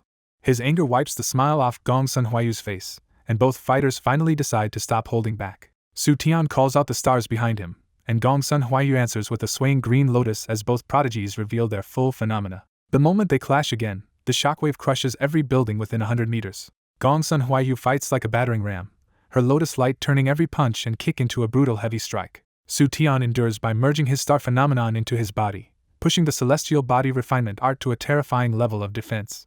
When brute force still cannot break him, Gong Sun Huayu uses heaven and earth transformation and swells into a giant. The power spike is overwhelming, and Su Tian gets blasted away in a single exchange. Gong Sun Huayu presses the advantage with giant fist shadows and hammers Su Tian straight into a deep pit. Standing over the pit, she feels proud because 20 days ago she could not have won this cleanly, but opening the sea of bitterness has changed everything. That pride lasts only a heartbeat before Batulu roars a challenge and attacks so fast Gong Sun Huayu can barely get her arms up. Batulu's club pounds into her 9 times in a row, driving her feet through stone and giving her no chance to counterattack. On the 9th hit, her giant form breaks apart, and a dizzy Gong Sun Huayu retreats on instinct because she knows staying there means death. She falls back to Chen's side and finally sees clearly that the one who ambushed her was Batulu, the Southern Plains prodigy with the mountain-sized body and giant club. Batulu praises how much punishment she can take, and the insult only makes Gong Sun Huayu pull out a long whip and prepare to fight again. Before they can restart, Chen shuts the whole thing down and says he cannot stand watching them embarrass themselves any longer. Gong Sun Huayu notices the real trick at Chen's side. He has been running a paid prodigy arena and charging 100 Jin of divine source for every match. When she complains that 200 Jin is too cheap for her, Chen dryly says half of that money was actually for Yi Henshin. Looking where Chen points, Gong Sun Huayu sees that Yi Henshin has already fought Mei Yongxi, and the two are calmly complementing each other's techniques over the ruins. The reason is simple. Once Chen put up the sign, battle-hungry prodigies like Batulu and Mei Yongxi immediately paid for a chance to test themselves without making enemies. Mei Yongxi quietly tries to stir trouble by telling Yi Henshin he should not let a peer like Chen order him around. Yi Henshin kills the provocation with one line, saying he is willing to listen to Chen, then hurries off when Chen calls. Mei Yongxi is left baffled, genuinely unable to understand why the Eastern Wasteland people obey Chen so completely. Soon Su Tian, Yi Henshin, and Gong Sun Huayu are all standing obediently in front of Chen, with Su Tian looking the worst after getting buried in that pit. Chen lets loose and tears into all three, saying their so-called prodigy skills are shameful and barely worth anything. Then he turns on Su Tian in particular, asks what technique he practices, and here's the answer: celestial body refinement art. Chen mocks him even harder for turning Xuanwu Nation's top body technique into nothing but a turtle shell, ending the scene with a brutal verdict on his path. After tearing into the others, Qin Changxing suddenly turns on Gongsun Huayu, who had been watching with smug confidence. He calls her the worst of the three and says that with her higher realm and better resources, she should have crushed Su Tian fast instead of struggling. Qin Changxing keeps going, mocking her so hard that he says if she cannot win cleanly, even dying to tofu would be less shameful. He points out her real mistake. Having a strong body does not mean she has to fight stupidly at point-blank range and ignore her own advantages. By the time he names her imaginary sect the world's dumbest sect, Gongsun Huayu is so humiliated she would rather break a few bones than hear one more line. After finally venting, Qin Changxing lets out a long breath and shifts his attention to Yi Henxing, making the next target instantly nervous. Yi Henxing hurriedly reflects on his mistakes, but Qin Changxing only says his problems are serious yet partly not his fault. Then Qin Changxing quietly tells Yi Henxing to come to his room tonight, which feels even stranger than getting yelled at. Ignoring everyone's confusion, Qin Changxing tosses out a wooden puppet and threads it with golden control lines from his fingers. After making the puppet run through a few moves, Qin Changxing beckons Mei Yongxi over and says he will personally make up for the fun he ruined. Mei Yongxi first tries to laugh it off, but Qin Changxing coolly asks if he needs to provoke him before he will accept. That wipes the smile off Mei Yongxi's face, and he finally steps in with full caution to test Qin Changxing himself. Ba Tulu tries to join too, but Qin Changxing says he only has one puppet and answers with a killing glare so fierce the other prodigy backs off at once. Qin Changxing lets Ba Tulu go because this whole setup was never random. He had let the earlier sparring happen to draw out the people who once spared Gongsun Huayu. In Qin Changxing's eyes, Ba Tulu now makes sense. He looks simple, but he always stops short because killing Gongsun Huayu in Kunlun would bring deadly trouble. Mei Yongxi is the one who does not fit, because Langya Pavilion has no reason to fear the 72 wolf smokes, yet he also held back. That is enough for Qin Changxing to decide Mei Yongxi knows something and has been scheming from the shadows. Qin Changxing also checks the distant rooftop, but Fu Yao only meets his eyes with a faint smile and disappears instead of getting involved. When Mei Yongxi finally steps within striking distance, Qin Changxing calls Yi Henxing over to watch closely. He reminds Yi Henxing that with masters like the Wolf Emperor and the unbeaten Taoist behind him, he should understand that the unbeaten Taoist's fist was never meant to be used the way he just used it. Then Qin Changxing sends the puppet forward, and with a single punch it blasts Mei Yongxi backward. Mei Yongxi is shaken because the puppet used the same fist style as Yi Henxing, but in Qin Changxing's hands the exact same move becomes overwhelmingly stronger. In that instant, Mei Yongxi realizes the gap is terrifying. If a puppet punch is already this hard to handle, Qin Changxing's real fist might be impossible to withstand. In the eastern wasteland courtyard, Qin Changxing's lifeless puppet hammers Mei Yongxi with the exact same fist style Yi Henxing uses, but with far scarier power. Yi Henxing realizes the puppet is even repeating a secret fist technique his master taught only to him, which makes Chen's background look far more suspicious. To Chen, these Kunlun geniuses are still just kids with shallow experience, so beating them despite a lower realm is almost effortless. The lesson ends brutally when the puppet smashes Mei Yongxi in the mouth and knocks out 2 teeth. Chen dismisses the puppet at once, making it clear he only stepped in because Mei Yongxi had been stirring trouble in front of him. Mei Yongxi swallows the humiliation, thanks Chen for the guidance, and tries to keep his pride intact. Chen answers with a dry warning that next time, Mei Yongxi's loose mouth may cost more than 2 teeth. Knowing he was spared, Mei Yongxi leaves cold-faced and starts thinking about how to deal with Chen later instead of making empty threats. With the fight over, Chen casually says he is going back to rest and leaves the others to stew in their own thoughts. Later in Chen's room, a knock breaks the quiet while he sits there drinking tea as if none of the earlier drama mattered. Yi Henxing comes in early, explaining that now is safer than night because Gongsun Huayu is out and Su Tian is busy healing. Chen invites him to sit, but Yi Henxing drops to his knees halfway there and formally greets him as Uncle Changxing of Shangqing Temple. Chen lets the silence stretch before finally asking the one thing that matters, how Yi Henxing figured it out. Yi Henxing says old Shangqing records mentioned a glorious era in the royal dynasty, 8 dead true disciples, and a mysterious 10th disciple whose death by cultivation deviation never felt believable. Those clues only sharpened after the hero gathering, because the hidden 10th disciple suddenly stopped looking dead and started looking exactly like Qin. When Qin asks what finally settled it, Yi Henxing reveals that one master sent him to invite the funeral escort, while his second master hinted a guardian with better fists than his own would appear at the gathering. After seeing Qin use that fist technique, Yi Henxing became sure that the missing true disciple of Shangqing Temple was standing right in front of him. Qin laughs and admits it, teasing that Yi Henxing's soft-hearted master exposed too much and probably doomed his second master to another beating from Wan Yanyu. Excited now, Yi Henxing asks why Qin never returned when both of his masters still looked toward his old seclusion place waiting for him. Qin answers that reunion would only make the next parting hurt more, because his road and theirs already lead to different endings. When Yi Henxing asks why he appeared this time, Chen says he has business here and wants some people to survive what is coming. Chen says the hero gathering is only the start of a new era, and if this younger generation cannot carry part of the weight, their masters will have to bear it instead. Yi Henxing says he understands, because Chen's earlier scolding already proved he had not given up on them. He goes further and admits that in the coming Grand Dao competition, their current level is not even enough to count as cannon fodder. Even so, Yi Henxing says they would rather die walking forward than live forever protected like flowers in a greenhouse. That answer finally satisfies Jin, who decides Yi Henxing really is worth trusting with a larger role. Chin lays out the board. The Grand Dao competition will also be a clash between the powers behind every hero, and no one in the world will escape that calamity. He judges Su Tian as a good master but not a leader, and Gong Sun Huayu as brave and clever but too narrow in vision to command the whole game. Then Chin names Yi Henxing as the strategist, the one steady and careful enough to help guide what comes next. When Yi Henxing eagerly asks who Chin wants to back, the answer lands like a bucket of cold water: Wu Li. Yi Henxing is completely thrown, because by every normal standard Chin should be helping family, not an outsider like the leader of the 72 Wolf Smokes. Seeing the misunderstanding on his face, Chin says this choice is not about sentiment at all but simple ability, because Wu Li is the one with the strength to contend. Chin adds that aside from Wu Li, even Yi Henxing's two masters and the left emperor of Xuanwu all still fall short in some crucial way. Then Chin starts dropping old secrets, beginning with the fact that Yi Henxing's second master learned half his skills and much of his style directly from Chin. He follows it with an even wilder story. When Wan Yanyu was still a young she-wolf, he beat her back into wolf form and shaved her head fur clean. That single piece of gossip explains a lot to Yi Henxing, including why his own name Henxing feels suspiciously cursed by old grudges.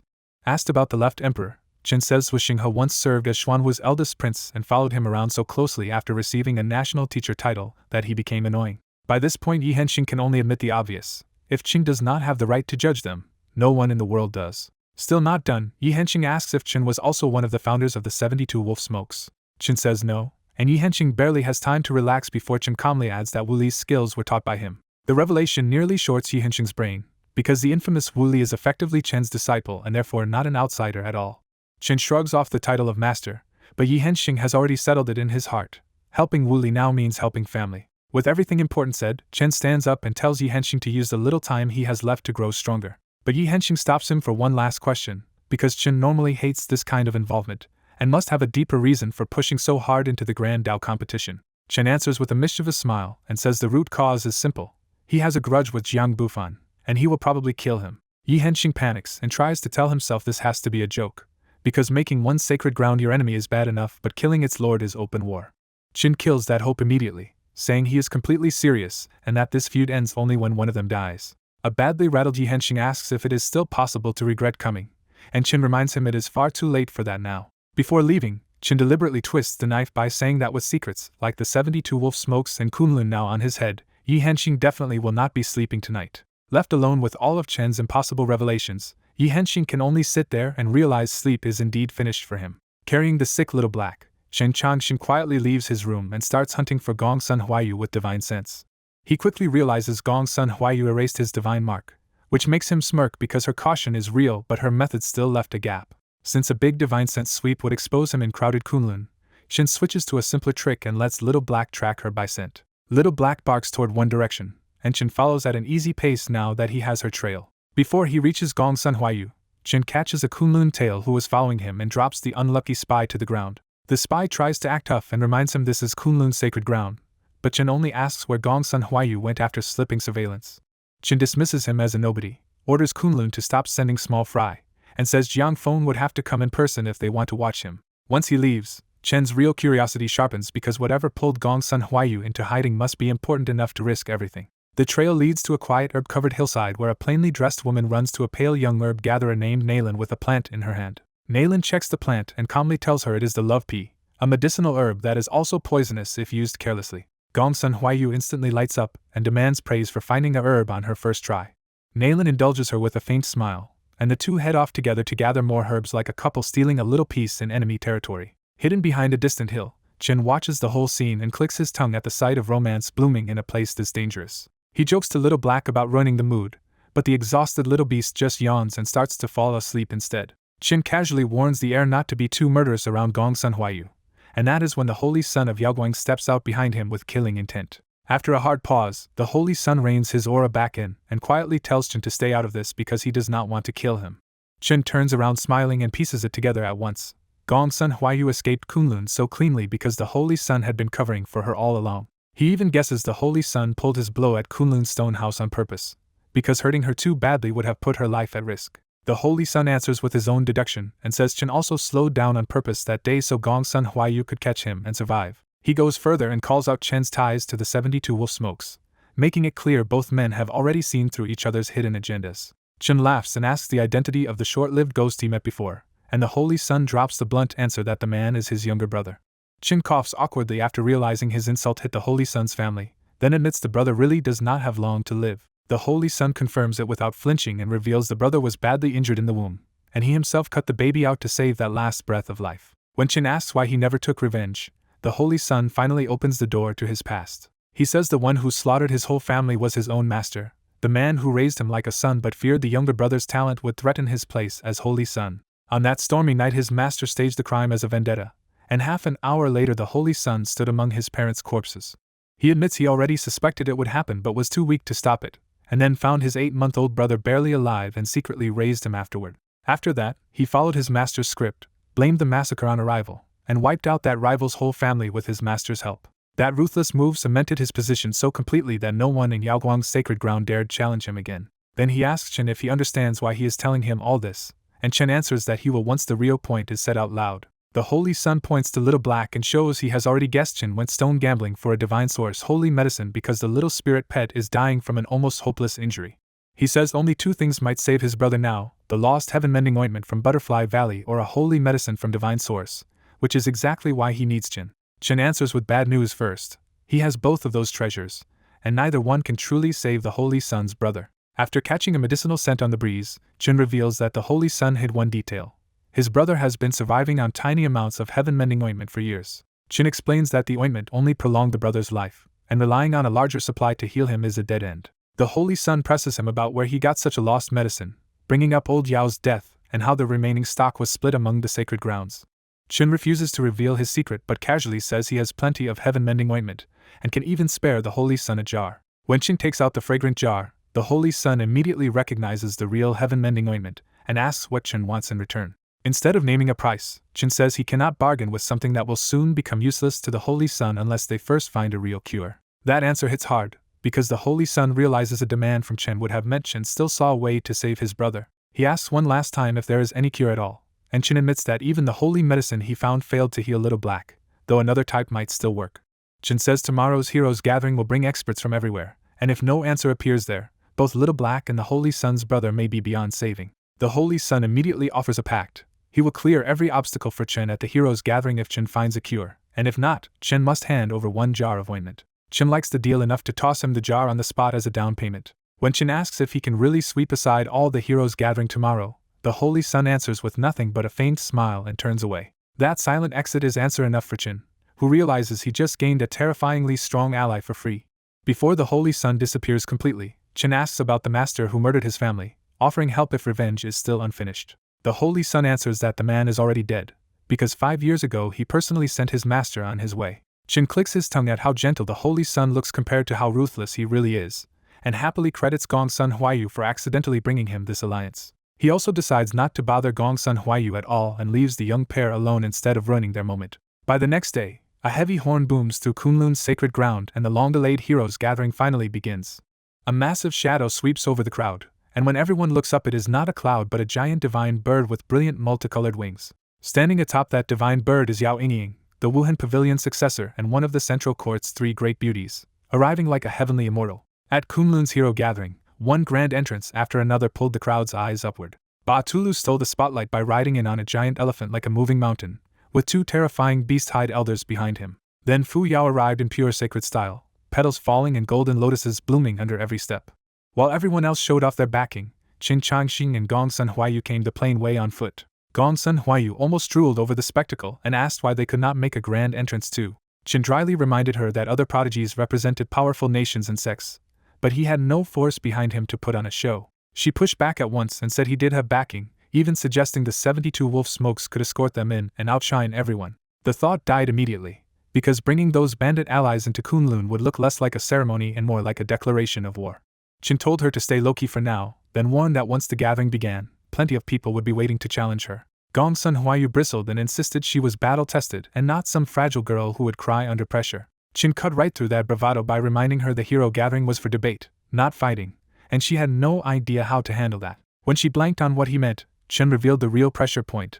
The northern desert prodigy had already arrived long ago. Qin explained that this Buddha son from the northern desert had spent a whole month walking to Kunlun, while openly challenging 3 sacred grounds on the way.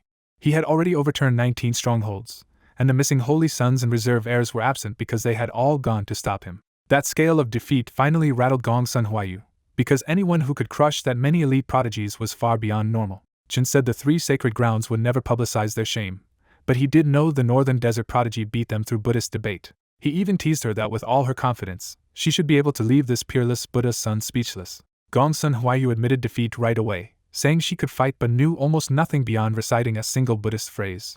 Qin told her that even if she knew no Buddhist teaching, she still had to answer with her own Tao instead of standing there helplessly. Once she fully caved and admitted she was not that amazing, Qin knew the lesson had finally landed. For the first time since coming here, Gong Sun Huayu truly felt that raw cultivation alone could not solve everything in the world. Qin softened then and explained that everyone carries a Tao in their heart, but people can only speak it clearly after study helps them test and understand it. His explanation went straight over her head, and she could only stare back in honest confusion and ask him to say it again.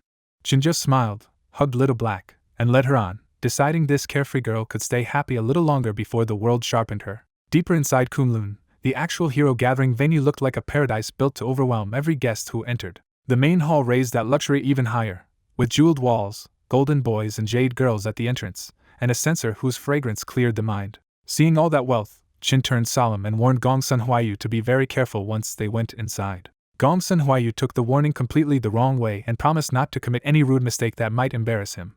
Qin hurriedly corrected her and bluntly reminded her that as a disciple of the 72 Wolf Smokes, she was a bandit, not a proper guest bound by etiquette. His real advice was shamelessly practical. If there was fruit to eat, eat it, and if she could not finish it, take the rest away. When Qin mentioned he had already seen 300-year vermilion fruits being brought in, Gong Sun Huayu's shock instantly turned into greed. Qin made it worse by saying those expensive fruits were probably just decoration, so the truly good stuff must already be inside. The moment he joked that she could hand over her share if she was not interested, Gong Sun Huayu exploded and charged inside first.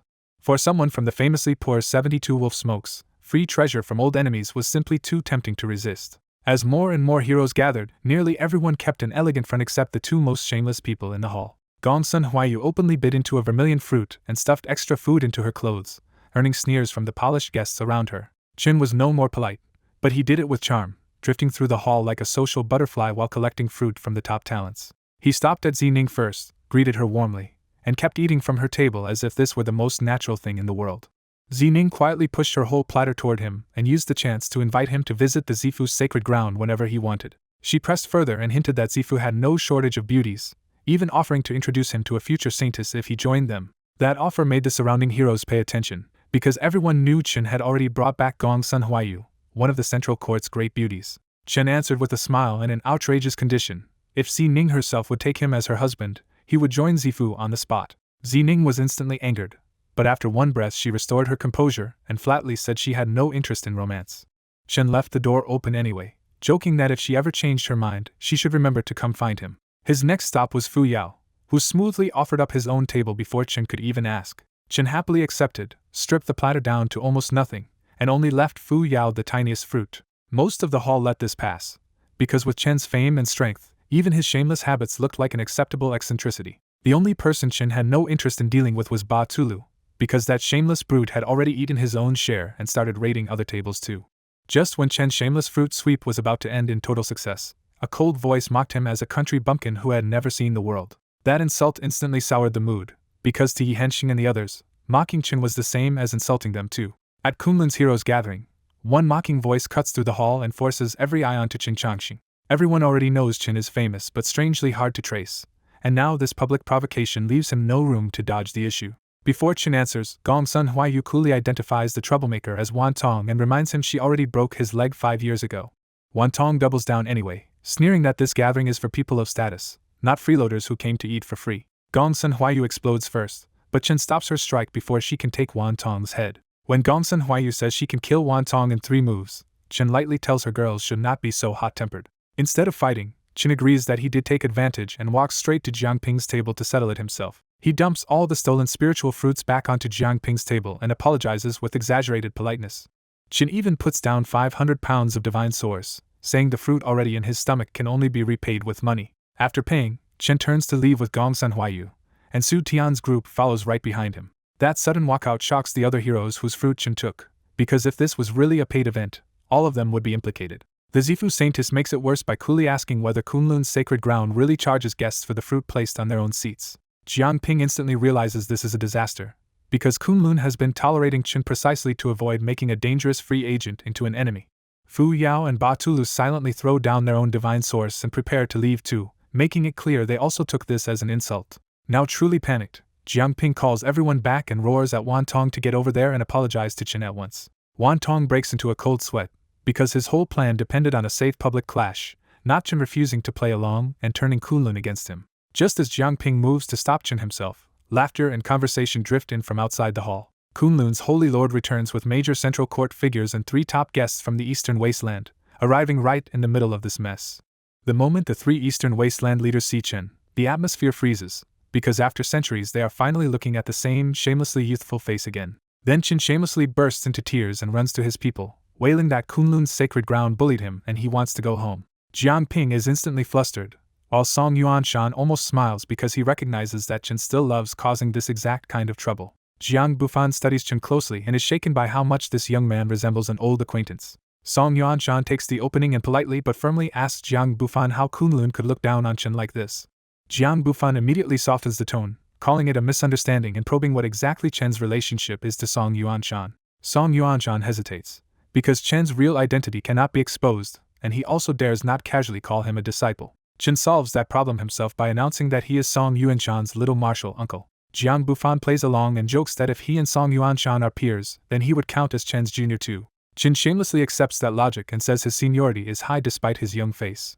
He even points at Zhuxinghe and says that by seniority he is Zhuxinghe's uncle, and should be called second uncle. Zhuxinghe does not argue, quietly accepting it because their old relationship really does make the claim hard to deny. Qin nearly pushes it further with Wan Yanyu too, but the look she gives him is enough to make him settle for calling her cousin instead. Once those ties are established, the 3 Eastern Wasteland leaders stop being polite and openly start pressing Kunlun on Chen's behalf. Wan Yanyu takes the sharpest line, asking whether Jiang Bufan is looking down on Qin or on her Night Moon Kingdom. Zhuxinghe walks over to Qin with a smile and asks his second uncle exactly how Kunlun bullied him. Qin immediately starts fake crying again and complains that he only ate 2 fruits before they made a huge fuss over it. Zhuxinghe plays along perfectly, saying guests should of course pay for what they eat and offering to compensate Kunlun 10 times over on Xuanwu's behalf. That sarcasm lands hard, because Kunlun just got humiliated in front of heroes from the 5 continents over a few banquet fruits. With no choice left, Jiang Bufan demands a full explanation from Jiang Ping. Jiang Ping quickly explains that the whole mess started with Wan Tong's provocation, and the 3 Eastern Wasteland leaders do not even blink because they know Qin never needed protection here. Jiang Bufan immediately laughs it off as a misunderstanding and declares that the gathering's fruits and snacks are for everyone to enjoy freely. Qin still pushes a little, suspiciously asking whether he can really eat as much as he wants because his appetite is quite large. Jiang Bufan swallows that too and says Qin can even take plenty home after the gathering. He then circles back and remarks again that Chen's face resembles an old acquaintance, trying one more time to sound him out. Qin brushes it off with a grin, saying he just has a common face and many people say the same thing. Since Jiang Bufan cannot press further, he formally ends the dispute and calls everyone back to their seats so the gathering can begin. Chen's table is restocked, and his earlier loot is now neatly packed and delivered to him as if Kunlun is apologizing with every box. Wan Tong gets no defense at all, and Kunlun quietly has his seat removed, making it obvious Wild Dragon Fortress has just been thrown away. Seeing him collapse into a pale heap, Gongsun Huayu coldly declares that after the gathering the 72 wolf smokes will march on Wild Dragon Fortress. Wan Tong faints on the spot, because without a sacred ground behind him, his fortress has no chance against that threat. No one steps in for him, and thousands of lives are effectively judged and abandoned in a few casual exchanges. Then, just when it seems over, a bald monk appears at the doorway and politely asks Gongsun Huayu to show mercy. At the hero gathering, Gongsun Huayu turns toward a voice and freezes when she sees a white-robed monk standing at the doorway without anyone noticing his arrival. His beauty is so overwhelming that Gongsun Huayu's heart skips, and she has to steady herself before sneering back at him. When the monk tells her to show mercy, Gongsun Huayu starts snapping back, but Qin Changxing suddenly cuts in and calls her to retreat. Gongsun Huayu rushes back to Chen's side, annoyed that he keeps stopping her, but his tone stays unusually grave. Chen warns her that if she ever runs into that monk, she should either flee before he speaks or kill him before he can open his mouth. That warning catches everyone's attention, and Ba Tulu loudly mocks Chen for being so cautious around a bald monk. Chen casually says yes, and Ba Tulu instantly takes it as permission to attack the monk himself. Before Chen even finishes speaking, Ba Tulu flashes in front of the monk and smashes his giant wooden club down at his head. The white-robed monk catches the club with one hand, cracking the floor under his feet but stopping Ba Tulu's power cold. Even Ba Tulu is shaken, because almost nobody here was supposed to match him in raw strength except monsters like Qin Changxing and the Yaoguang Holy Sun. Xuanqin folds one hand in a Buddhist salute and says Ba Tulu's hostility is too heavy before starting a scripture chant. As Xuanqin chants, a deep Buddhist rhythm spreads across the entire gathering and starts washing away the hero's fighting spirit. For many people, the chant feels so persuasive that they nearly want to throw away everything and become monks on the spot. The real elites resist instead. The Yaoguang Holy Sun keeps smiling over his wine, and Chen Changxing keeps eating with a faint Buddhist light around him. Around them, the other top prodigies are not so relaxed, and each has to force out their own method just to stay clear-headed. Ba Tulu also starts slipping under the chant until the beast teeth necklace at his throat flashes and snaps him awake. Realizing how dangerous that was, Ba Tulu roars with full force and violently tears the gathering out of Xuanqin's scripture.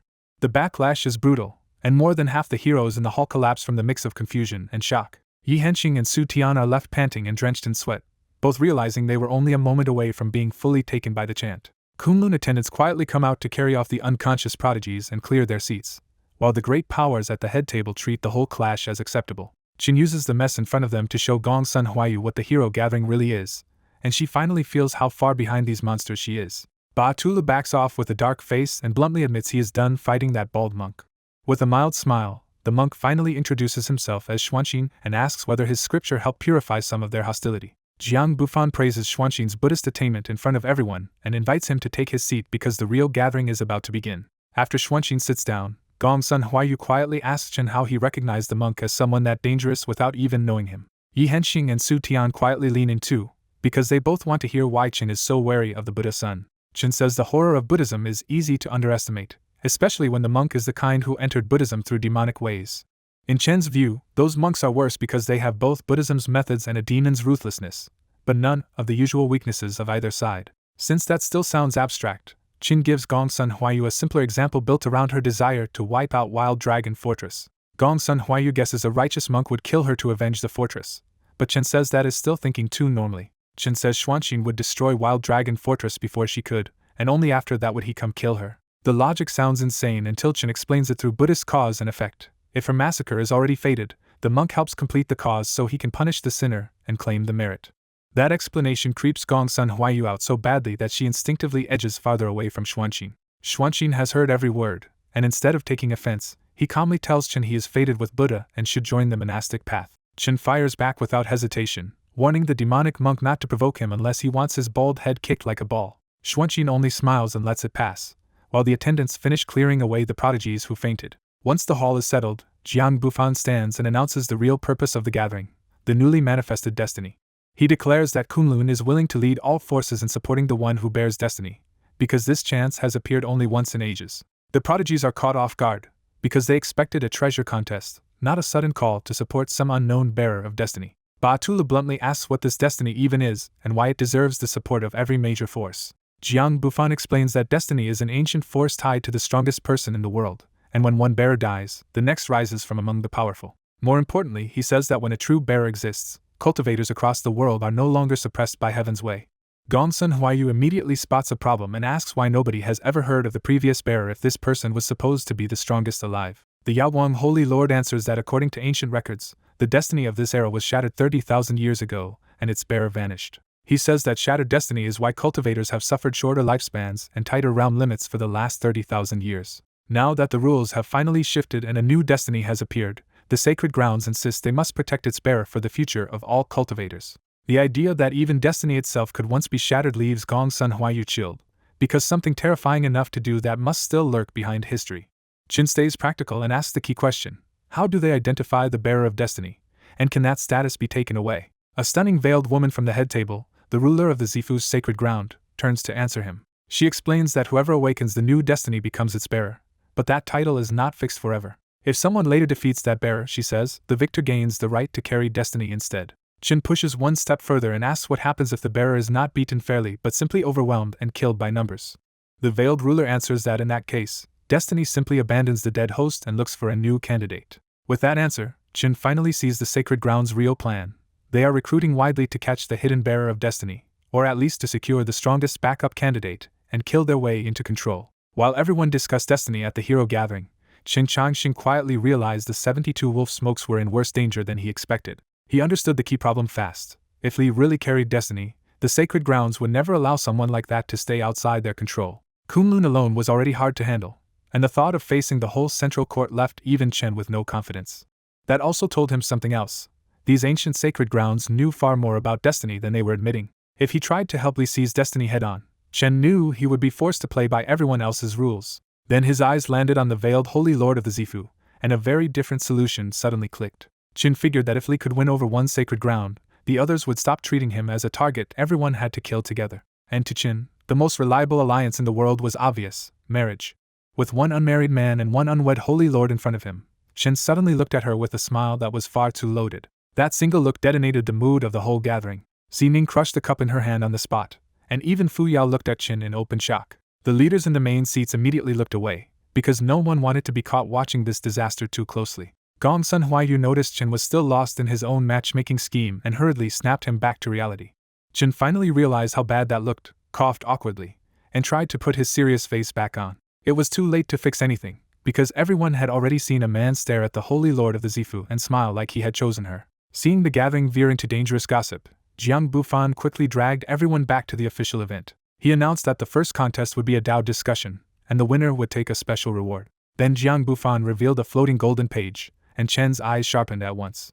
Qin had been searching for the remaining 8-9 mystical art for a long time, so finding a clue here immediately raised the stakes for him. Jiang Bufan explained that the page was forged from primordial yellow mother gold and also carried a deep cultivation technique that only the right person could decipher. Once everyone grasped what that treasure could mean, the heroes around the hall visibly lit up and prepared to fight for it. Before anyone else moved, Zining stood up and directly challenged Qin Changxing. Her anger was completely personal now, because she could tolerate Qin aiming at her, but not him setting his sights on her master.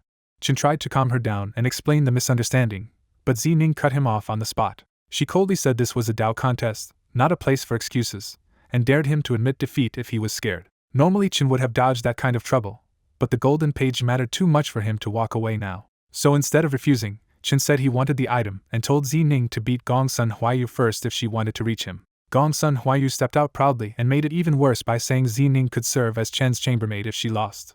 Zining accepted without hesitation and fired back with a brutal condition of her own. If Gong Sun Huayu lost, Qin had to leave a bloodline for the Zifu's sacred ground. With the wager now absurdly huge, the match was officially set. Jiang Bufan smiled like this was exactly what he wanted and drew 2 tiny circles in the center of the palace for the duel. He added 2 harsh rules: no weapons, and whoever stepped out of the circle would lose. Both women accepted at once and stepped into the circles, ready to settle it through their Dao alone.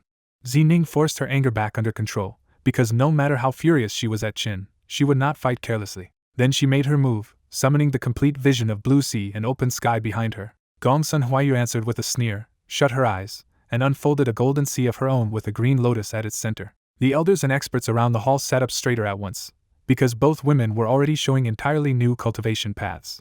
Zining's system joined spiritual power as the sea and divine consciousness as the sky, making her a genius even among sacred ground heirs. But this time she had run into Gong Sun Huayu's newer path, one built from the system Qin and Li had created together. The 2 great visions smashed together, and Zining's blue sea and sky started to waver first. Even with the pressure mounting, Gong Sun Huayu's sea of bitterness stayed steady like a mountain. Zining pushed harder, driving power through her meridians until her whole system transformed under strain. Watching closely, Qin was impressed, because her path based on the body's meridians had real originality even if it was not full body cultivation. Then Zining compressed the whole blue sea vision down into another version of herself, and sent that figure stabbing straight into the golden ocean. The attack tore through the golden sea so fast that blood reached the corner of Gong Sun Huayu's mouth. That burst of damage made sense, because Gong Sun Huayu had only practiced this new path for less than a month. But as Zining kept pressing in, the closed green lotus in the center of the sea finally began to bloom. Inside the open lotus sat another Gong Sun Huayu, and the moment Qin saw that, he knew the fight was over.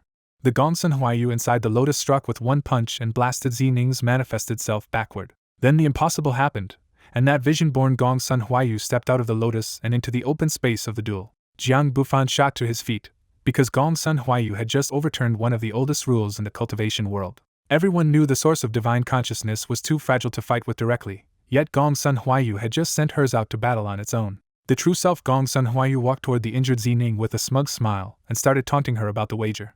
Zining refused to believe it was real and insisted Gong Sun Huayu had to be bluffing. The true self answered by flashing behind Zining and landing a hard slap that hit like pain straight from the soul. That one blow proved the truth, because this divine consciousness body could use spiritual power and fight almost like the real one. Zining attacked on instinct after that, but every exchange only made the gap clearer in her own mind. Already injured and now mentally shaken, Zining was soon blasted out of the circle and lost the duel.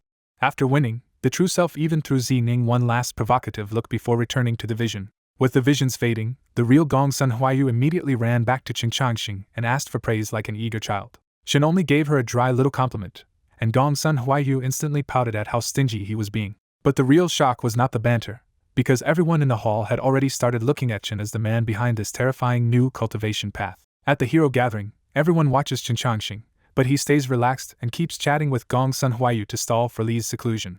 Gong Sun Huayu finally turns to Jiang Bufan and cheekily asks for the primordial yellow mother gold since no one has come up to challenge her. Jiang Bufan agrees the prize belongs to the winner, but he still calls the hall one more time in case anyone wants to challenge her. Some of the heroes are tempted to test Gong Sun Huayu's new path, but Qin instantly warns them that she should fight without holding back and quit before risking herself for treasure. Gong Sun Huayu laughs and promises to go all out, and that brutal confidence chills the room into silence. With the hall still quiet, Jiang Bufan has to name Gong Sun Huayu the winner of the first Dao discussion, even though he still has not fully understood her system.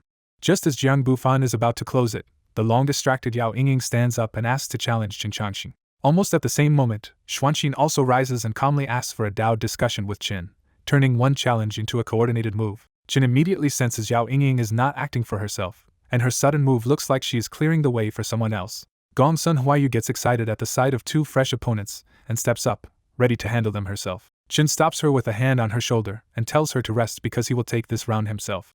Gong Sun Huayu protests that Qin cannot steal all the fun and even tries to split the work by taking Xuanqin for herself. Qin pats her head and reminds her that things outside pure combat still matter, showing he has already read the political game behind this challenge. Qin walks straight toward Xuanqin, making his choice clear. At the same time, Fuyao quietly sets down his cup and steps in front of Yao Yingying, confirming he is helping Qin by blocking her. The sharper people in the hall instantly realize Qin and Fuyao are allied, and Ba Tula privately thanks himself for not rushing in earlier.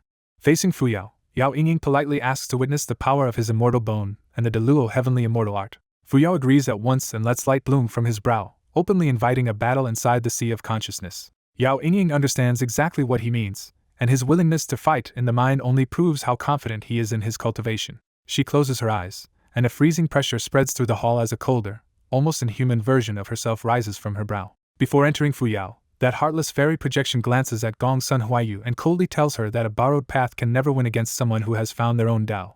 Then Yao Yingying's projection slips into Fuyao's brow, and both of them fall motionless as their real battle starts inside. That single warning leaves Gong Sun Huayu rattled, because for the first time she feels how easily someone with a true great Dao could crush her. Chen's old guidance suddenly comes back to her in full. She had talent, but without her own path she could only beat ordinary prodigies and would be crushed by true monsters. Embarrassed, Gong Sun Huayu finally understands why Chen always called her girl, because today proved just how immature she still was. Chen notices her change and says nothing, because to him this kind of hard-earned understanding is exactly how people grow. Xuanqin also sees through Gong Sun Huayu's shift and politely congratulates Chen for her breakthrough in understanding. Chen immediately drops the formality and mocks Xuanqin for acting too proper, calling him a rogue monk who should stop pretending. Xuanqin answers smoothly that Chen has Buddhist nature, so meeting a fellow Buddhist means he should follow Buddhist rules. Chen says fine, they can debate instead of fight, and he casually brings up a little monk he once beat for 20 years on matters of Buddhist nature. Xuanqin first guesses the monk only lost to Chen a few times, but Chen keeps shaking his head and stretching the joke.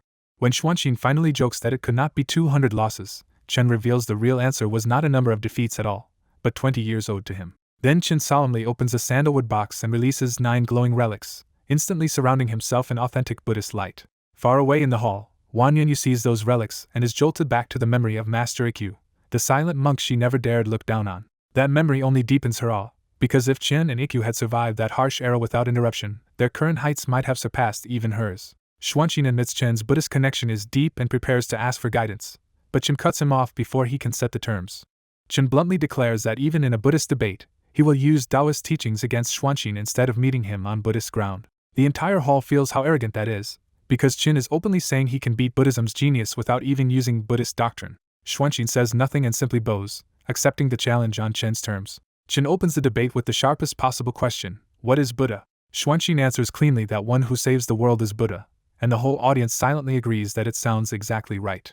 Qin rejects it at once and says Buddha has no fixed form, because all living beings are Buddha. That answer pins Xuanqin in place for the first time on Buddhist ground, and he cannot immediately find a rebuttal. Recovering fast, Xuanqin shifts the debate to the 8 sufferings of life and asks what method Taoism has to free people from them. Qin answers that the Tao follows nature, and following nature means following one's true heart instead of trying to erase suffering. He lays it out plainly: live fully, age calmly, face sickness openly, return to your roots at death, love fiercely, and keep moving even through resentment.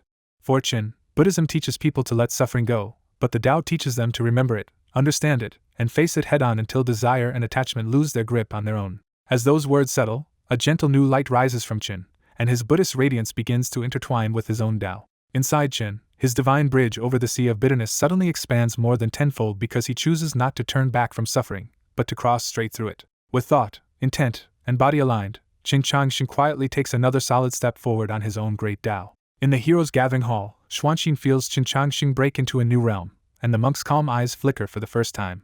Qin goes straight for Xuanqin's weakness and asks the question no monk wants to hear: are you a demon or a Buddha? Xuanqin answers with perfect doctrine, insisting he knows the Buddhist laws and saves all beings, so of course he is a Buddha. Qin refuses that answer and says Xuanqin still carries a slaughtering knife in his heart. Xuanqin denies it, but Qin suddenly points at him and says the knife is already in his hand. A blood-stained butcher's knife appears in Xuanqin's palm, and his Buddha light starts to gutter out. Behind Xuanqin, a fierce Buddha wrapped in black mist rises up, exposing the demonic side he has been suppressing. The heroes immediately realize what is happening. Qin has hit the exact fault line in Xuanqin's double cultivation of Buddha and demon. After a long pause, Xuanqin forces himself steady and answers with doctrine again: if he can put down the knife, he can still become a Buddha. The knife in Xuanqin's hand starts to dissolve, and his Buddha light brightens as if he has patched over the flaw. Qin immediately turns that answer around and asks the deadlier question: what about the knife in his own hand? He pushes harder, asking whether Buddhist law can save someone like him, even if he slaughtered every Buddha first, and only put down the knife afterward. Xuanqin sticks to his creed and says the Buddha can save anyone, as long as that person is willing to lay down the knife. Qin tears that logic apart by saying the knife in his heart came from Xuanqin himself, so Xuanqin cannot ask him to let go before fixing his own sin. Then Qin names the real crime. Ever since Xuanqin left the northern desert, he has made everyone around him pick up the knife in their hearts. That final charge hits home, and Xuanqin's body wavers as the black mist Buddha and the blood knife come roaring back.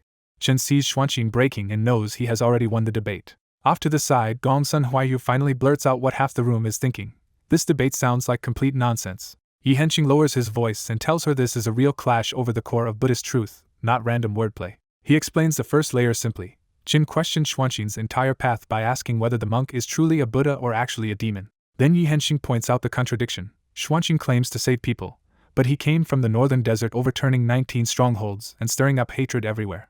So in Qin's view, Xuanqin's actions are demonic, and Xuanqin's answer about laying down the knife is really his promise to calm the chaos he caused. Gongsun Huayu finally catches part of it, but she still cannot see why Xuanqin is falling apart after giving that answer. Yi Henqing lights up and says this is exactly where Qin is brilliant. He made Xuanqin admit that the root of the problem is Xuanqin himself. His conclusion is brutal and simple. A healer cannot heal himself, so Xuanqin has no way to solve the wound inside his own path. Gongsun Huayu blurts out the obvious fix anyway: if Xuanqin just quits the heroes gathering, doesn't the whole problem disappear? Su Tian finally joins in and points out why it is not that easy. Xuanqin came here for a purpose, and walking away now would mean admitting his entire road was wrong. Su Tian presses the real dilemma: if Xuanqin stays, more people will pick up a knife they cannot put down, and no true Buddha should cause that. Right on cue, Xuanqin coughs up blood in front of everyone, and his aura weakens fast as the argument finally crushes him. With blood on his lips, Xuanqin admits defeat and thanks Qin for forcing him to see the knife hidden in his own heart. Xuanqin turns and walks back to his place, and Qin wisely lets him go instead of pushing the Buddha's son into total collapse. As that debate ends, the other contest also resolves, and a beam of light flies from Fuyao's brow back into Yao Yingying's body. Yao Yingying opens her eyes and looks at Fuyao with a complicated mix of shock, respect, and reluctant acceptance. After a few silent breaths, Yao Yingying openly concedes and says Fuyao's reputation as the holy son of Yao Guang is fully deserved. When even Yao Yingying bows to him, Qin Changshin quietly reevaluates Fuyao and realizes the Yao Guang holy son is far more mysterious than he looks.